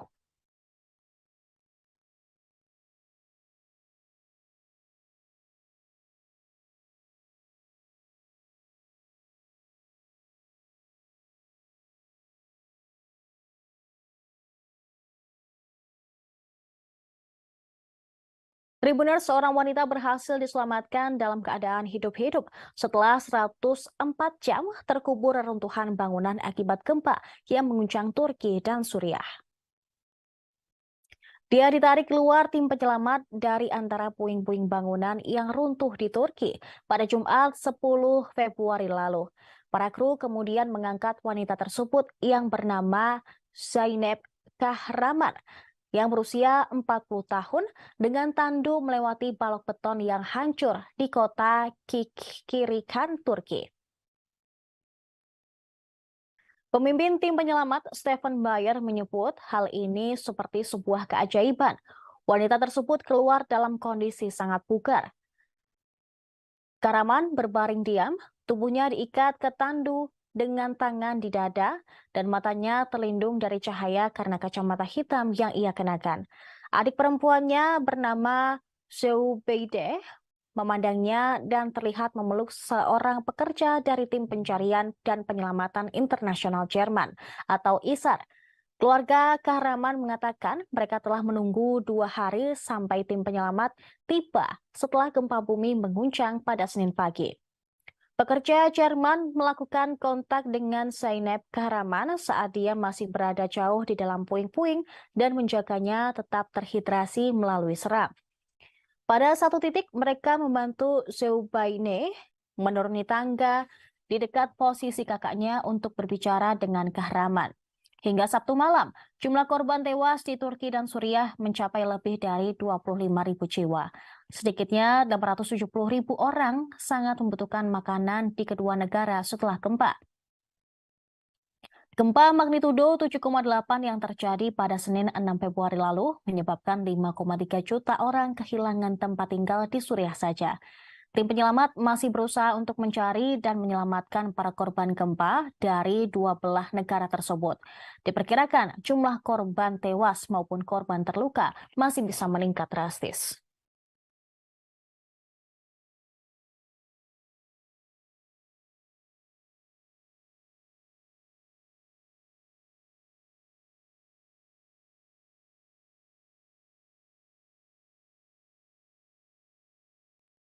Informasi tadi sekaligus menutup perjumpaan kita di live update mancanegara. Saksikan terus live update di seluruh kanal YouTube dan Facebook Tribun Network. Saya Seradita, beserta kru yang bertugas pamit undur diri. Terima kasih atas kebersamaan Anda. Sampai jumpa.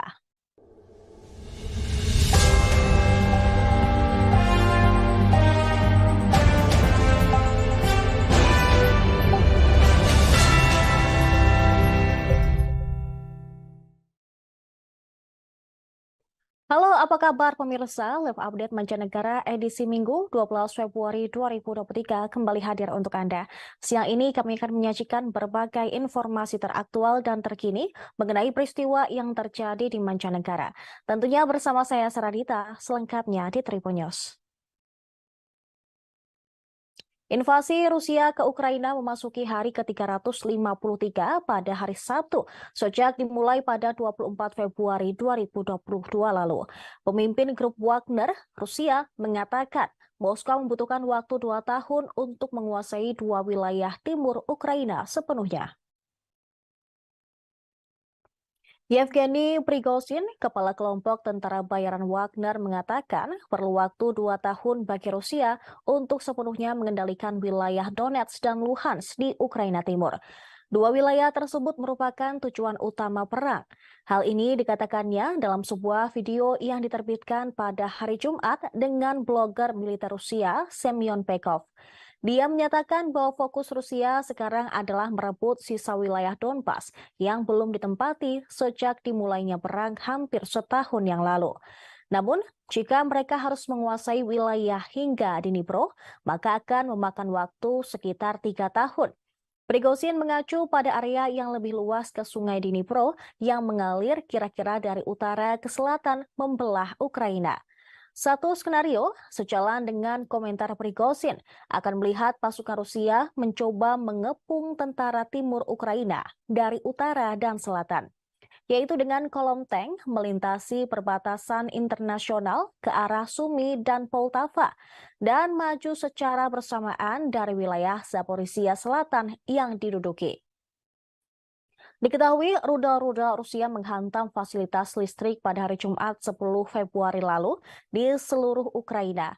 Pada hari Sabtu, Kementerian Pertahanan Rusia menyampaikan serangan rudal menyasar fasilitas energi yang sangat penting dari kompleks industri militer Ukraina. Inggris mengatakan bahwa pasukan Rusia memperoleh keuntungan di utara kota Bakhmut yang coba mereka kepung.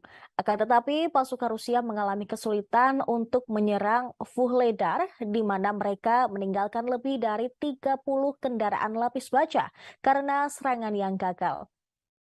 Galina Danilchenko, wali kota Ukraina Melitopol yang diangkat Rusia, mengatakan pada hari Sabtu bahwa seorang warga sipil tewas karena gempuran pasukan Ukraina.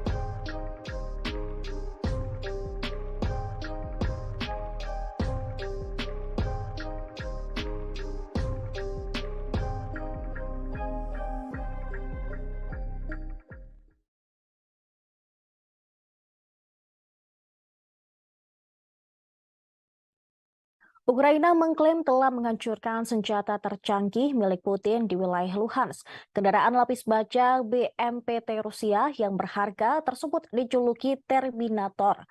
Putin diledakkan pasukan Ukraina.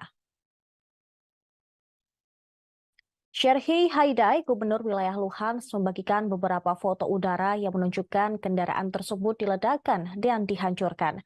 Dia mengatakan bahwa propagandis Rusia telah membual tentang kendaraan tersebut dan mengatakan bahwa kendaraan itu tidak mungkin dihancurkan.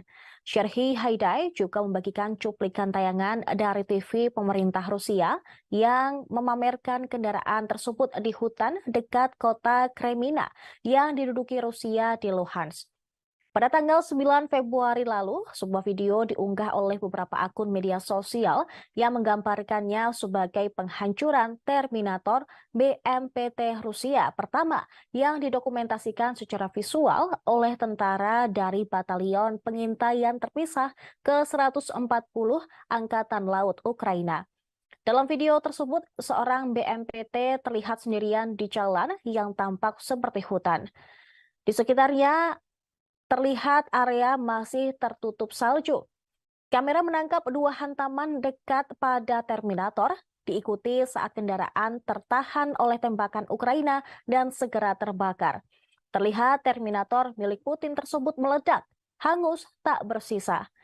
Menghancurkan Terminator dapat meningkatkan moral pasukan Ukraina, karena kendaraan ini berada di garis depan ofensif Rusia dalam beberapa pekan terakhir. Bulan lalu, Kementerian Pertahanan Rusia menerbitkan sebuah video yang memperlihatkan tank Rusia menghancurkan tank Ukraina dengan dukungan tembakan BMPT-72 Terminator. Rekaman itu menunjukkan tank militer Rusia menembak terlebih dahulu, diikuti oleh BMPT yang menembakkan senjata 33 mm ke posisi Ukraina. Beberapa contoh seperti itu telah direkam di kamera di mana Terminator Rusia terlihat membantu tank Rusia melawan tank Ukraina. Kendaraan ini ditemukan oleh perusahaan intelijen sumber terbuka Janus pada bulan Mei dan telah berulang kali terlihat di Luhansk. Reporter Forbes yaitu David X mencatat bahwa kehilangan salah satu kendaraan Terminator ini akan sangat memalukan bagi Rusia. Karena kendaraan tersebut sering disebut juga oleh media sebagai bukti kemampuan Rusia untuk tetap memproduksi baju besi mutakhir. Kendaraan pendukung tank Rusia atau BMPT lapis baja dibandingkan dengan tank tempur utama. Tujuan utama dari desain kendaraan tersebut adalah untuk mendukung BMPT, maksud kami, dengan menekan infanteri musuh. BMPT sering terlihat berseliweran dalam konvoi tank dalam pertempuran berikutnya di daerah Ukraina.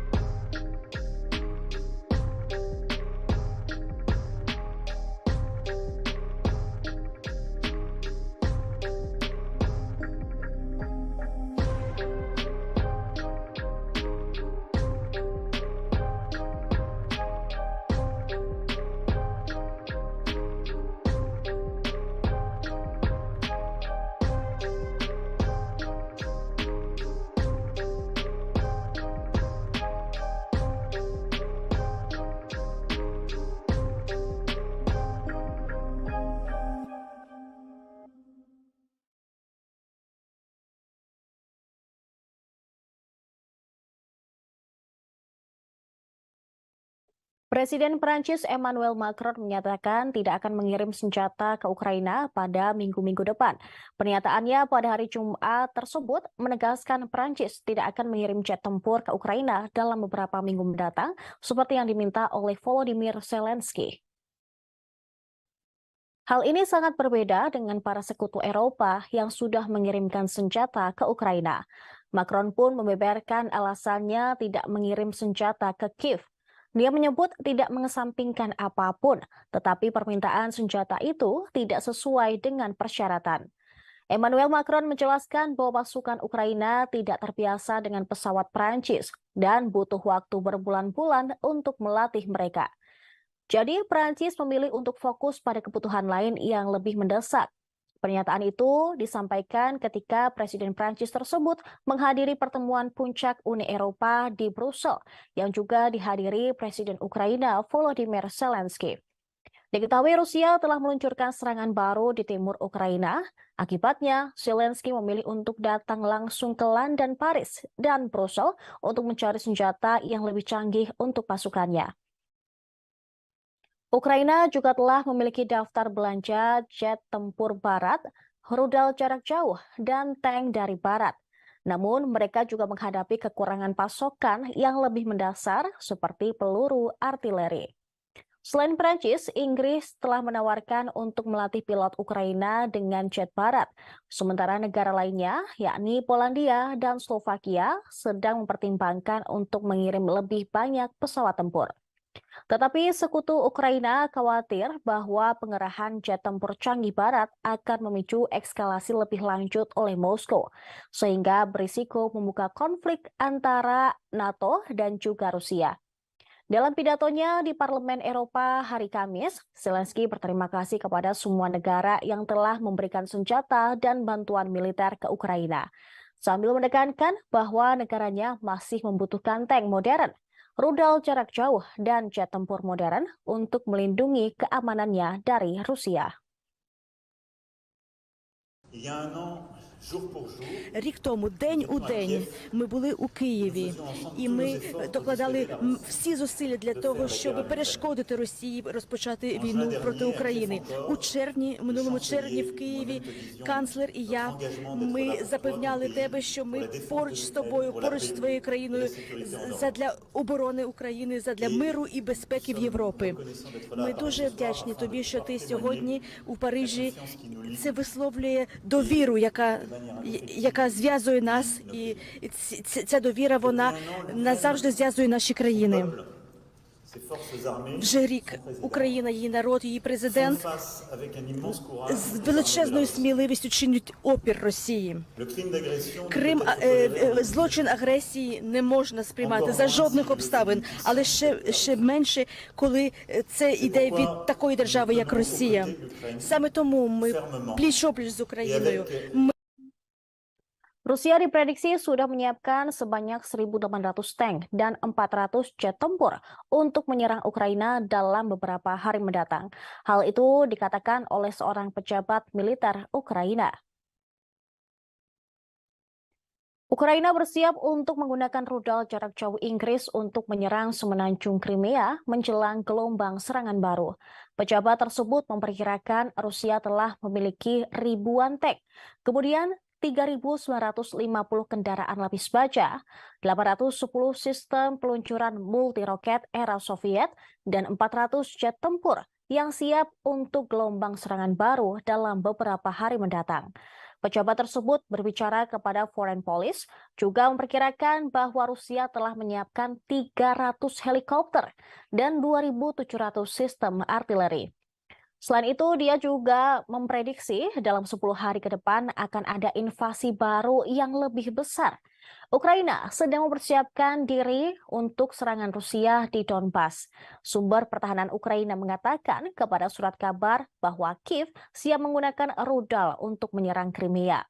Itu terjadi setelah peringatan oleh Presiden Ukraina Volodymyr Zelensky bahwa rudal akan memungkinkan Ukraina menyerang jauh lebih dalam ke wilayah pendudukan Rusia. Beberapa analis militer percaya serangan Rusia sudah berlangsung dan mengantisipasi bahwa itu akan meningkat menjelang peringatan pertama invasi pada 24 Februari mendatang. Jonathan Vseviov, Sekretaris Jenderal Kementerian Luar Negeri Estonia, mengatakan banyak tentara Rusia yang tiba di garis depan, tepatnya di wilayah timur Ukraina. Pada hari-hari menjelang 24 Februari, pejabat Barat memperkirakan bahwa Rusia telah menempatkan sekitar 150.000 tentara di dekat perbatasan Ukraina. Kali ini mereka akan memiliki konsentrasi besar di timur Ukraina.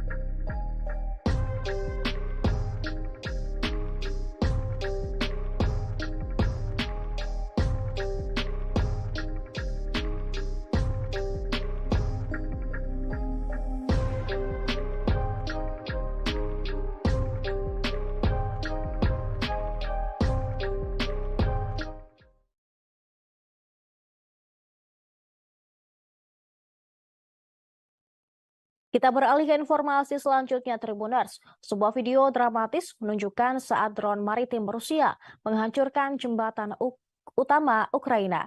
Jembatan yang menghubungkan ke Moldova tersebut langsung hancur. Objek tak berawak terlihat di air yang mendekat dengan kecepatan tinggi dalam kegelapan. Sebuah ledakan besar kemudian tiba-tiba meletus. Beberapa laporan mengatakan itu adalah drone bawah air.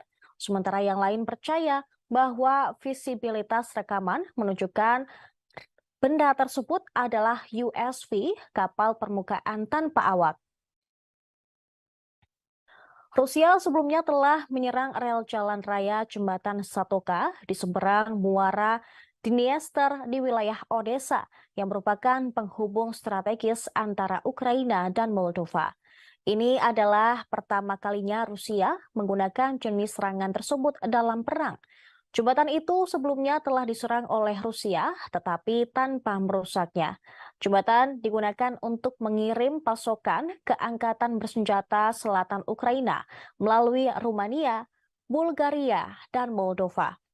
Rusia tidak diketahui memiliki drone semacam itu, tetapi diketahui bahwa Gubernur Sevastopol, Mikhail Razovhaev, mengusulkan untuk membuatnya pada pertemuan dengan Vladimir Putin pada November lalu. Dia mengatakan perusahaan di kota di Crimea yang dicaplok memiliki kemampuan untuk merancang dan memproduksi drone semacam itu. Sebuah sumber Ukraina mengatakan hal tersebut nampaknya menjadi kasus pertama Rusia menggunakan drone untuk bawah air. Tingkat kerusakan jembatan belum bisa dikonfirmasi. Serangan terbaru Rusia di jembatan tersebut terjadi di tengah peluncuran serangan besar baru Putin, melepaskan gelombang serangan rudal dan pesawat tak berawak ke seluruh Ukraina.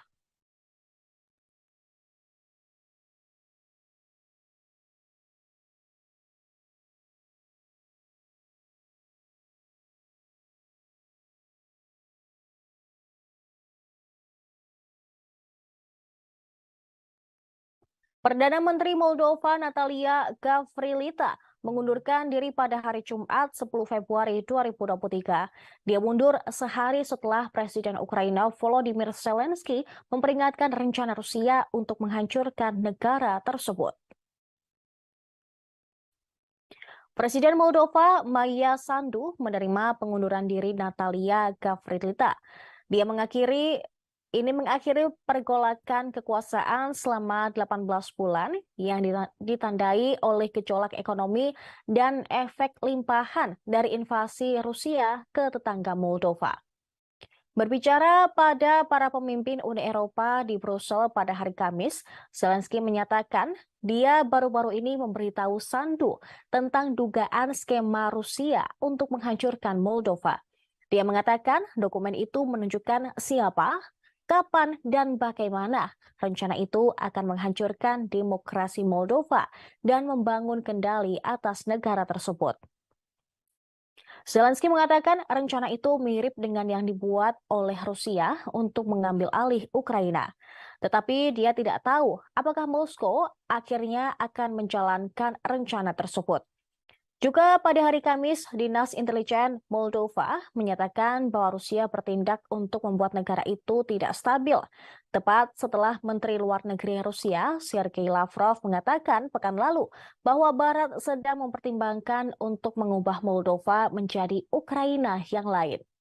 Lavrov mengatakan Barat mendukung pemilihan Sandu yang pro-Barat pada pemilihan Presiden 2020 lalu. Українці, українки, короткий звіт. Ворог сьогодні запустив щонайменше 70 ракет в черговій масованій атаці. Щонайменше 60 ракет збито. Їхні мішені були цивільні, цивільна інфраструктура, на жаль, були влучання, на жаль, жертви, мої співчуття рідним. Кілька російських ракет пройшли повітряним простором Молдови та Румунії. Черговий доказ того, що терор не знає і ніколи не знатиме жодних меж. Черговий доказ того, що захист України – це захист всієї Європи і світу, кожної країни, яка просто хоче жити. Сьогоднішні ракети – це виклик НАТО, колективній безпеці. Це терор, який можна і треба зупинити. Світ повинен зупинити. Я дякую усім, хто це розуміє. Дякую усім, хто допомагає. І, звичайно, дякую нашим повітряним силам, усім нашим зенітникам, кожному і кожній, хто захищає Україну і наших людей. Зараз ще одна повітряна тривога триває. І, будь ласка, зважайте на тривоги. Будь ласка, слідкуйте за офіційною інформацією. Бережіть себе. Всіх переможемо. Слава Україні! Kementerian Pertahanan Rusia mengatakan pasukannya melakukan serangan besar-besaran pada fasilitas energi yang sangat penting di kompleks industri militer Ukraina. Serangan tersebut menyebabkan pemadaman listrik di sebagian besar negara dan membuat gelap gulita. Serangan tersebut dibenarkan oleh Menteri Energi Ukraina, German Galushchenko.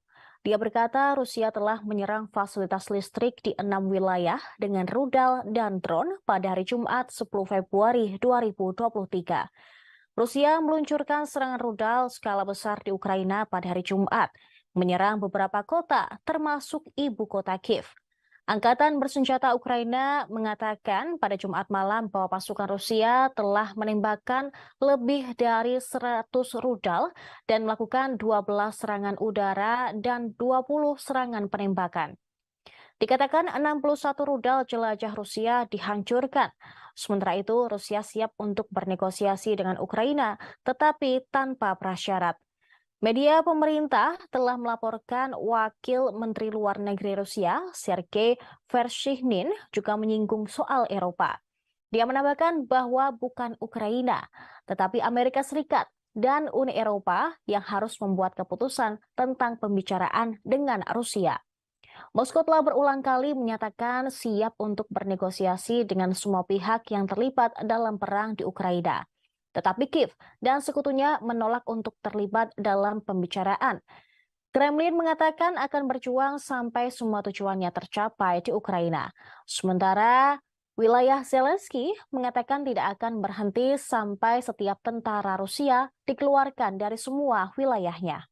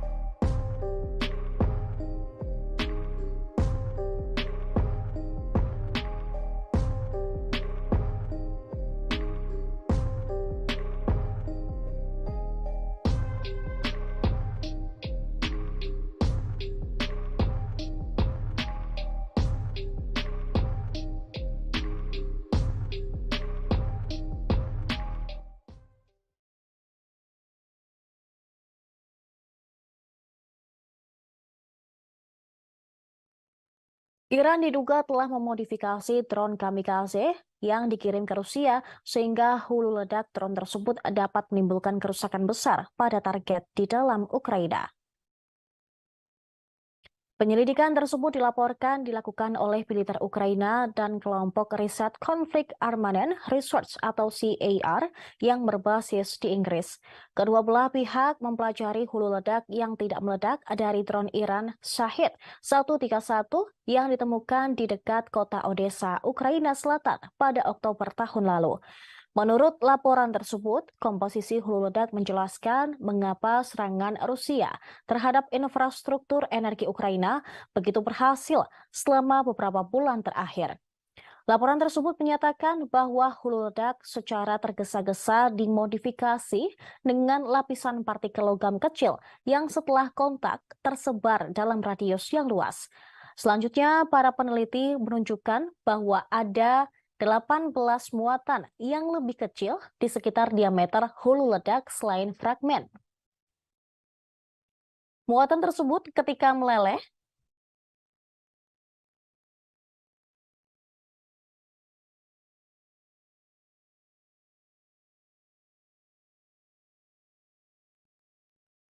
Muatan tersebut ketika meleleh oleh ledakan dapat menembus baju besi dan memiliki dampak ledak 360 derajat.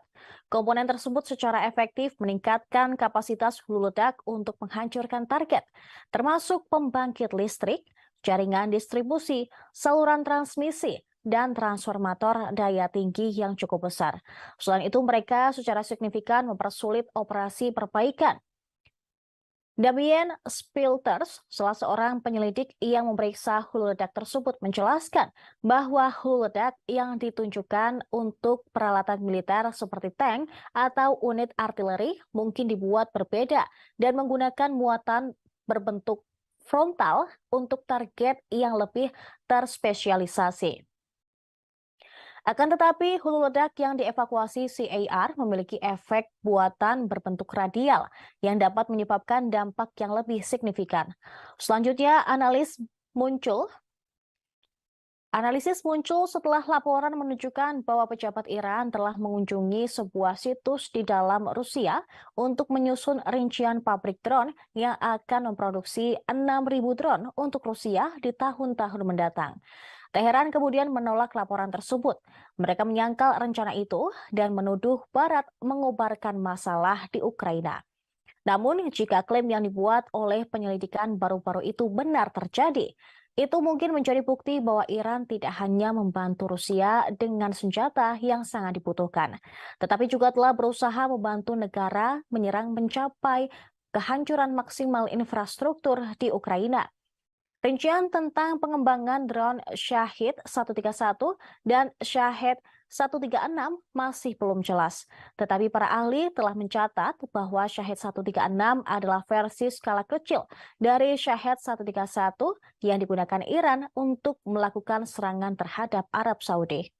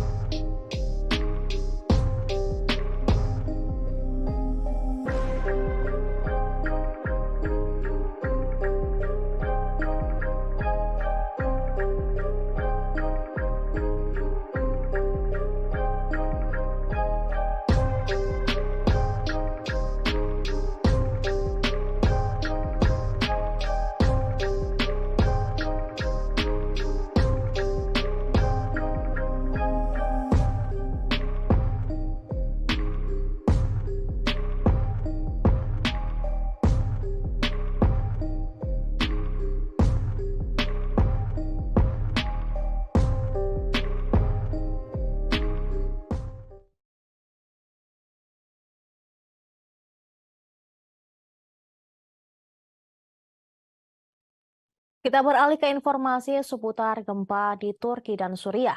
Gempa Turki pada 6 Februari lalu menyebabkan ribuan kematian dan menimbulkan kehancuran yang tidak terhitung di negara tersebut. Kekuatan gempa yang menghancurkan Turki awal pekan ini setara dengan beberapa ratus bom nuklir. Hal tersebut dikatakan oleh Orhan Tatar, Direktur Jenderal Pengurangan Risiko Gempa di Otoritas Manajemen Bencana dan Darurat Turki atau AFAD. Berbicara kepada wartawan pada hari Sabtu, Tatar mengakui bahwa besarnya bencana telah melampaui harapan rekan-rekannya. Sementara itu, seorang ahli geofisika Turki menyebut gempa pada hari Senin lalu setara dengan ledakan 300 bom atom secara bersamaan. Ahli geofisika Turki bernama Ofgun Ahmet Ercan mengatakan gempa ini daya rusaknya setara dengan ledakan 300 bom atom jika diledakkan secara bersama-sama. Hal itu diketahui usai daya rusak gempa tersebut setidaknya menghancurkan 12 kota yang ada di Turki dan Suriah. Januka Atanayeke, seorang seismolog di Universitas of Melbourne, Australia, mengatakan energi yang dikeluarkan oleh gempa itu setara dengan sekitar 32 petajoule. Energi ini cukup untuk menggerakkan kota New York selama lebih dari 4 hari. Sementara itu, seismolog USGS Susan Hawke mencontohkan meski bukan gempa terkuat di dunia, namun gempa di Turki sangat berbahaya. Renato Solidum, Direktur Institut Vulkanologi dan Seismologi Filipina juga mengatakan demikian. Gempa bumi lebih dari 7 skala Richter digambarkan oleh para ilmuwan sebagai energi yang setara dengan sekitar 32 bom atom yang dijatuhkan di Hiroshima, Jepang pada tahun 1945. Gempa berkekuatan magnitudo 7,8 di Turki dan susulan sebesar 7,5 mengakibatkan lebih dari 25.000 korban meninggal. Banyak bangunan rata dengan tanah. Gempa juga mempengaruhi negara tetangga, yaitu Suriah, di mana sekitar 300.000 orang kehilangan tempat tinggal karena tempat tinggal mereka telah rata dengan tanah akibat peristiwa seismik itu.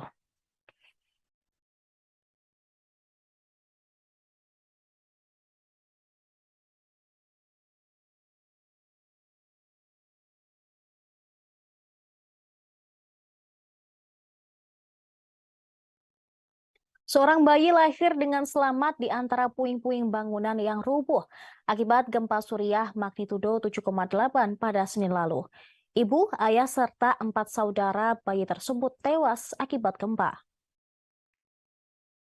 Salah seorang dokter yang menangani bayi tersebut bernama Maruf menjelaskan kondisi bayi tersebut.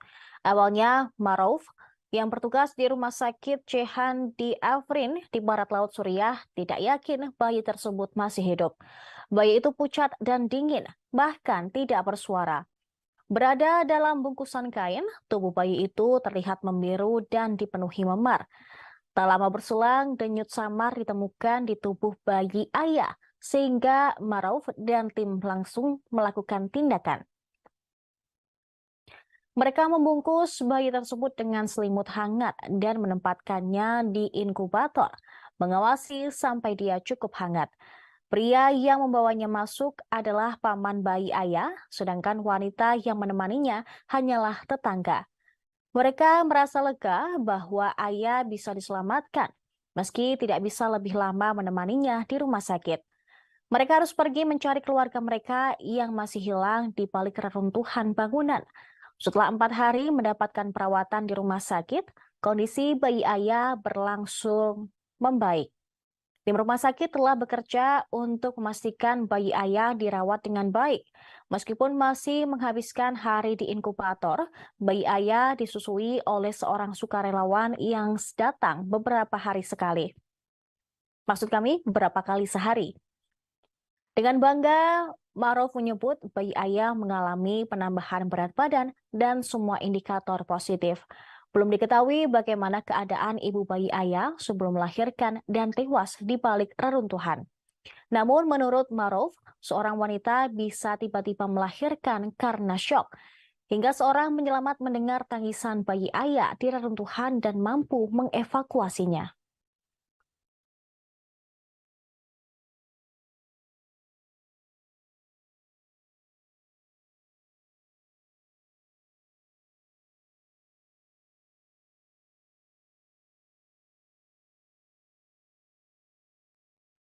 Jumlah korban tewas akibat gempa Turki dan Suriah melampaui 25.000 jiwa pada hari Sabtu malam akibat gempa magnitudo 7,8 yang melanda dua negara tersebut pada Senin lalu. Presiden Turki Tayyip Recep Erdogan mengatakan jumlah korban tewas di negaranya telah meningkat menjadi 21.848 jiwa. Sementara itu, Erdogan juga mengungkapkan jumlah korban terluka mencapai 80.104 orang di negaranya. Kantor berita AFP melaporkan bahwa sekitar 3.553 orang tewas di Suriah. Jumlah itu termasuk 2.166 orang yang jadi korban di daerah yang dikuasai oleh pemberontak di barat laut, menurut informasi dari White Helmets, sebuah organisasi sukarelawan di Suriah. Jumlah orang yang terluka di semua wilayah Suriah mencapai 5.273.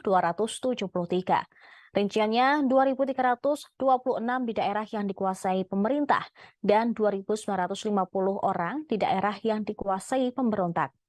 Ini akan membuat jumlah gabungan mematikan di Turki dan Suriah menjadi 25.401 orang. Koordinator Bantuan Darurat PBB, Martin Griffiths, mengatakan jumlah korban tewas akibat gempa kemungkinan akan lebih banyak 2 kali lipat. Griffiths menggambarkan gempa tersebut sebagai peristiwa terburuk dalam 100 tahun di wilayah tersebut. Dia berharap bantuan di Suriah akan disalurkan ke daerah-daerah yang dikuasai pemerintah dan oposisi. Tetapi hal-hal terkait tersebut belum diketahui dengan jelas. Jumlah ini pun jauh di atas korban jiwa tsunami yang melanda Jepang pada tahun 2012. Saat itu korban jiwa berada di sekitar 20.000. Sebelumnya petugas penghubung PBB, DI Akut Search dan Rescue Association Belit Tasdemir mengatakan tingkat kerusakan yang terjadi akibat gempa cukup dahsyat. Oleh karena besarnya dampak tersebut, dia menggambarkan upaya penyelamatan sebagai operasi raksasa. Pasalnya, tim bekerja di area yang luas di dalam suhu di bawah titik beku.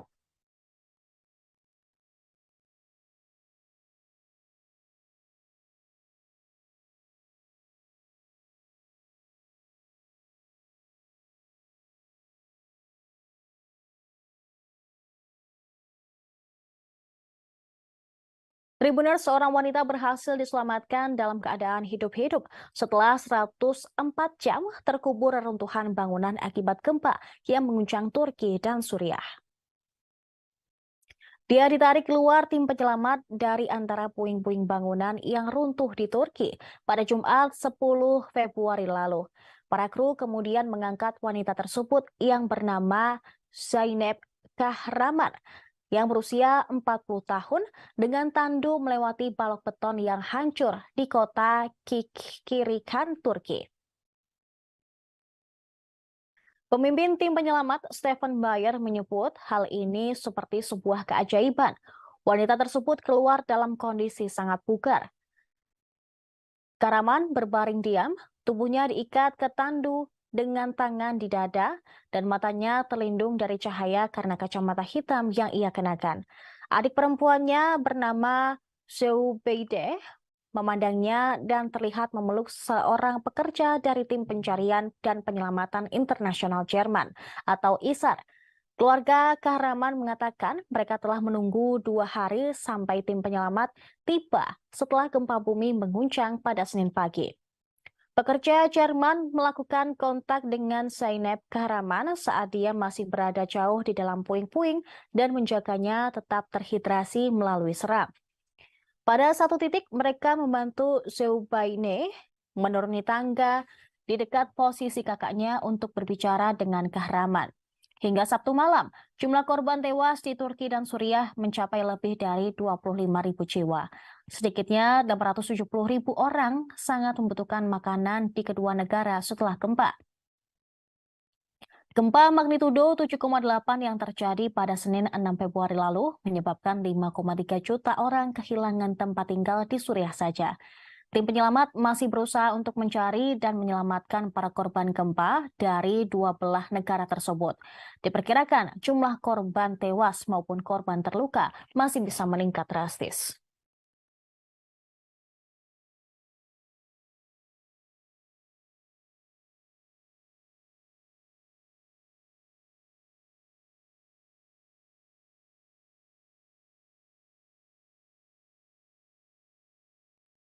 Informasi tadi sekaligus menutup perjumpaan kita di live update mancanegara.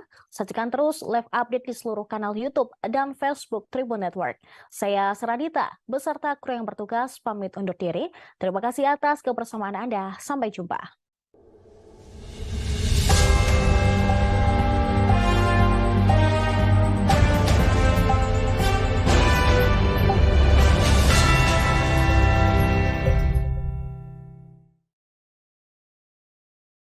Halo, apa kabar pemirsa? Live Update Mancanegara edisi Minggu 12 Februari 2023 kembali hadir untuk Anda. Siang ini kami akan menyajikan berbagai informasi teraktual dan terkini mengenai peristiwa yang terjadi di mancanegara. Tentunya bersama saya Seradita, selengkapnya di Tribun News. Invasi Rusia ke Ukraina memasuki hari ke-353 pada hari Sabtu, sejak dimulai pada 24 Februari 2022 lalu. Pemimpin grup Wagner, Rusia, mengatakan Moskow membutuhkan waktu 2 tahun untuk menguasai 2 wilayah timur Ukraina sepenuhnya. Yevgeny Prigozhin, kepala kelompok tentara bayaran Wagner, mengatakan perlu waktu 2 tahun bagi Rusia untuk sepenuhnya mengendalikan wilayah Donetsk dan Luhansk di Ukraina Timur. Dua wilayah tersebut merupakan tujuan utama perang. Hal ini dikatakannya dalam sebuah video yang diterbitkan pada hari Jumat dengan blogger militer Rusia, Semyon Pekov. Dia menyatakan bahwa fokus Rusia sekarang adalah merebut sisa wilayah Donbas yang belum ditempati sejak dimulainya perang hampir setahun yang lalu. Namun, jika mereka harus menguasai wilayah hingga Dnipro, maka akan memakan waktu sekitar 3 tahun.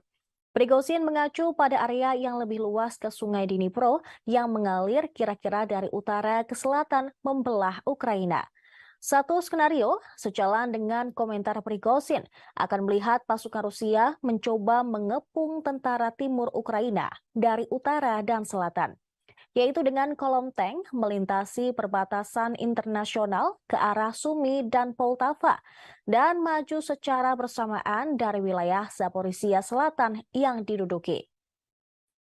Diketahui rudal-rudal Rusia menghantam fasilitas listrik pada hari Jumat 10 Februari lalu di seluruh Ukraina. Pada hari Sabtu, Kementerian Pertahanan Rusia menyampaikan serangan rudal menyasar fasilitas energi yang sangat penting dari kompleks industri militer Ukraina.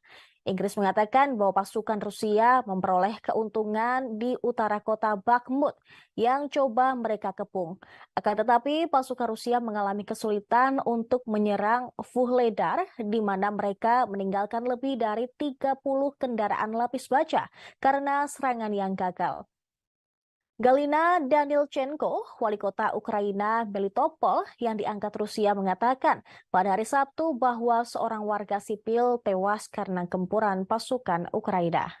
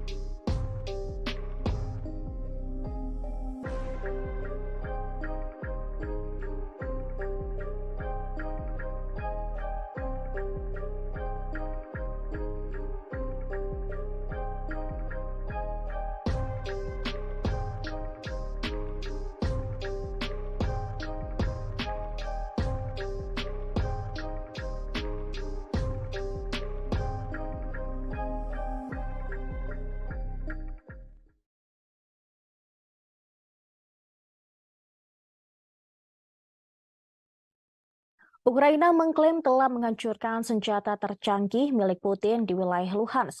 Kendaraan lapis baja BMPT Rusia yang berharga tersebut dijuluki Terminator. Putin diledakkan pasukan Ukraina. Serhiy Haidai, gubernur wilayah Luhansk, membagikan beberapa foto udara yang menunjukkan kendaraan tersebut diledakkan dan dihancurkan. Dia mengatakan bahwa propagandis Rusia telah membual tentang kendaraan tersebut dan mengatakan bahwa kendaraan itu tidak mungkin dihancurkan. Serhiy Haidai juga membagikan cuplikan tayangan dari TV pemerintah Rusia yang memamerkan kendaraan tersebut di hutan dekat kota Kremina yang diduduki Rusia di Luhansk. Pada tanggal 9 Februari lalu, sebuah video diunggah oleh beberapa akun media sosial yang menggambarkannya sebagai penghancuran Terminator BMPT Rusia pertama yang didokumentasikan secara visual oleh tentara dari Batalion Pengintaian Terpisah ke-140 Angkatan Laut Ukraina. Dalam video tersebut, seorang BMPT terlihat sendirian di jalan yang tampak seperti hutan. Di sekitarnya terlihat area masih tertutup salju. Kamera menangkap dua hantaman dekat pada Terminator, diikuti saat kendaraan tertahan oleh tembakan Ukraina dan segera terbakar. Terlihat Terminator milik Putin tersebut meledak, hangus tak bersisa. Menghancurkan Terminator dapat meningkatkan moral pasukan Ukraina, karena kendaraan ini berada di garis depan ofensif Rusia dalam beberapa pekan terakhir. Bulan lalu, Kementerian Pertahanan Rusia menerbitkan sebuah video yang memperlihatkan tank Rusia menghancurkan tank Ukraina dengan dukungan tembakan BMPT-72 Terminator. Rekaman itu menunjukkan tank militer Rusia menembak terlebih dahulu, diikuti oleh BMPT yang menembakkan senjata 33 mm ke posisi Ukraina. Beberapa contoh seperti itu telah direkam di kamera di mana Terminator Rusia terlihat membantu tank Rusia melawan tank Ukraina. Kendaraan ini ditemukan oleh perusahaan intelijen sumber terbuka Janus pada bulan Mei dan telah berulang kali terlihat di Luhansk.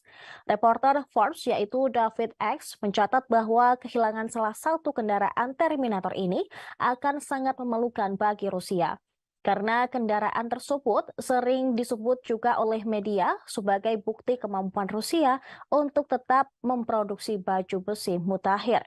Kendaraan pendukung tank Rusia atau BMPT lapis baja dibandingkan dengan tank tempur utama. Tujuan utama dari desain kendaraan tersebut adalah untuk mendukung BMPT, maksud kami, dengan menekan infanteri musuh. BMPT sering terlihat berseliweran dalam konvoi tank dalam pertempuran berikutnya di daerah Ukraina.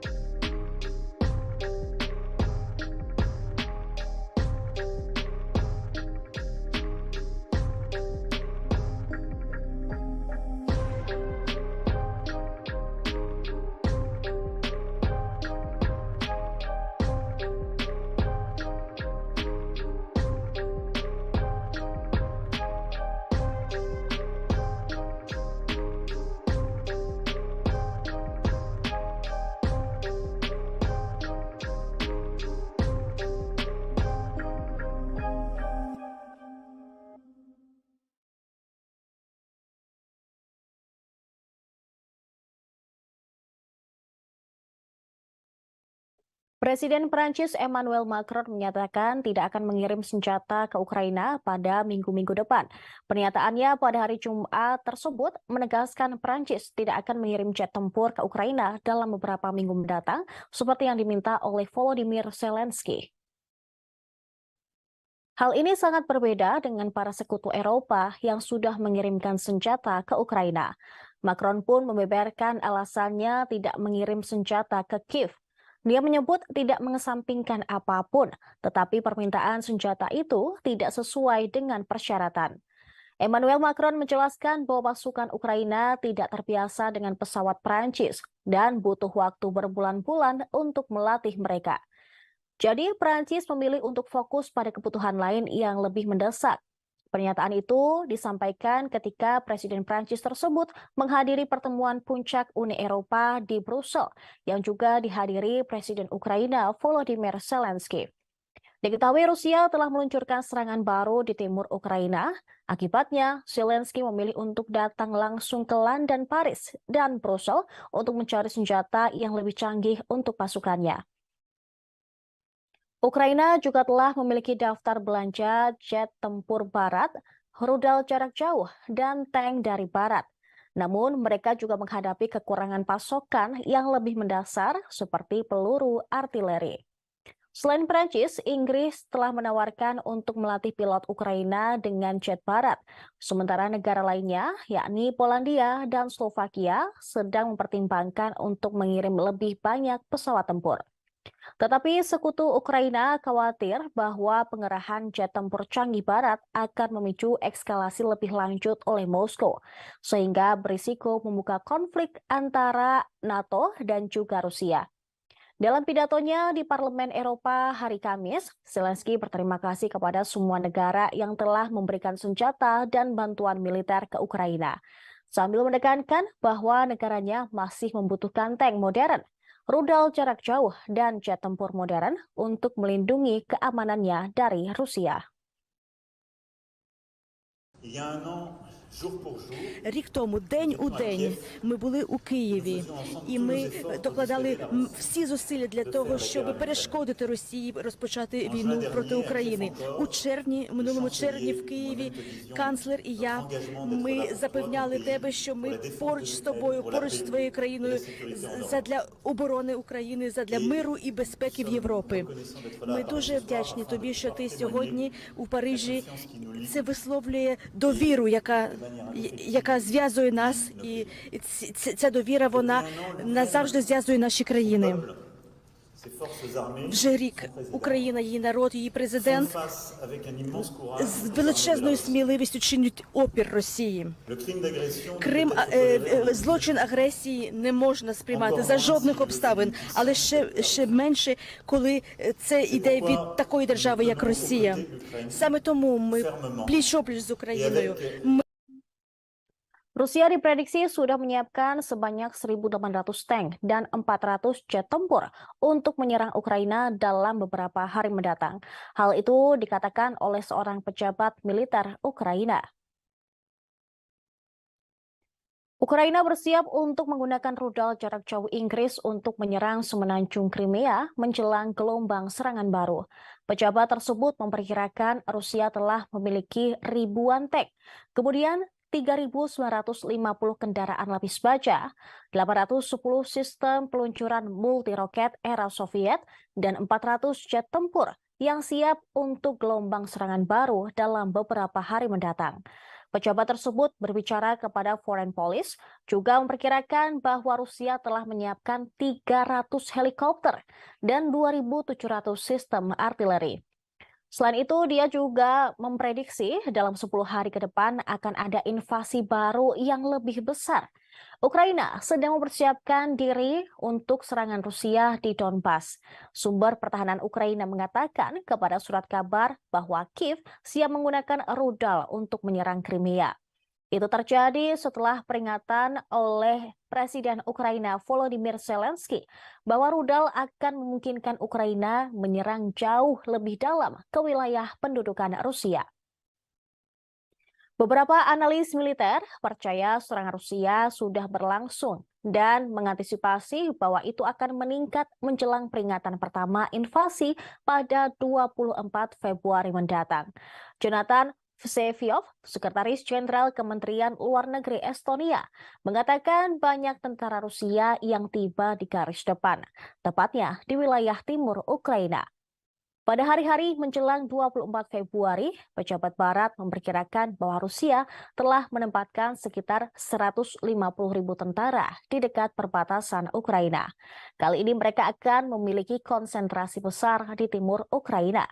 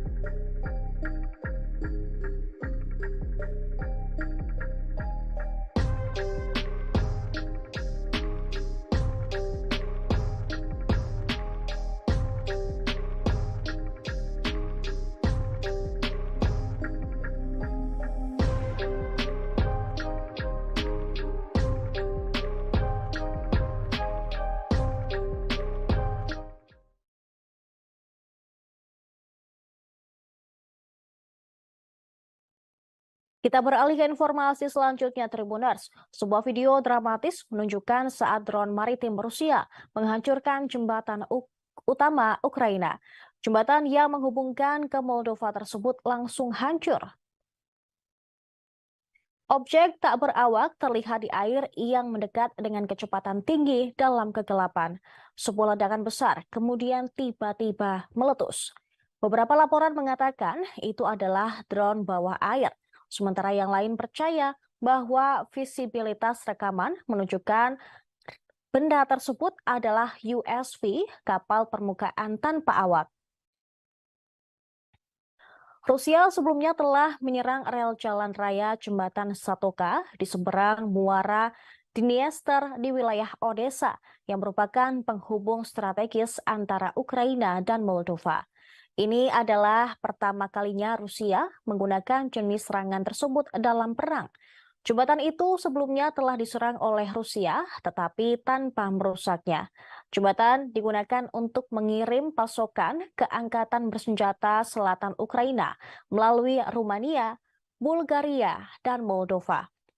Rusia tidak diketahui memiliki drone semacam itu, tetapi diketahui bahwa Gubernur Sevastopol, Mikhail Razovhaev, mengusulkan untuk membuatnya pada pertemuan dengan Vladimir Putin pada November lalu. Dia mengatakan perusahaan di kota di Crimea yang dicaplok memiliki kemampuan untuk merancang dan memproduksi drone semacam itu. Sebuah sumber Ukraina mengatakan hal tersebut nampaknya menjadi kasus pertama Rusia menggunakan drone untuk bawah air. Tingkat kerusakan jembatan belum bisa dikonfirmasi. Serangan terbaru Rusia di jembatan tersebut terjadi di tengah peluncuran serangan besar baru Putin, melepaskan gelombang serangan rudal dan pesawat tak berawak ke seluruh Ukraina.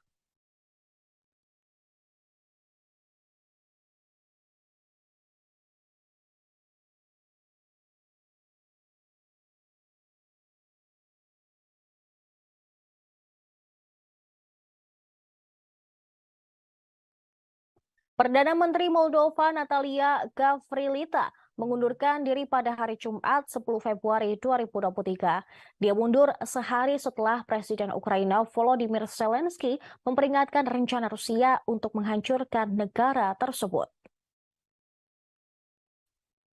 Presiden Moldova Maia Sandu menerima pengunduran diri Natalia Gavrilita. Dia mengakhiri pergolakan kekuasaan selama 18 bulan yang ditandai oleh gejolak ekonomi dan efek limpahan dari invasi Rusia ke tetangga Moldova. Berbicara pada para pemimpin Uni Eropa di Brussel pada hari Kamis, Zelensky menyatakan dia baru-baru ini memberitahu Sandu tentang dugaan skema Rusia untuk menghancurkan Moldova. Dia mengatakan dokumen itu menunjukkan siapa, kapan, dan bagaimana rencana itu akan menghancurkan demokrasi Moldova dan membangun kendali atas negara tersebut. Zelensky mengatakan rencana itu mirip dengan yang dibuat oleh Rusia untuk mengambil alih Ukraina. Tetapi dia tidak tahu apakah Moskow akhirnya akan menjalankan rencana tersebut. Juga pada hari Kamis, Dinas Intelijen Moldova menyatakan bahwa Rusia bertindak untuk membuat negara itu tidak stabil. Tepat setelah Menteri Luar Negeri Rusia, Sergei Lavrov, mengatakan pekan lalu bahwa Barat sedang mempertimbangkan untuk mengubah Moldova menjadi Ukraina yang lain. Lavrov mengatakan Barat mendukung pemilihan Sandu yang pro-Barat pada pemilihan Presiden 2020 lalu. Українці, українки, короткий звіт. Ворог сьогодні запустив щонайменше 70 ракет в черговій масованій атаці. Щонайменше 60 ракет збито. Їхні мішені були цивільні, цивільна інфраструктура, на жаль, були влучання, на жаль, жертви, мої співчуття рідним. Кілька російських ракет пройшли повітряним простором Молдови та Румунії. Черговий доказ того, що терор не знає і ніколи не знатиме жодних меж. Черговий доказ того, що захист України – це захист всієї Європи і світу, кожної країни, яка просто хоче жити. Сьогоднішні ракети – це виклик НАТО, колективній безпеці. Це терор, який можна і треба зупинити. Світ повинен зупинити. Я дякую усім, хто це розуміє. Дякую усім, хто допомагає. І, звичайно, дякую нашим повітряним силам, усім нашим зенітникам, кожному і кожній, хто захищає Україну і наших людей. Зараз ще одна повітряна тривога триває. І, будь ласка, зважайте на тривоги. Будь ласка, слідкуйте за офіційним інформацію. Бережіть себе. Всіх переможемо. Слава Україні!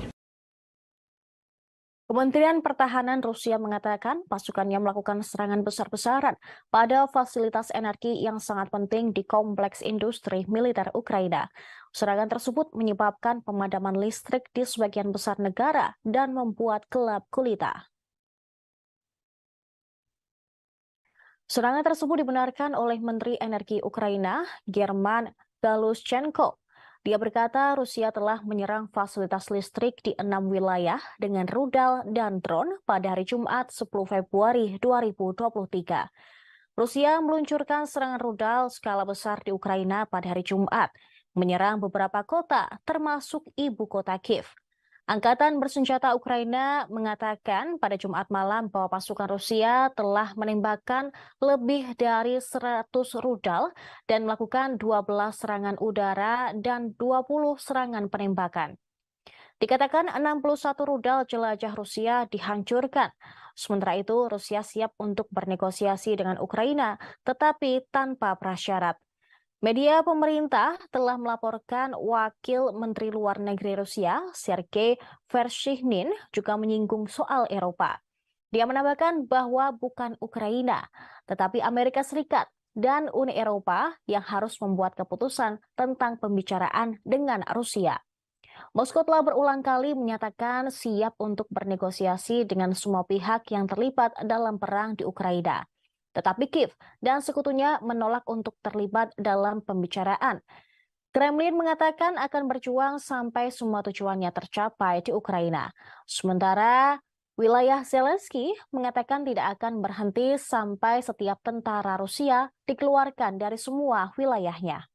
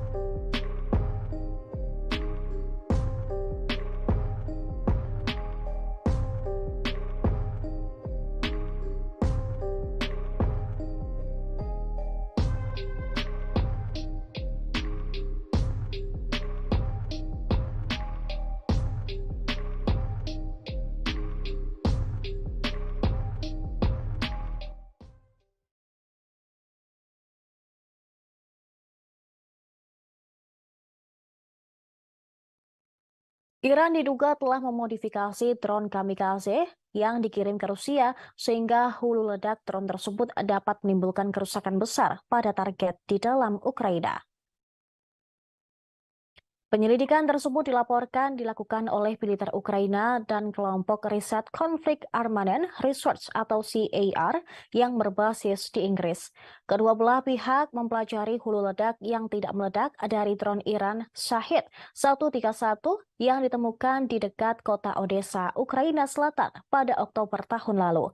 Menurut laporan tersebut, komposisi hulu ledak menjelaskan mengapa serangan Rusia terhadap infrastruktur energi Ukraina begitu berhasil selama beberapa bulan terakhir. Laporan tersebut menyatakan bahwa hulu ledak secara tergesa-gesa dimodifikasi dengan lapisan partikel logam kecil yang setelah kontak tersebar dalam radius yang luas. Selanjutnya, para peneliti menunjukkan bahwa ada 18 muatan yang lebih kecil di sekitar diameter hulu ledak selain fragmen. Muatan tersebut ketika meleleh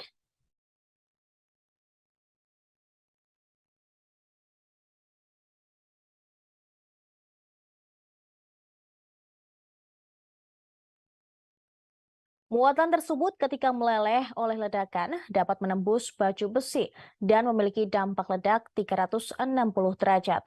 Komponen tersebut secara efektif meningkatkan kapasitas hulu ledak untuk menghancurkan target, termasuk pembangkit listrik, jaringan distribusi, saluran transmisi, dan transformator daya tinggi yang cukup besar. Selain itu, mereka secara signifikan mempersulit operasi perbaikan. Damien Spilters, salah seorang penyelidik yang memeriksa hulu ledak tersebut, menjelaskan bahwa hulu ledak yang ditunjukkan untuk peralatan militer seperti tank atau unit artileri mungkin dibuat berbeda dan menggunakan muatan berbentuk frontal untuk target yang lebih terspesialisasi. Akan tetapi, hulu ledak yang dievakuasi CAR memiliki efek buatan berbentuk radial yang dapat menyebabkan dampak yang lebih signifikan. Selanjutnya, analisis muncul setelah laporan menunjukkan bahwa pejabat Iran telah mengunjungi sebuah situs di dalam Rusia untuk menyusun rincian pabrik drone yang akan memproduksi 6.000 drone untuk Rusia di tahun-tahun mendatang. Teheran kemudian menolak laporan tersebut. Mereka menyangkal rencana itu dan menuduh Barat mengobarkan masalah di Ukraina. Namun, jika klaim yang dibuat oleh penyelidikan baru-baru itu benar terjadi, itu mungkin menjadi bukti bahwa Iran tidak hanya membantu Rusia dengan senjata yang sangat dibutuhkan, tetapi juga telah berusaha membantu negara menyerang mencapai kehancuran maksimal infrastruktur di Ukraina. Rincian tentang pengembangan drone Shahid 131 dan Shahid 136 masih belum jelas. Tetapi para ahli telah mencatat bahwa Shahid 136 adalah versi skala kecil dari Shahid 131 yang digunakan Iran untuk melakukan serangan terhadap Arab Saudi.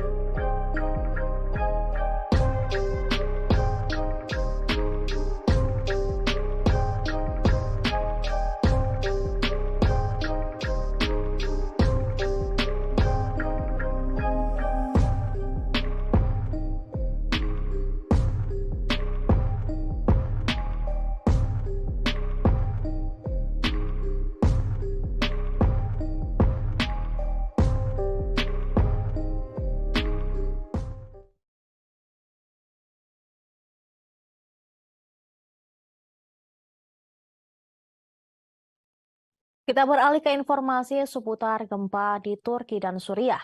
Gempa Turki pada 6 Februari lalu menyebabkan ribuan kematian dan menimbulkan kehancuran yang tidak terhitung di negara tersebut. Kekuatan gempa yang menghancurkan Turki awal pekan ini setara dengan beberapa ratus bom nuklir. Hal tersebut dikatakan oleh Orhan Tatar, Direktur Jenderal Pengurangan Risiko Gempa di Otoritas Manajemen Bencana dan Darurat Turki atau AFAD. Berbicara kepada wartawan pada hari Sabtu, Tatar mengakui bahwa besarnya bencana telah melampaui harapan rekan-rekannya. Sementara itu, seorang ahli geofisika Turki menyebut gempa pada hari Senin lalu setara dengan ledakan 300 bom atom secara bersamaan. Ahli geofisika Turki bernama Ofgun Ahmet Ercan mengatakan gempa ini daya rusaknya setara dengan ledakan 300 bom atom jika diledakkan secara bersama-sama. Hal itu diketahui usai daya rusak gempa tersebut setidaknya menghancurkan 12 kota yang ada di Turki dan Suriah. Januka Atanayeke, seorang seismolog di Universitas of Melbourne, Australia, mengatakan energi yang dikeluarkan oleh gempa itu setara dengan sekitar 32 petajoule. Energi ini cukup untuk menggerakkan kota New York selama lebih dari 4 hari.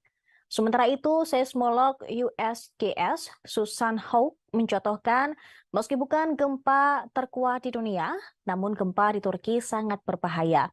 Renato Solidum, Direktur Institut Vulkanologi dan Seismologi Filipina juga mengatakan demikian.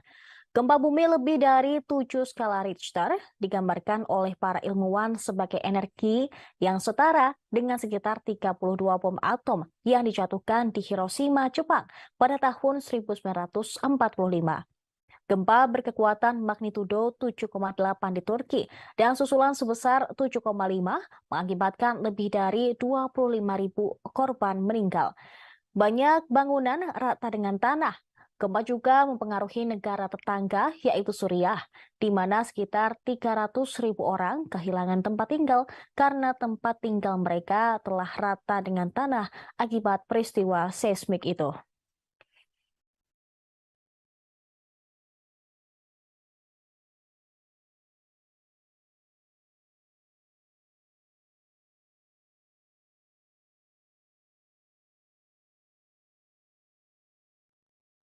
Seorang bayi lahir dengan selamat di antara puing-puing bangunan yang rubuh akibat gempa Suriah magnitudo 7,8 pada Senin lalu. Ibu, ayah, serta 4 saudara bayi tersebut tewas akibat gempa. Salah seorang dokter yang menangani bayi tersebut bernama Maruf menjelaskan kondisi bayi tersebut. Awalnya, Maruf yang bertugas di Rumah Sakit Ceyhan di Afrin di barat laut Suriah tidak yakin bayi tersebut masih hidup. Bayi itu pucat dan dingin, bahkan tidak bersuara. Berada dalam bungkusan kain, tubuh bayi itu terlihat membiru dan dipenuhi memar. Tak lama berselang, denyut samar ditemukan di tubuh bayi ayah, sehingga Maruf dan tim langsung melakukan tindakan. Mereka membungkus bayi tersebut dengan selimut hangat dan menempatkannya di inkubator, mengawasi sampai dia cukup hangat. Pria yang membawanya masuk adalah paman bayi ayah, sedangkan wanita yang menemaninya hanyalah tetangga. Mereka merasa lega bahwa ayah bisa diselamatkan, meski tidak bisa lebih lama menemaninya di rumah sakit. Mereka harus pergi mencari keluarga mereka yang masih hilang di balik reruntuhan bangunan. Setelah 4 hari mendapatkan perawatan di rumah sakit, kondisi bayi ayah berlangsung membaik. Tim rumah sakit telah bekerja untuk memastikan bayi ayah dirawat dengan baik. Meskipun masih menghabiskan hari di inkubator, bayi ayah disusui oleh seorang sukarelawan yang datang beberapa hari sekali. Maksud kami, beberapa kali sehari. Dengan bangga, Maruf menyebut bayi ayah mengalami penambahan berat badan dan semua indikator positif. Belum diketahui bagaimana keadaan ibu bayi ayah sebelum melahirkan dan tewas di balik reruntuhan. Namun menurut Maruf, seorang wanita bisa tiba-tiba melahirkan karena syok. Hingga seorang penyelamat mendengar tangisan bayi ayah di reruntuhan dan mampu mengevakuasinya.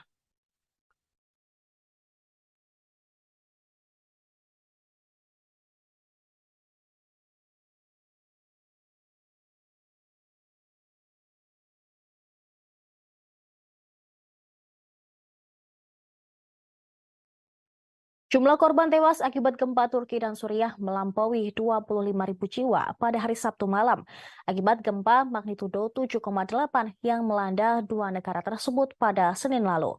Presiden Turki Tayyip Recep Erdogan mengatakan jumlah korban tewas di negaranya telah meningkat menjadi 21.848 jiwa. Sementara itu, Erdogan juga mengungkapkan jumlah korban terluka mencapai 80.104 orang di negaranya. Kantor berita AFP melaporkan bahwa sekitar 3.553 orang tewas di Suriah.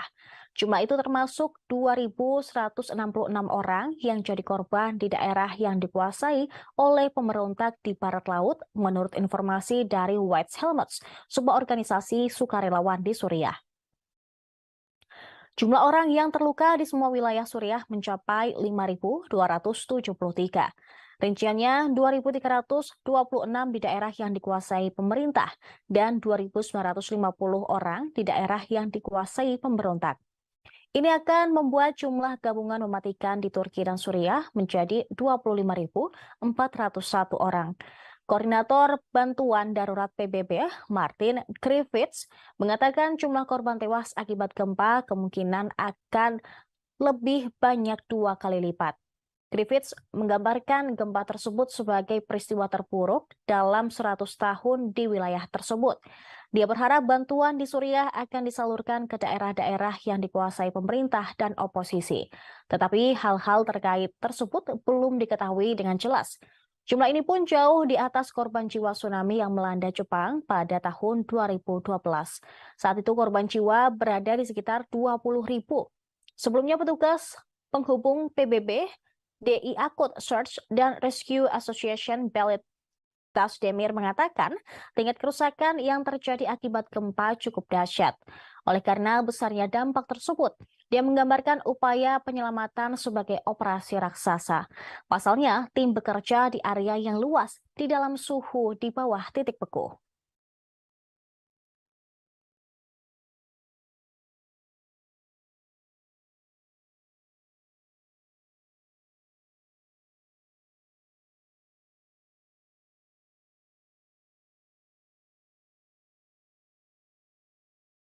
Tribuners, seorang wanita berhasil diselamatkan dalam keadaan hidup-hidup setelah 104 jam terkubur reruntuhan bangunan akibat gempa yang mengguncang Turki dan Suriah.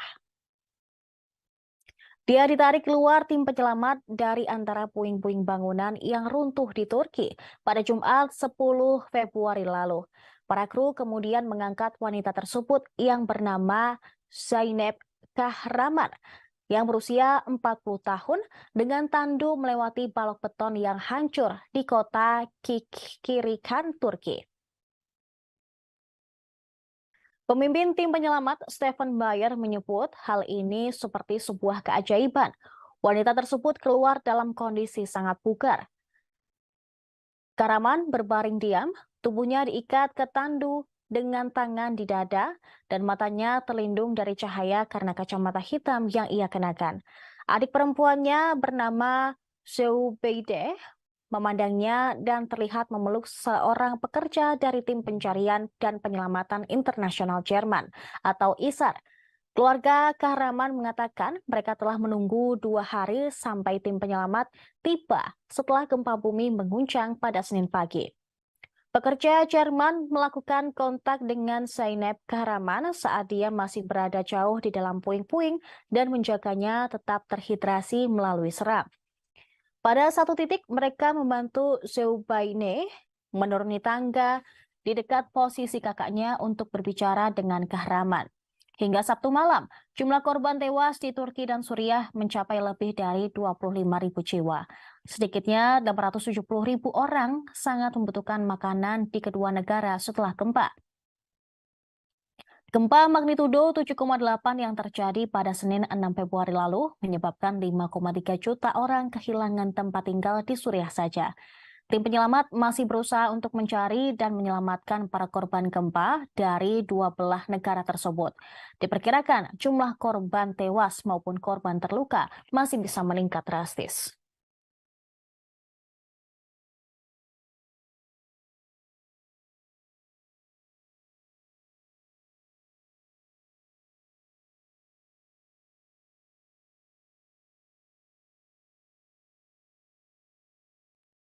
Informasi tadi sekaligus menutup perjumpaan kita di live update mancanegara.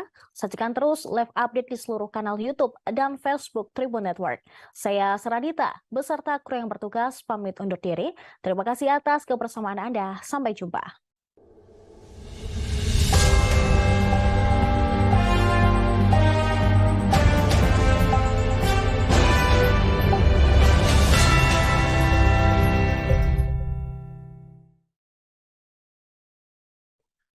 Apa kabar pemirsa? Live Update Mancanegara edisi Minggu 12 Februari 2023 kembali hadir untuk Anda. Siang ini kami akan menyajikan berbagai informasi teraktual dan terkini mengenai peristiwa yang terjadi di mancanegara. Tentunya bersama saya Saradita, selengkapnya di Tribun News. Invasi Rusia ke Ukraina memasuki hari ke-353 pada hari Sabtu, sejak dimulai pada 24 Februari 2022 lalu. Pemimpin grup Wagner, Rusia, mengatakan Moskow membutuhkan waktu 2 tahun untuk menguasai 2 wilayah timur Ukraina sepenuhnya. Yevgeny Prigozhin, kepala kelompok tentara bayaran Wagner, mengatakan perlu waktu 2 tahun bagi Rusia untuk sepenuhnya mengendalikan wilayah Donetsk dan Luhansk di Ukraina Timur. 2 wilayah tersebut merupakan tujuan utama perang. Hal ini dikatakannya dalam sebuah video yang diterbitkan pada hari Jumat dengan blogger militer Rusia, Semyon Pekov. Dia menyatakan bahwa fokus Rusia sekarang adalah merebut sisa wilayah Donbas yang belum ditempati sejak dimulainya perang hampir setahun yang lalu.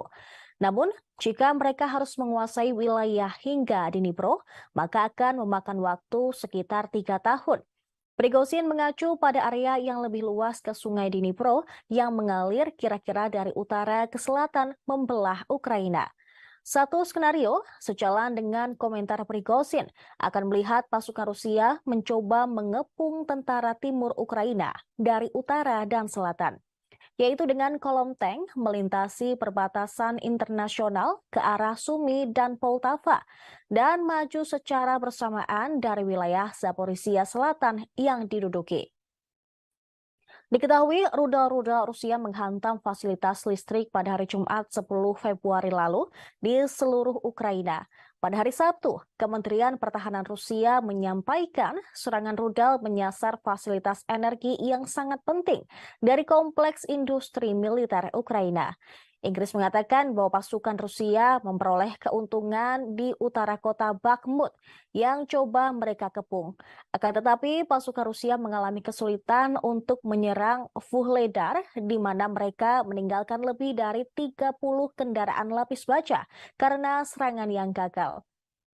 Galina Danilchenko, wali kota Ukraina Melitopol yang diangkat Rusia, mengatakan pada hari Sabtu bahwa seorang warga sipil tewas karena gempuran pasukan Ukraina.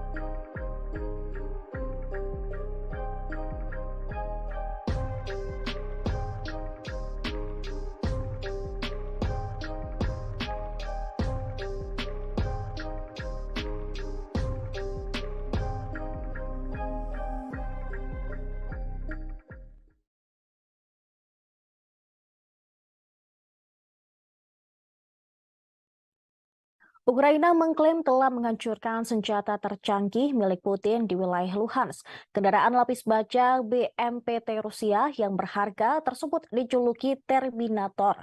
Putin diledakkan pasukan Ukraina. Serhiy Haidai, gubernur wilayah Luhansk, membagikan beberapa foto udara yang menunjukkan kendaraan tersebut diledakkan dan dihancurkan. Dia mengatakan bahwa propagandis Rusia telah membual tentang kendaraan tersebut dan mengatakan bahwa kendaraan itu tidak mungkin dihancurkan. Serhiy Haidai juga membagikan cuplikan tayangan dari TV pemerintah Rusia yang memamerkan kendaraan tersebut di hutan dekat kota Kremina yang diduduki Rusia di Luhansk. Pada tanggal 9 Februari lalu, sebuah video diunggah oleh beberapa akun media sosial yang menggambarkannya sebagai penghancuran Terminator BMPT Rusia pertama yang didokumentasikan secara visual oleh tentara dari Batalion Pengintaian Terpisah ke-140 Angkatan Laut Ukraina. Dalam video tersebut, seorang BMPT terlihat sendirian di jalan yang tampak seperti hutan. Di sekitarnya terlihat area masih tertutup salju. Kamera menangkap dua hantaman dekat pada Terminator, diikuti saat kendaraan tertahan oleh tembakan Ukraina dan segera terbakar. Terlihat Terminator milik Putin tersebut meledak, hangus tak bersisa. Menghancurkan Terminator dapat meningkatkan moral pasukan Ukraina, karena kendaraan ini berada di garis depan ofensif Rusia dalam beberapa pekan terakhir. Bulan lalu, Kementerian Pertahanan Rusia menerbitkan sebuah video yang memperlihatkan tank Rusia menghancurkan tank Ukraina dengan dukungan tembakan BMPT-72 Terminator. Rekaman itu menunjukkan tank militer Rusia menembak terlebih dahulu, diikuti oleh BMPT yang menembakkan senjata 33 mm ke posisi Ukraina. Beberapa contoh seperti itu telah direkam di kamera di mana Terminator Rusia terlihat membantu tank Rusia melawan tank Ukraina. Kendaraan ini ditemukan oleh perusahaan intelijen sumber terbuka Janus pada bulan Mei dan telah berulang kali terlihat di Luhansk. Reporter Forbes yaitu David X mencatat bahwa kehilangan salah satu kendaraan Terminator ini akan sangat memalukan bagi Rusia. Karena kendaraan tersebut sering disebut juga oleh media sebagai bukti kemampuan Rusia untuk tetap memproduksi baju besi mutakhir. Kendaraan pendukung tank Rusia atau BMPT lapis baja dibandingkan dengan tank tempur utama. Tujuan utama dari desain kendaraan tersebut adalah untuk mendukung BMPT, maksud kami, dengan menekan infanteri musuh. BMPT sering terlihat berseliweran dalam konvoi tank dalam pertempuran berikutnya di daerah Ukraina.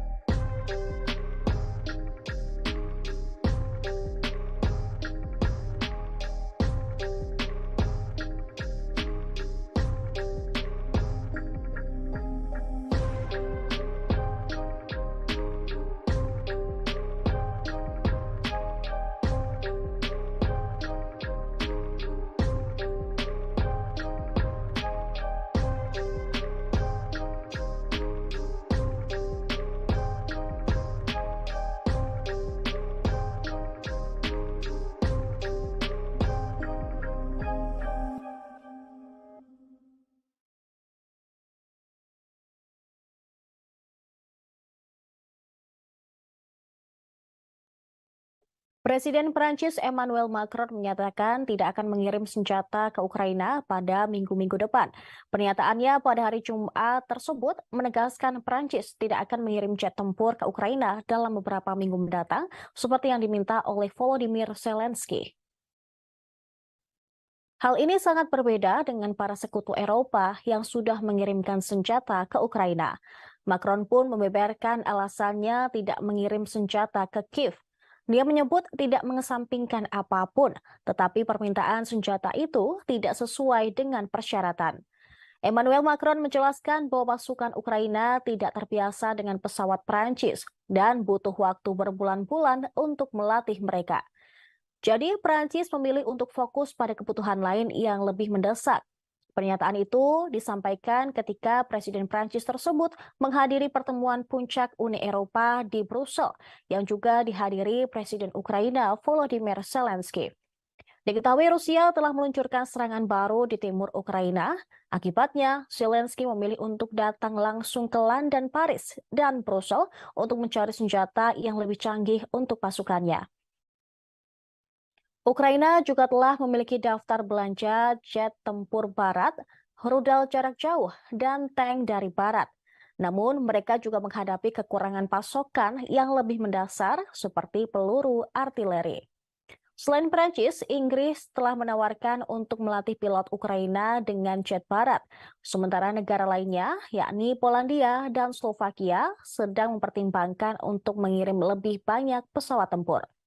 Tetapi sekutu Ukraina khawatir bahwa pengerahan jet tempur canggih barat akan memicu eskalasi lebih lanjut oleh Moskow, sehingga berisiko membuka konflik antara NATO dan juga Rusia. Dalam pidatonya di Parlemen Eropa hari Kamis, Zelensky berterima kasih kepada semua negara yang telah memberikan senjata dan bantuan militer ke Ukraina, sambil menekankan bahwa negaranya masih membutuhkan tank modern, rudal jarak jauh, dan jet tempur modern untuk melindungi keamanannya dari Rusia. Рік тому, день у день, ми були у Києві, і ми докладали всі зусилля для того, щоб перешкодити Росії розпочати війну проти України. У червні, минулому червні в Києві, канцлер і я, ми запевняли тебе, що ми поруч з тобою, поруч з твоєю країною, задля оборони України, задля миру і безпеки в Європі. Ми дуже вдячні тобі, що ти сьогодні у Парижі. Це висловлює довіру, яка зв'язує нас, і ця довіра, вона назавжди зв'язує наші країни. Вже рік Україна, її народ, її президент з величезною сміливістю чинять опір Росії. Злочин агресії не можна сприймати за жодних обставин, але ще менше, коли це йде від такої держави, як Росія. Саме тому ми пліч-опліч з Україною. Rusia diprediksi sudah menyiapkan sebanyak 1.800 tank dan 400 jet tempur untuk menyerang Ukraina dalam beberapa hari mendatang. Hal itu dikatakan oleh seorang pejabat militer Ukraina. Ukraina bersiap untuk menggunakan rudal jarak jauh Inggris untuk menyerang semenanjung Crimea menjelang gelombang serangan baru. Pejabat tersebut memperkirakan Rusia telah memiliki ribuan tank. Kemudian 3.950 kendaraan lapis baja, 810 sistem peluncuran multi-roket era Soviet, dan 400 jet tempur yang siap untuk gelombang serangan baru dalam beberapa hari mendatang. Pejabat tersebut berbicara kepada Foreign Policy, juga memperkirakan bahwa Rusia telah menyiapkan 300 helikopter dan 2.700 sistem artileri. Selain itu, dia juga memprediksi dalam 10 hari ke depan akan ada invasi baru yang lebih besar. Ukraina sedang mempersiapkan diri untuk serangan Rusia di Donbas. Sumber pertahanan Ukraina mengatakan kepada surat kabar bahwa Kiev siap menggunakan rudal untuk menyerang Crimea. Itu terjadi setelah peringatan oleh Presiden Ukraina Volodymyr Zelensky bahwa rudal akan memungkinkan Ukraina menyerang jauh lebih dalam ke wilayah pendudukan Rusia. Beberapa analis militer percaya serangan Rusia sudah berlangsung dan mengantisipasi bahwa itu akan meningkat menjelang peringatan pertama invasi pada 24 Februari mendatang. Jonathan Vseviov, Sekretaris Jenderal Kementerian Luar Negeri Estonia, mengatakan banyak tentara Rusia yang tiba di garis depan, tepatnya di wilayah timur Ukraina. Pada hari-hari menjelang 24 Februari, pejabat Barat memperkirakan bahwa Rusia telah menempatkan sekitar 150.000 tentara di dekat perbatasan Ukraina. Kali ini mereka akan memiliki konsentrasi besar di timur Ukraina.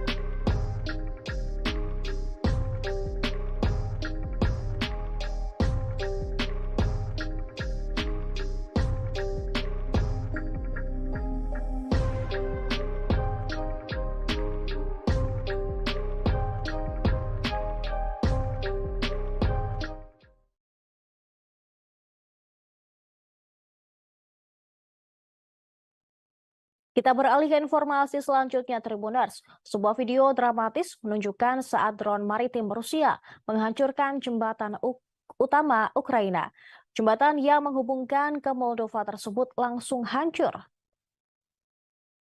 Objek tak berawak terlihat di air yang mendekat dengan kecepatan tinggi dalam kegelapan.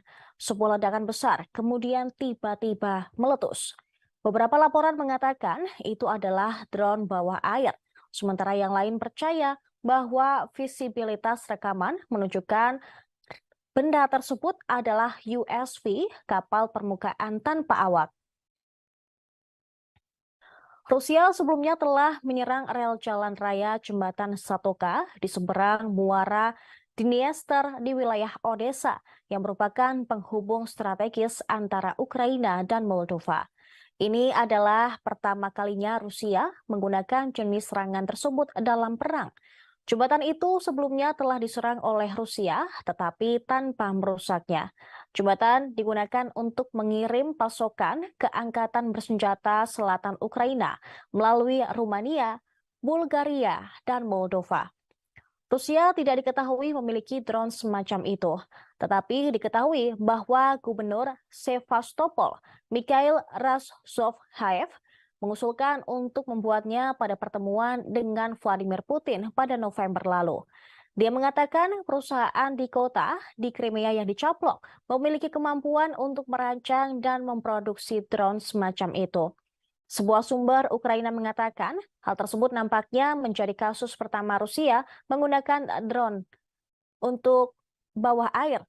Tingkat kerusakan jembatan belum bisa dikonfirmasi.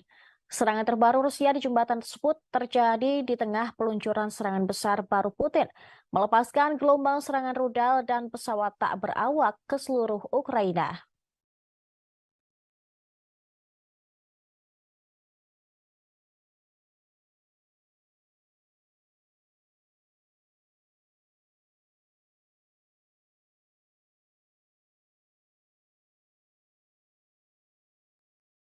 Perdana Menteri Moldova Natalia Gavrilita mengundurkan diri pada hari Jumat 10 Februari 2023.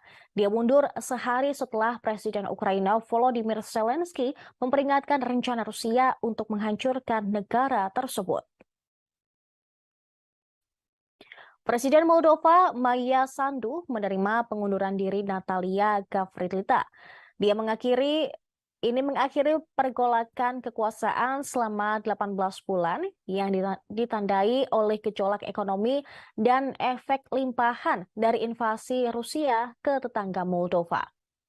Berbicara pada para pemimpin Uni Eropa di Brussel pada hari Kamis, Zelensky menyatakan dia baru-baru ini memberitahu Sandu tentang dugaan skema Rusia untuk menghancurkan Moldova.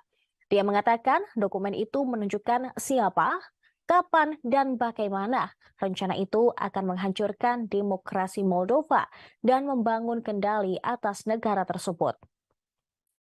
Zelensky mengatakan rencana itu mirip dengan yang dibuat oleh Rusia untuk mengambil alih Ukraina. Tetapi dia tidak tahu apakah Moskow akhirnya akan menjalankan rencana tersebut. Juga pada hari Kamis, Dinas Intelijen Moldova menyatakan bahwa Rusia bertindak untuk membuat negara itu tidak stabil. Tepat setelah Menteri Luar Negeri Rusia, Sergei Lavrov, mengatakan pekan lalu bahwa Barat sedang mempertimbangkan untuk mengubah Moldova menjadi Ukraina yang lain. Lavrov mengatakan Barat mendukung pemilihan Sandu yang pro-Barat pada pemilihan Presiden 2020 lalu. Українці, українки, короткий звіт. Ворог сьогодні запустив щонайменше 70 ракет в черговій масованій атаці. Щонайменше 60 ракет збито. Їхні мішені були цивільні, цивільна інфраструктура, на жаль, були влучання, на жаль, жертви, мої співчуття рідним. Кілька російських ракет пройшли повітряним простором Молдови та Румунії. Черговий доказ того, що терор не знає і ніколи не знатиме жодних меж. Черговий доказ того, що захист України – це захист всієї Європи і світу, кожної країни, яка просто хоче жити. Сьогоднішні ракети – це виклик НАТО, колективній безпеці. Це терор, який можна і треба зупинити. Світ повинен зупинити. Я дякую усім, хто це розуміє. Дякую усім, хто допомагає. І, звичайно, дякую нашим повітряним силам, усім нашим зенітникам, кожному і кожній, хто захищає Україну і наших людей. Зараз ще одна повітряна тривога триває. І, будь ласка, зважайте на тривоги.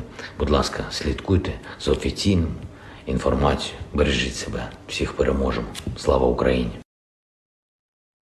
Kementerian Pertahanan Rusia mengatakan pasukannya melakukan serangan besar-besaran pada fasilitas energi yang sangat penting di kompleks industri militer Ukraina.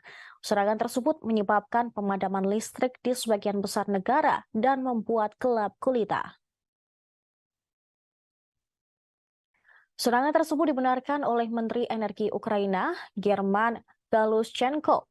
Dia berkata Rusia telah menyerang fasilitas listrik di 6 wilayah dengan rudal dan drone pada hari Jumat 10 Februari 2023. Rusia meluncurkan serangan rudal skala besar di Ukraina pada hari Jumat, menyerang beberapa kota termasuk ibu kota Kiev.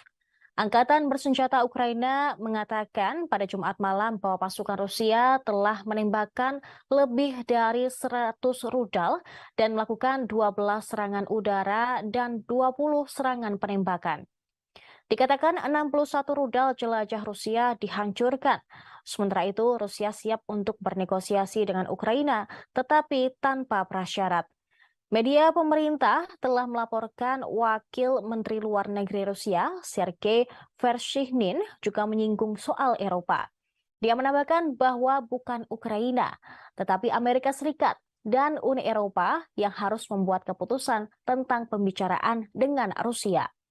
Moskow telah berulang kali menyatakan siap untuk bernegosiasi dengan semua pihak yang terlibat dalam perang di Ukraina. Tetapi Kiev dan sekutunya menolak untuk terlibat dalam pembicaraan. Kremlin mengatakan akan berjuang sampai semua tujuannya tercapai di Ukraina. Sementara wilayah Zelensky mengatakan tidak akan berhenti sampai setiap tentara Rusia dikeluarkan dari semua wilayahnya.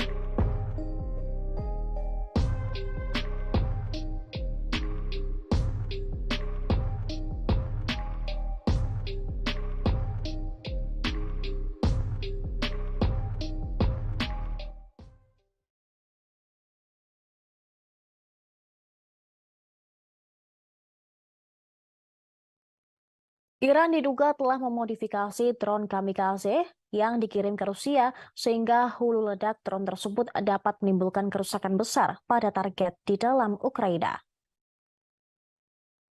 Penyelidikan tersebut dilakukan oleh militer Ukraina dan kelompok riset konflik Armanen Research atau CAR yang berbasis di Inggris. Kedua belah pihak mempelajari hulu ledak yang tidak meledak dari drone Iran Shahid 131 yang ditemukan di dekat kota Odessa, Ukraina Selatan pada Oktober tahun lalu. Menurut laporan tersebut, komposisi hulu ledak menjelaskan mengapa serangan Rusia terhadap infrastruktur energi Ukraina begitu berhasil selama beberapa bulan terakhir. Laporan tersebut menyatakan bahwa hulu ledak secara tergesa-gesa dimodifikasi dengan lapisan partikel logam kecil yang setelah kontak tersebar dalam radius yang luas. Selanjutnya, para peneliti menunjukkan bahwa ada 18 muatan yang lebih kecil di sekitar diameter hulu ledak selain fragmen.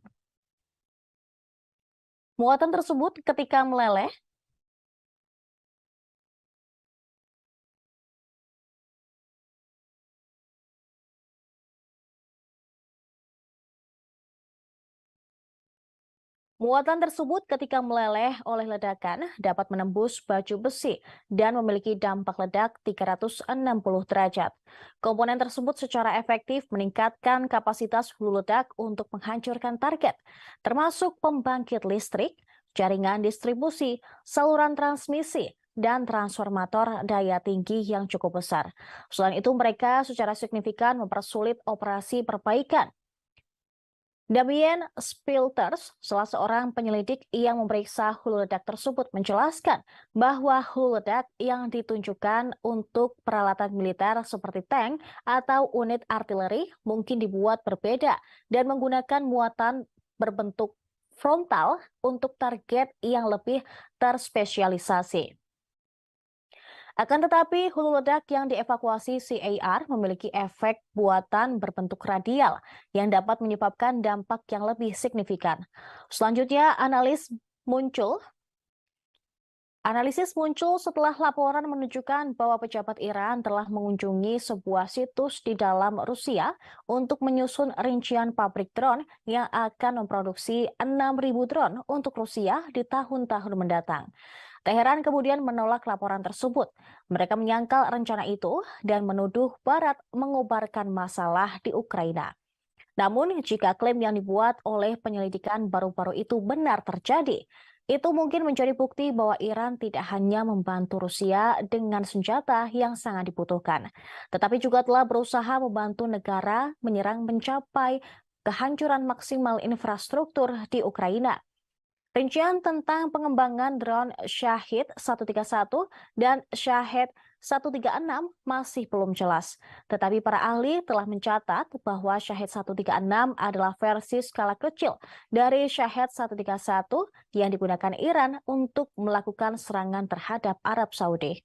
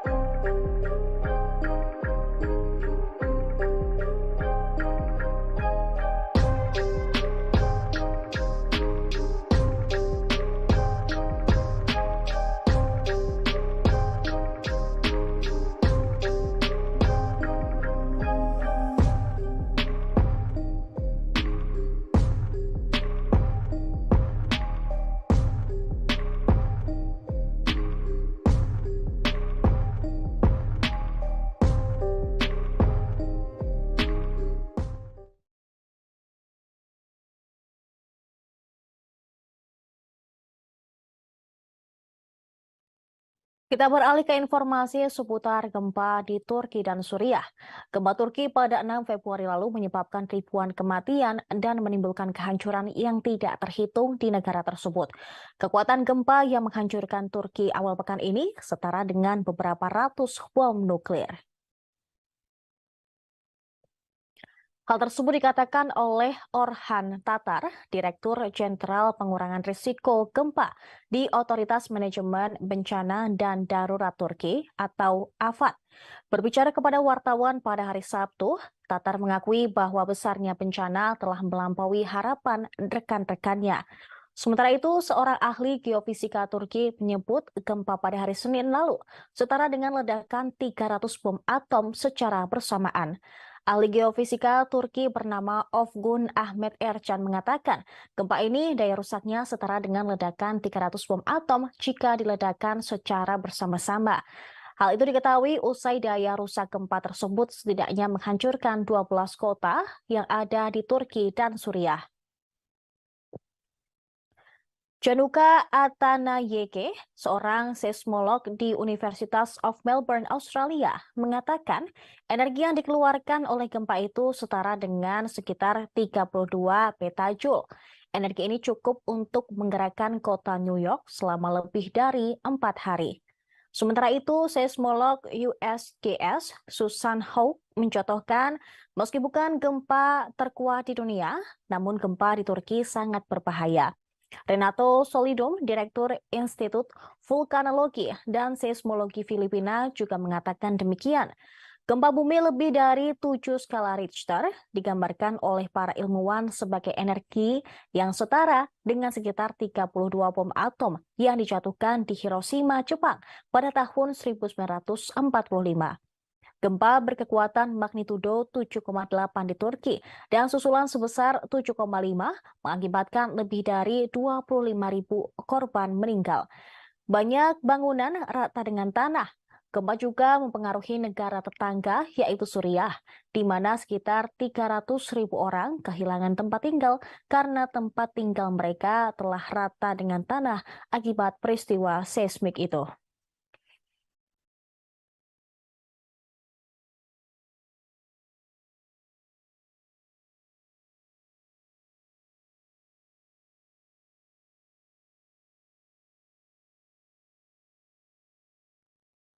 Seorang bayi lahir dengan selamat di antara puing-puing bangunan yang rubuh akibat gempa Suriah magnitudo 7,8 pada Senin lalu.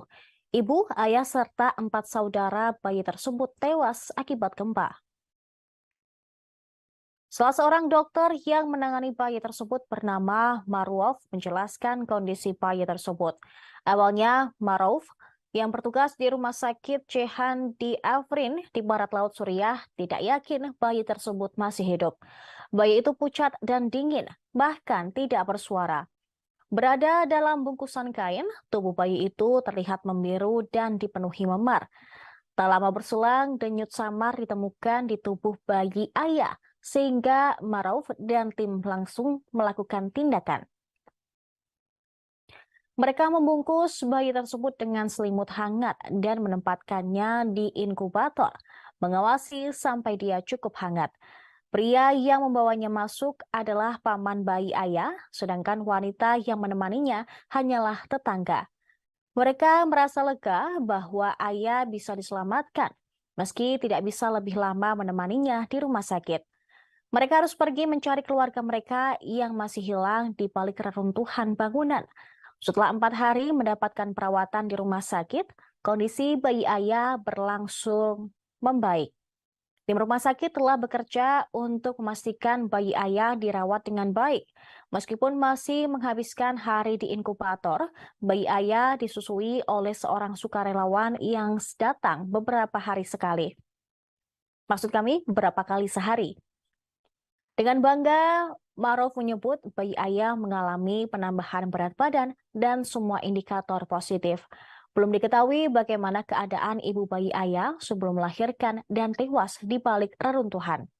Namun menurut Maruf, seorang wanita bisa tiba-tiba melahirkan karena syok. Hingga seorang penyelamat mendengar tangisan bayi ayah di reruntuhan dan mampu mengevakuasinya.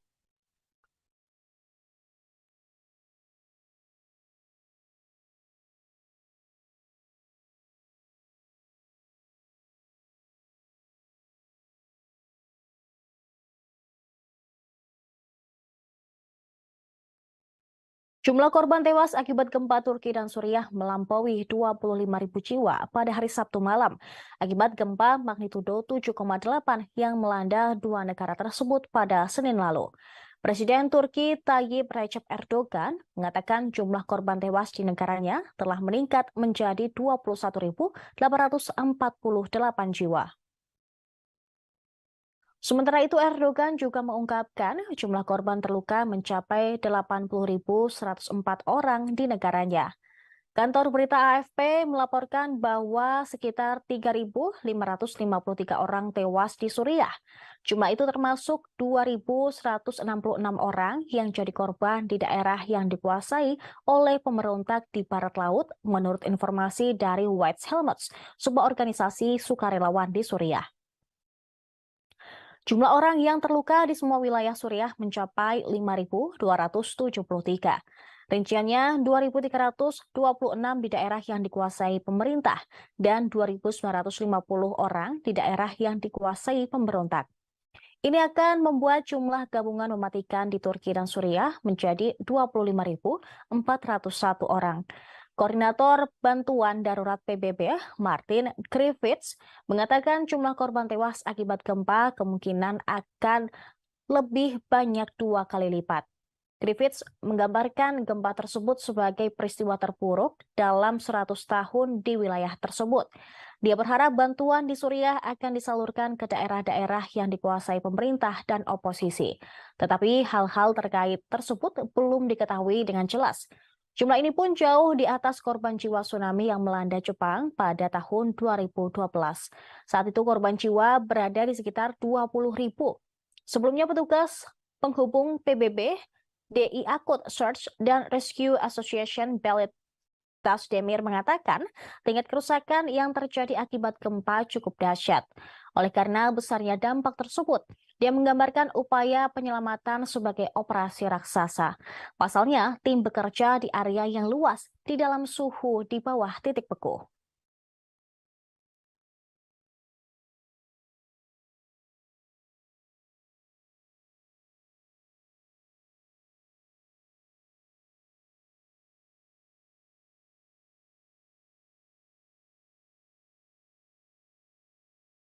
Tribuners, seorang wanita berhasil diselamatkan dalam keadaan hidup-hidup setelah 104 jam terkubur reruntuhan bangunan akibat gempa yang mengguncang Turki dan Suriah. Dia ditarik keluar tim penyelamat dari antara puing-puing bangunan yang runtuh di Turki pada Jumat 10 Februari lalu. Para kru kemudian mengangkat wanita tersebut yang bernama Zeynep Kahraman yang berusia 40 tahun dengan tandu melewati balok beton yang hancur di kota Kikirikan, Turki. Pemimpin tim penyelamat Stephen Bayer menyebut hal ini seperti sebuah keajaiban. Wanita tersebut keluar dalam kondisi sangat bugar. Kahraman berbaring diam, tubuhnya diikat ke tandu dengan tangan di dada dan matanya terlindung dari cahaya karena kacamata hitam yang ia kenakan. Adik perempuannya bernama Zeubeide memandangnya dan terlihat memeluk seorang pekerja dari tim pencarian dan penyelamatan internasional Jerman atau ISAR. Keluarga Kahraman mengatakan mereka telah menunggu 2 hari sampai tim penyelamat tiba setelah gempa bumi mengguncang pada Senin pagi. Pekerja Jerman melakukan kontak dengan Zeynep Kahraman saat dia masih berada jauh di dalam puing-puing dan menjaganya tetap terhidrasi melalui seram. Pada satu titik mereka membantu Zeubaine menuruni tangga di dekat posisi kakaknya untuk berbicara dengan Kahraman. Hingga Sabtu malam, jumlah korban tewas di Turki dan Suriah mencapai lebih dari 25.000 jiwa. Sedikitnya 870.000 orang sangat membutuhkan makanan di kedua negara setelah gempa. Gempa magnitudo 7,8 yang terjadi pada Senin 6 Februari lalu menyebabkan 5,3 juta orang kehilangan tempat tinggal di Suriah saja. Tim penyelamat masih berusaha untuk mencari dan menyelamatkan para korban gempa dari 2 belah negara tersebut. Diperkirakan jumlah korban tewas maupun korban terluka masih bisa meningkat drastis.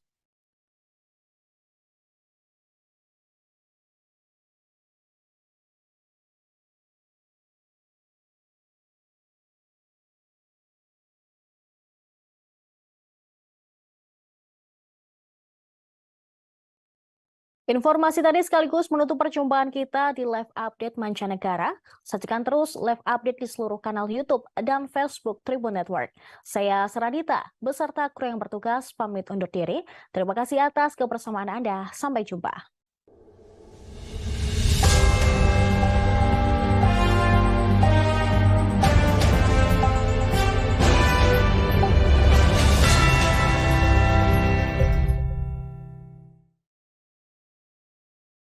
Halo, apa kabar pemirsa? Live Update Mancanegara edisi Minggu 12 Februari 2023 kembali hadir untuk Anda.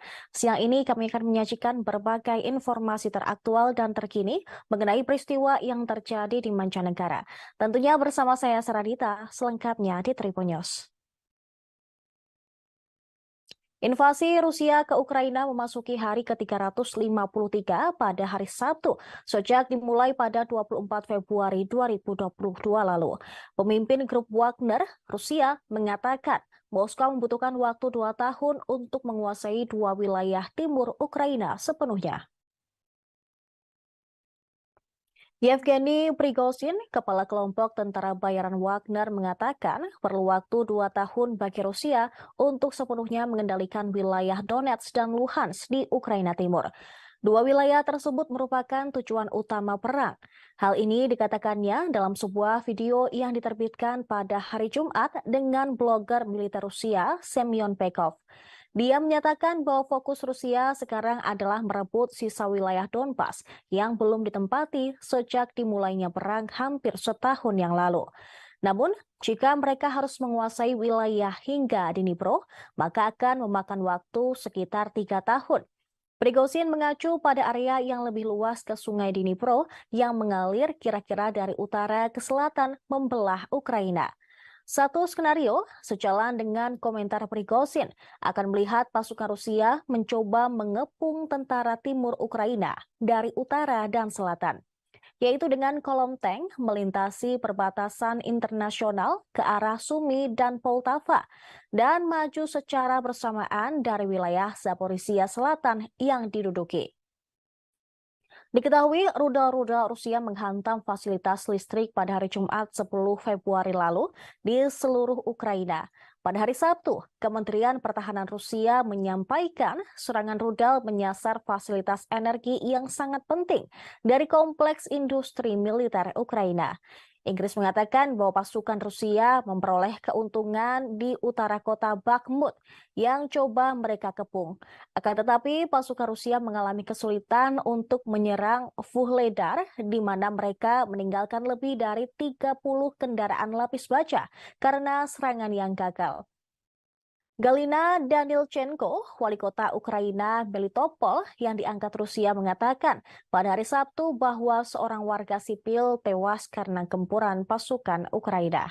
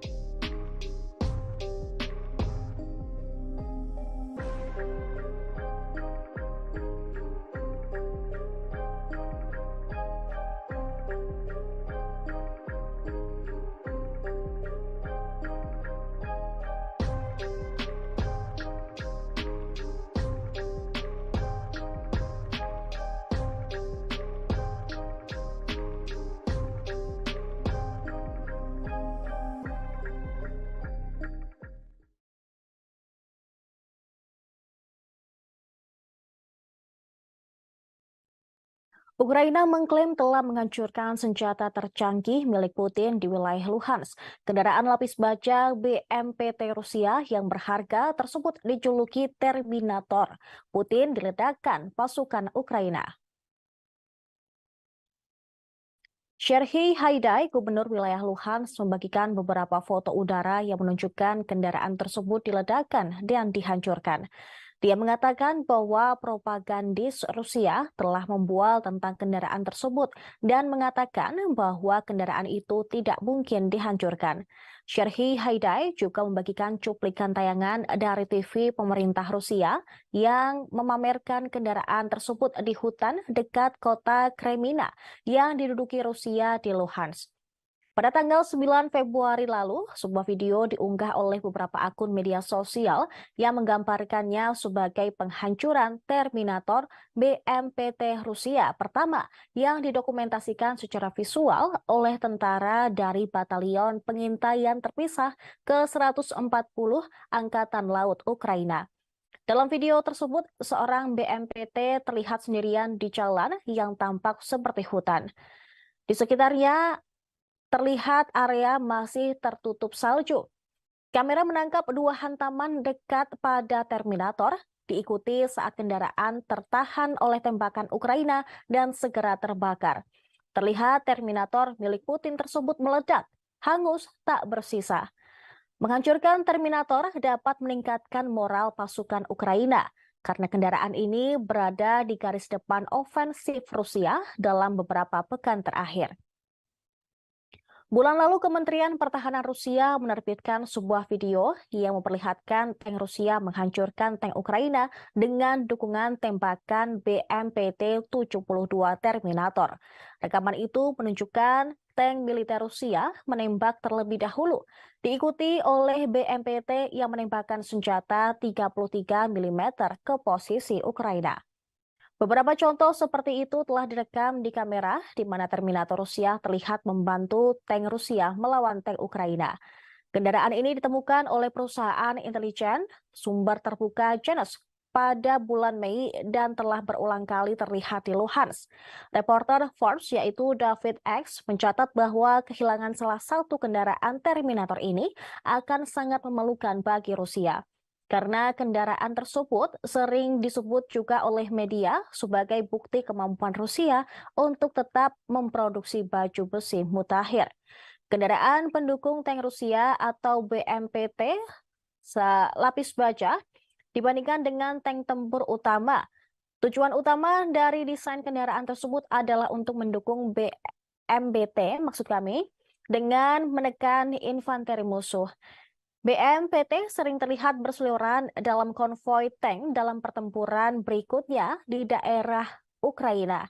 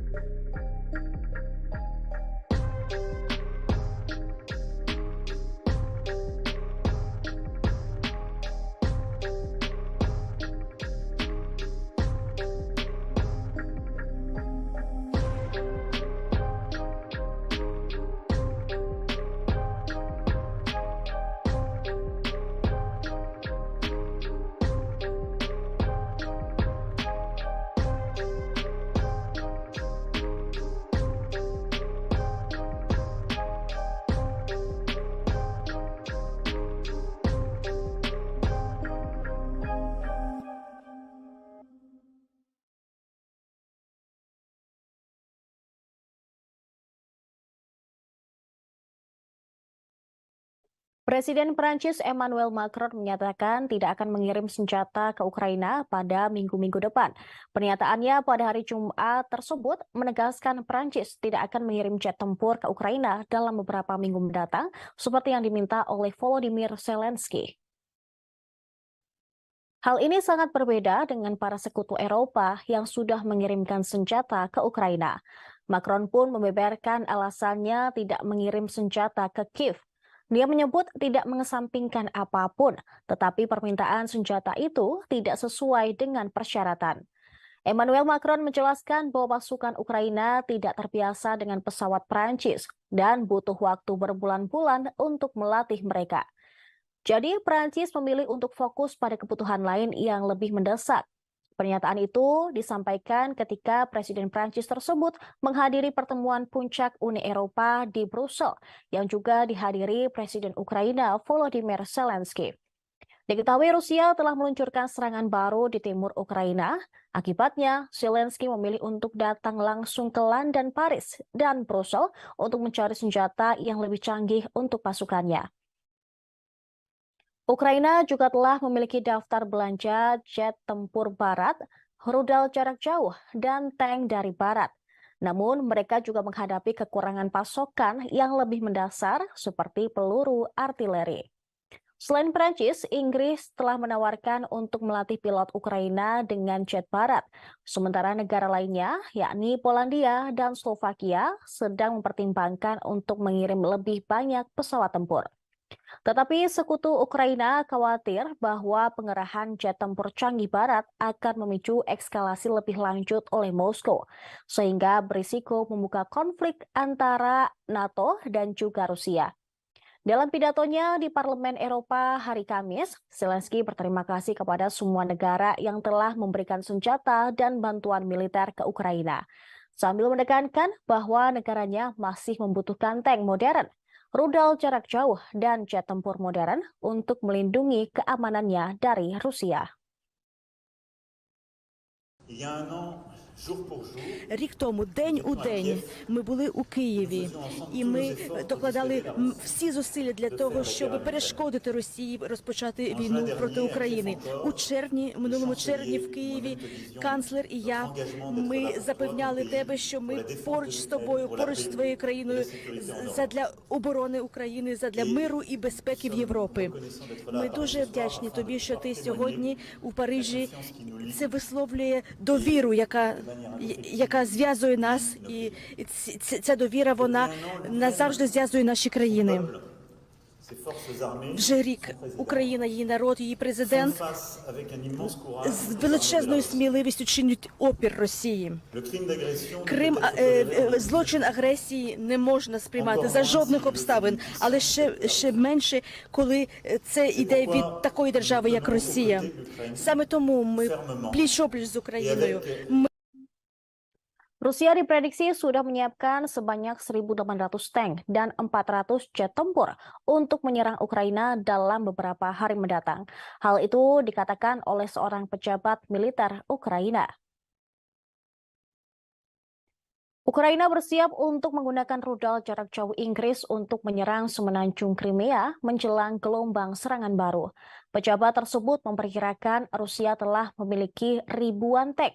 Kemudian 3.950 kendaraan lapis baja, 810 sistem peluncuran multi-roket era Soviet, dan 400 jet tempur yang siap untuk gelombang serangan baru dalam beberapa hari mendatang.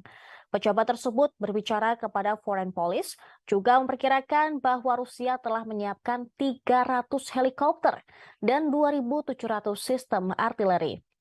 Selain itu, dia juga memprediksi dalam 10 hari ke depan akan ada invasi baru yang lebih besar. Ukraina sedang mempersiapkan diri untuk serangan Rusia di Donbas. Sumber pertahanan Ukraina mengatakan kepada surat kabar bahwa Kiev siap menggunakan rudal untuk menyerang Crimea. Itu terjadi setelah peringatan oleh Presiden Ukraina Volodymyr Zelensky bahwa rudal akan memungkinkan Ukraina menyerang jauh lebih dalam ke wilayah pendudukan Rusia. Beberapa analis militer percaya serangan Rusia sudah berlangsung dan mengantisipasi bahwa itu akan meningkat menjelang peringatan pertama invasi pada 24 Februari mendatang. Jonathan Vseviov, Sekretaris Jenderal Kementerian Luar Negeri Estonia, mengatakan banyak tentara Rusia yang tiba di garis depan, tepatnya di wilayah timur Ukraina. Pada hari-hari menjelang 24 Februari, pejabat Barat memperkirakan bahwa Rusia telah menempatkan sekitar 150.000 tentara di dekat perbatasan Ukraina. Kali ini mereka akan memiliki konsentrasi besar di timur Ukraina.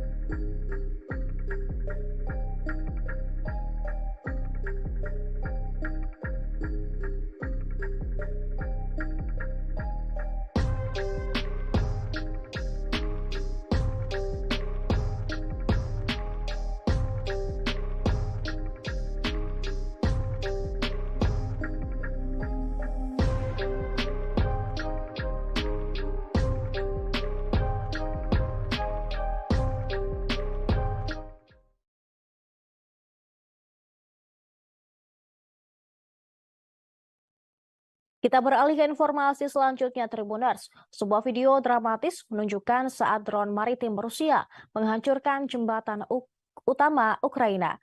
Jembatan yang menghubungkan ke Moldova tersebut langsung hancur. Objek tak berawak terlihat di air yang mendekat dengan kecepatan tinggi dalam kegelapan. Sebuah ledakan besar kemudian tiba-tiba meletus. Beberapa laporan mengatakan itu adalah drone bawah air. Sementara yang lain percaya bahwa visibilitas rekaman menunjukkan benda tersebut adalah USV, kapal permukaan tanpa awak. Rusia sebelumnya telah menyerang rel jalan raya jembatan Satoka di seberang muara Dniester di wilayah Odessa yang merupakan penghubung strategis antara Ukraina dan Moldova. Ini adalah pertama kalinya Rusia menggunakan jenis serangan tersebut dalam perang. Jembatan itu sebelumnya telah diserang oleh Rusia, tetapi tanpa merusaknya. Jembatan digunakan untuk mengirim pasokan ke angkatan bersenjata selatan Ukraina melalui Rumania, Bulgaria, dan Moldova. Rusia tidak diketahui memiliki drone semacam itu, tetapi diketahui bahwa Gubernur Sevastopol, Mikhail Razovhaev, mengusulkan untuk membuatnya pada pertemuan dengan Vladimir Putin pada November lalu. Dia mengatakan perusahaan di kota di Crimea yang dicaplok memiliki kemampuan untuk merancang dan memproduksi drone semacam itu. Sebuah sumber Ukraina mengatakan hal tersebut nampaknya menjadi kasus pertama Rusia menggunakan drone untuk bawah air. Tingkat kerusakan jembatan belum bisa dikonfirmasi. Serangan terbaru Rusia di jembatan tersebut terjadi di tengah peluncuran serangan besar baru Putin, melepaskan gelombang serangan rudal dan pesawat tak berawak ke seluruh Ukraina.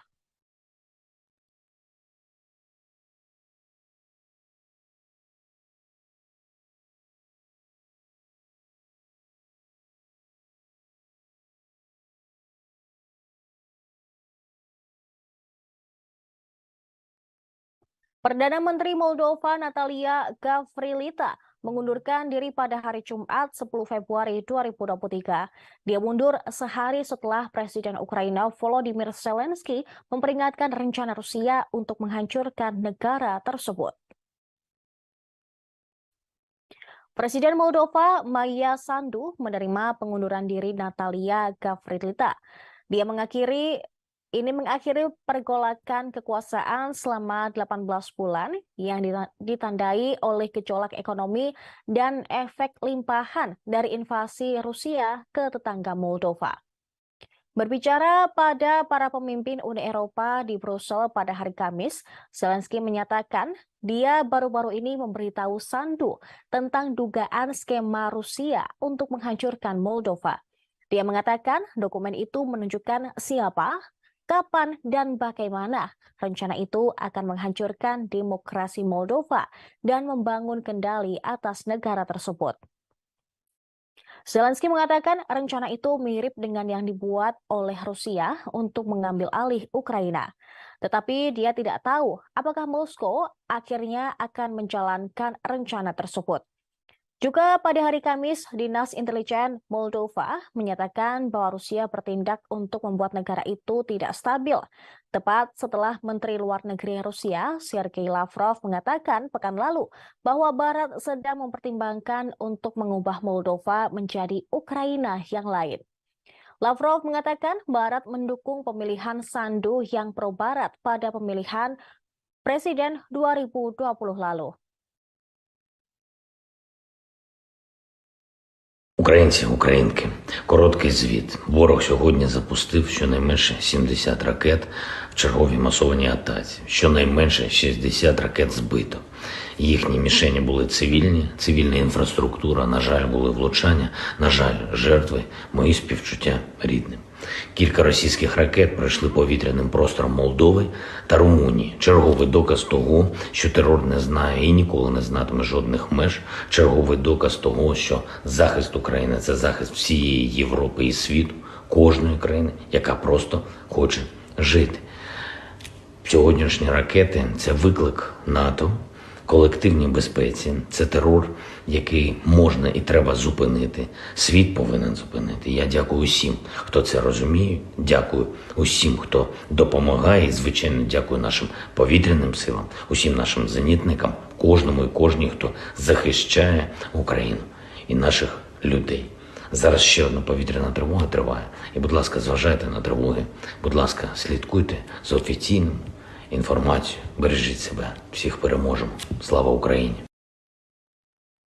Kementerian Pertahanan Rusia mengatakan pasukannya melakukan serangan besar-besaran pada fasilitas energi yang sangat penting di kompleks industri militer Ukraina. Serangan tersebut menyebabkan pemadaman listrik di sebagian besar negara dan membuat gelap gulita. Serangan tersebut dibenarkan oleh Menteri Energi Ukraina, German Galushchenko. Dia berkata Rusia telah menyerang fasilitas listrik di 6 wilayah dengan rudal dan drone pada hari Jumat 10 Februari 2023. Rusia meluncurkan serangan rudal skala besar di Ukraina pada hari Jumat, menyerang beberapa kota termasuk ibu kota Kiev. Angkatan bersenjata Ukraina mengatakan pada Jumat malam bahwa pasukan Rusia telah menembakkan lebih dari 100 rudal dan melakukan 12 serangan udara dan 20 serangan penembakan. Dikatakan 61 rudal jelajah Rusia dihancurkan. Sementara itu, Rusia siap untuk bernegosiasi dengan Ukraina, tetapi tanpa prasyarat. Media pemerintah telah melaporkan Wakil Menteri Luar Negeri Rusia, Sergei Vershinin, juga menyinggung soal Eropa. Dia menambahkan bahwa bukan Ukraina, tetapi Amerika Serikat dan Uni Eropa yang harus membuat keputusan tentang pembicaraan dengan Rusia. Moskow telah berulang kali menyatakan siap untuk bernegosiasi dengan semua pihak yang terlibat dalam perang di Ukraina. Tetapi Kiev dan sekutunya menolak untuk terlibat dalam pembicaraan. Kremlin mengatakan akan berjuang sampai semua tujuannya tercapai di Ukraina. Sementara wilayah Zelensky mengatakan tidak akan berhenti sampai setiap tentara Rusia dikeluarkan dari semua wilayahnya.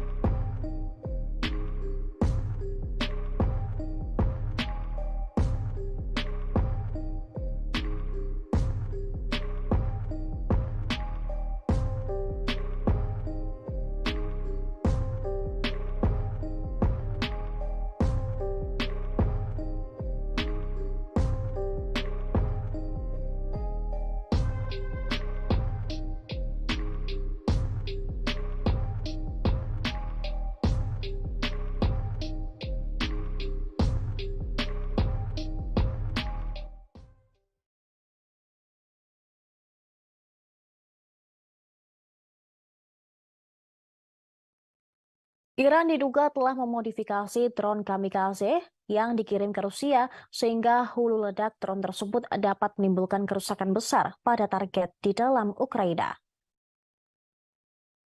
Penyelidikan tersebut dilakukan oleh militer Ukraina dan kelompok riset konflik Armanen Research atau CAR yang berbasis di Inggris. Kedua belah pihak mempelajari hulu ledak yang tidak meledak dari drone Iran Shahid 131 yang ditemukan di dekat kota Odessa, Ukraina Selatan pada Oktober tahun lalu. Menurut laporan tersebut, komposisi hulu ledak menjelaskan mengapa serangan Rusia terhadap infrastruktur energi Ukraina begitu berhasil selama beberapa bulan terakhir. Laporan tersebut menyatakan bahwa hulu ledak secara tergesa-gesa dimodifikasi dengan lapisan partikel logam kecil yang setelah kontak tersebar dalam radius yang luas. Selanjutnya, para peneliti menunjukkan bahwa ada 18 muatan yang lebih kecil di sekitar diameter hulu ledak selain fragmen. Muatan tersebut ketika meleleh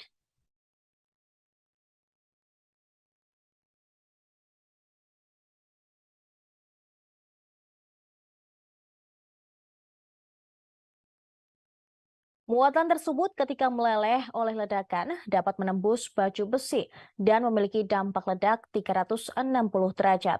Komponen tersebut secara efektif meningkatkan kapasitas hulu ledak untuk menghancurkan target, termasuk pembangkit listrik, jaringan distribusi, saluran transmisi, dan transformator daya tinggi yang cukup besar. Selain itu, mereka secara signifikan mempersulit operasi perbaikan. Damien Spilters, salah seorang penyelidik yang memeriksa hulu ledak tersebut, menjelaskan bahwa hulu ledak yang ditunjukkan untuk peralatan militer seperti tank atau unit artileri mungkin dibuat berbeda dan menggunakan muatan berbentuk frontal untuk target yang lebih terspesialisasi.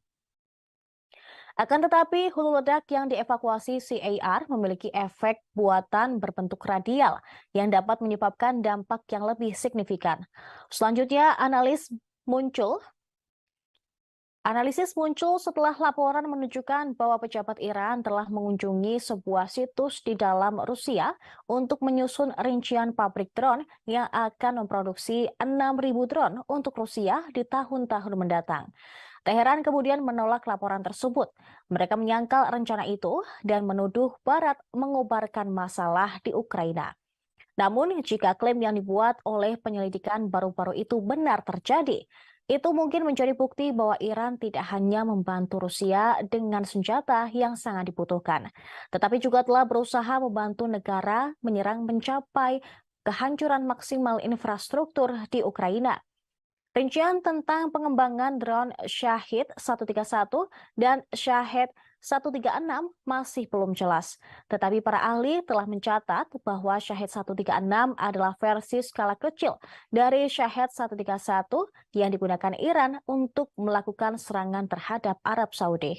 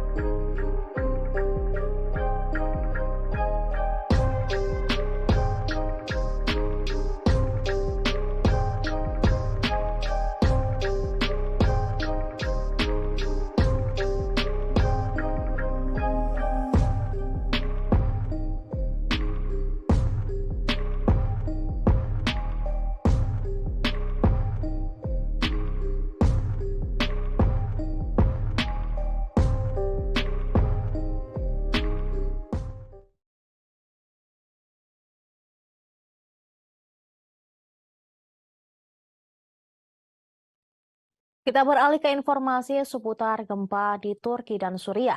Gempa Turki pada 6 Februari lalu menyebabkan ribuan kematian dan menimbulkan kehancuran yang tidak terhitung di negara tersebut. Kekuatan gempa yang menghancurkan Turki awal pekan ini setara dengan beberapa ratus bom nuklir. Hal tersebut dikatakan oleh Orhan Tatar, Direktur Jenderal Pengurangan Risiko Gempa di Otoritas Manajemen Bencana dan Darurat Turki atau AFAD. Berbicara kepada wartawan pada hari Sabtu, Tatar mengakui bahwa besarnya bencana telah melampaui harapan rekan-rekannya. Sementara itu, seorang ahli geofisika Turki menyebut gempa pada hari Senin lalu setara dengan ledakan 300 bom atom secara bersamaan.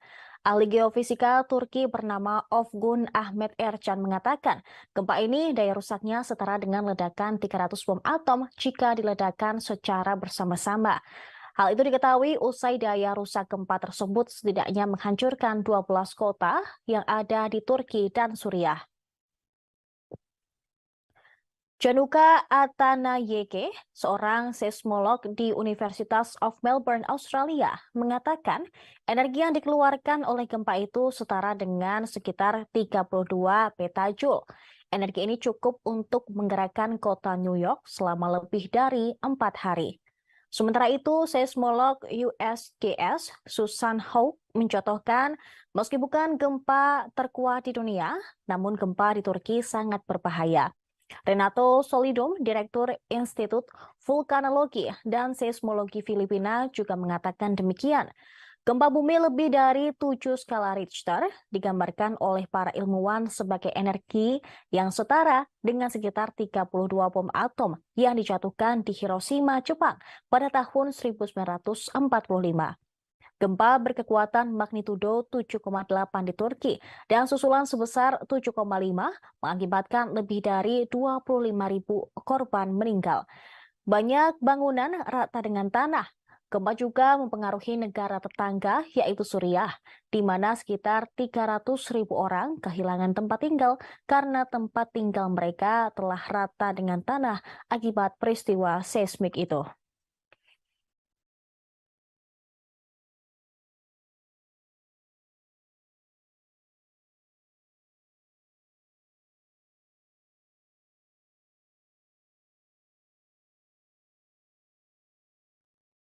Seorang bayi lahir dengan selamat di antara puing-puing bangunan yang rubuh akibat gempa Suriah magnitudo 7,8 pada Senin lalu. Ibu, ayah, serta 4 saudara bayi tersebut tewas akibat gempa. Salah seorang dokter yang menangani bayi tersebut bernama Maruf menjelaskan kondisi bayi tersebut. Awalnya, Maruf yang bertugas di Rumah Sakit Cehan di Afrin di barat laut Suriah tidak yakin bayi tersebut masih hidup.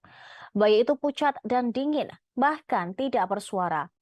Berada dalam bungkusan kain, tubuh bayi itu terlihat membiru dan dipenuhi memar. Tak lama berselang, denyut samar ditemukan di tubuh bayi ayah, sehingga Maruf dan tim langsung melakukan tindakan. Mereka membungkus bayi tersebut dengan selimut hangat dan menempatkannya di inkubator, mengawasi sampai dia cukup hangat. Pria yang membawanya masuk adalah paman bayi ayah, sedangkan wanita yang menemaninya hanyalah tetangga. Mereka merasa lega bahwa ayah bisa diselamatkan, meski tidak bisa lebih lama menemaninya di rumah sakit. Mereka harus pergi mencari keluarga mereka yang masih hilang di balik reruntuhan bangunan. Setelah 4 hari mendapatkan perawatan di rumah sakit, kondisi bayi ayah berlangsung membaik. Tim rumah sakit telah bekerja untuk memastikan bayi ayah dirawat dengan baik. Meskipun masih menghabiskan hari di inkubator, bayi ayah disusui oleh seorang sukarelawan yang datang beberapa hari sekali. Maksud kami, beberapa kali sehari. Dengan bangga, Maruf menyebut bayi ayah mengalami penambahan berat badan dan semua indikator positif. Belum diketahui bagaimana keadaan ibu bayi ayah sebelum melahirkan dan tewas di balik reruntuhan. Namun menurut Maruf, seorang wanita bisa tiba-tiba melahirkan karena syok.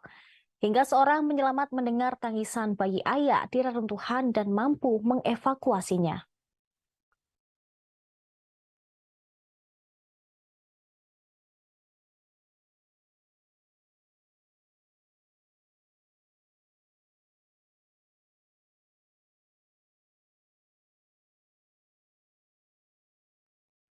Jumlah korban tewas akibat gempa Turki dan Suriah melampaui 25.000 jiwa pada hari Sabtu malam akibat gempa magnitudo 7,8 yang melanda dua negara tersebut pada Senin lalu.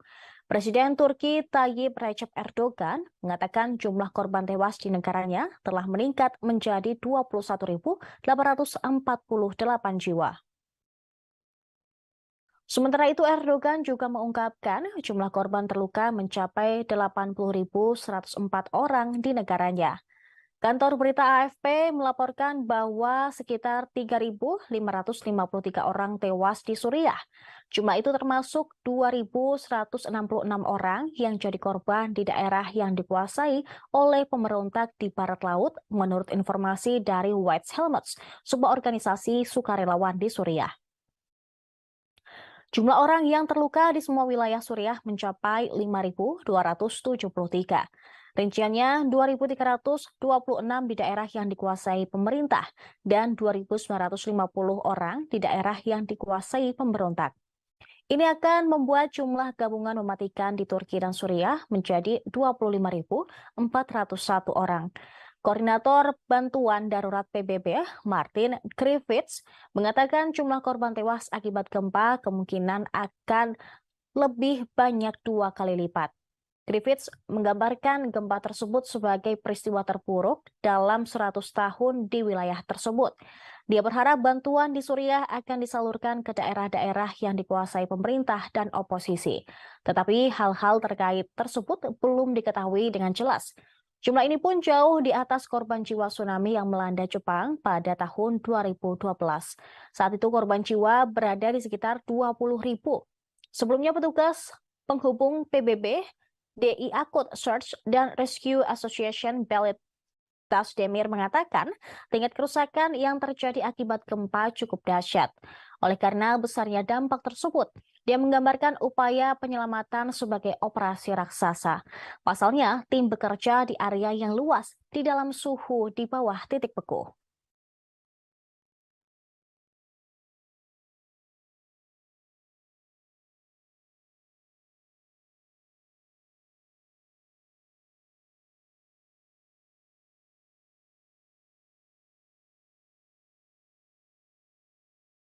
Tribuners, seorang wanita berhasil diselamatkan dalam keadaan hidup-hidup setelah 104 jam terkubur reruntuhan bangunan akibat gempa yang mengguncang Turki dan Suriah.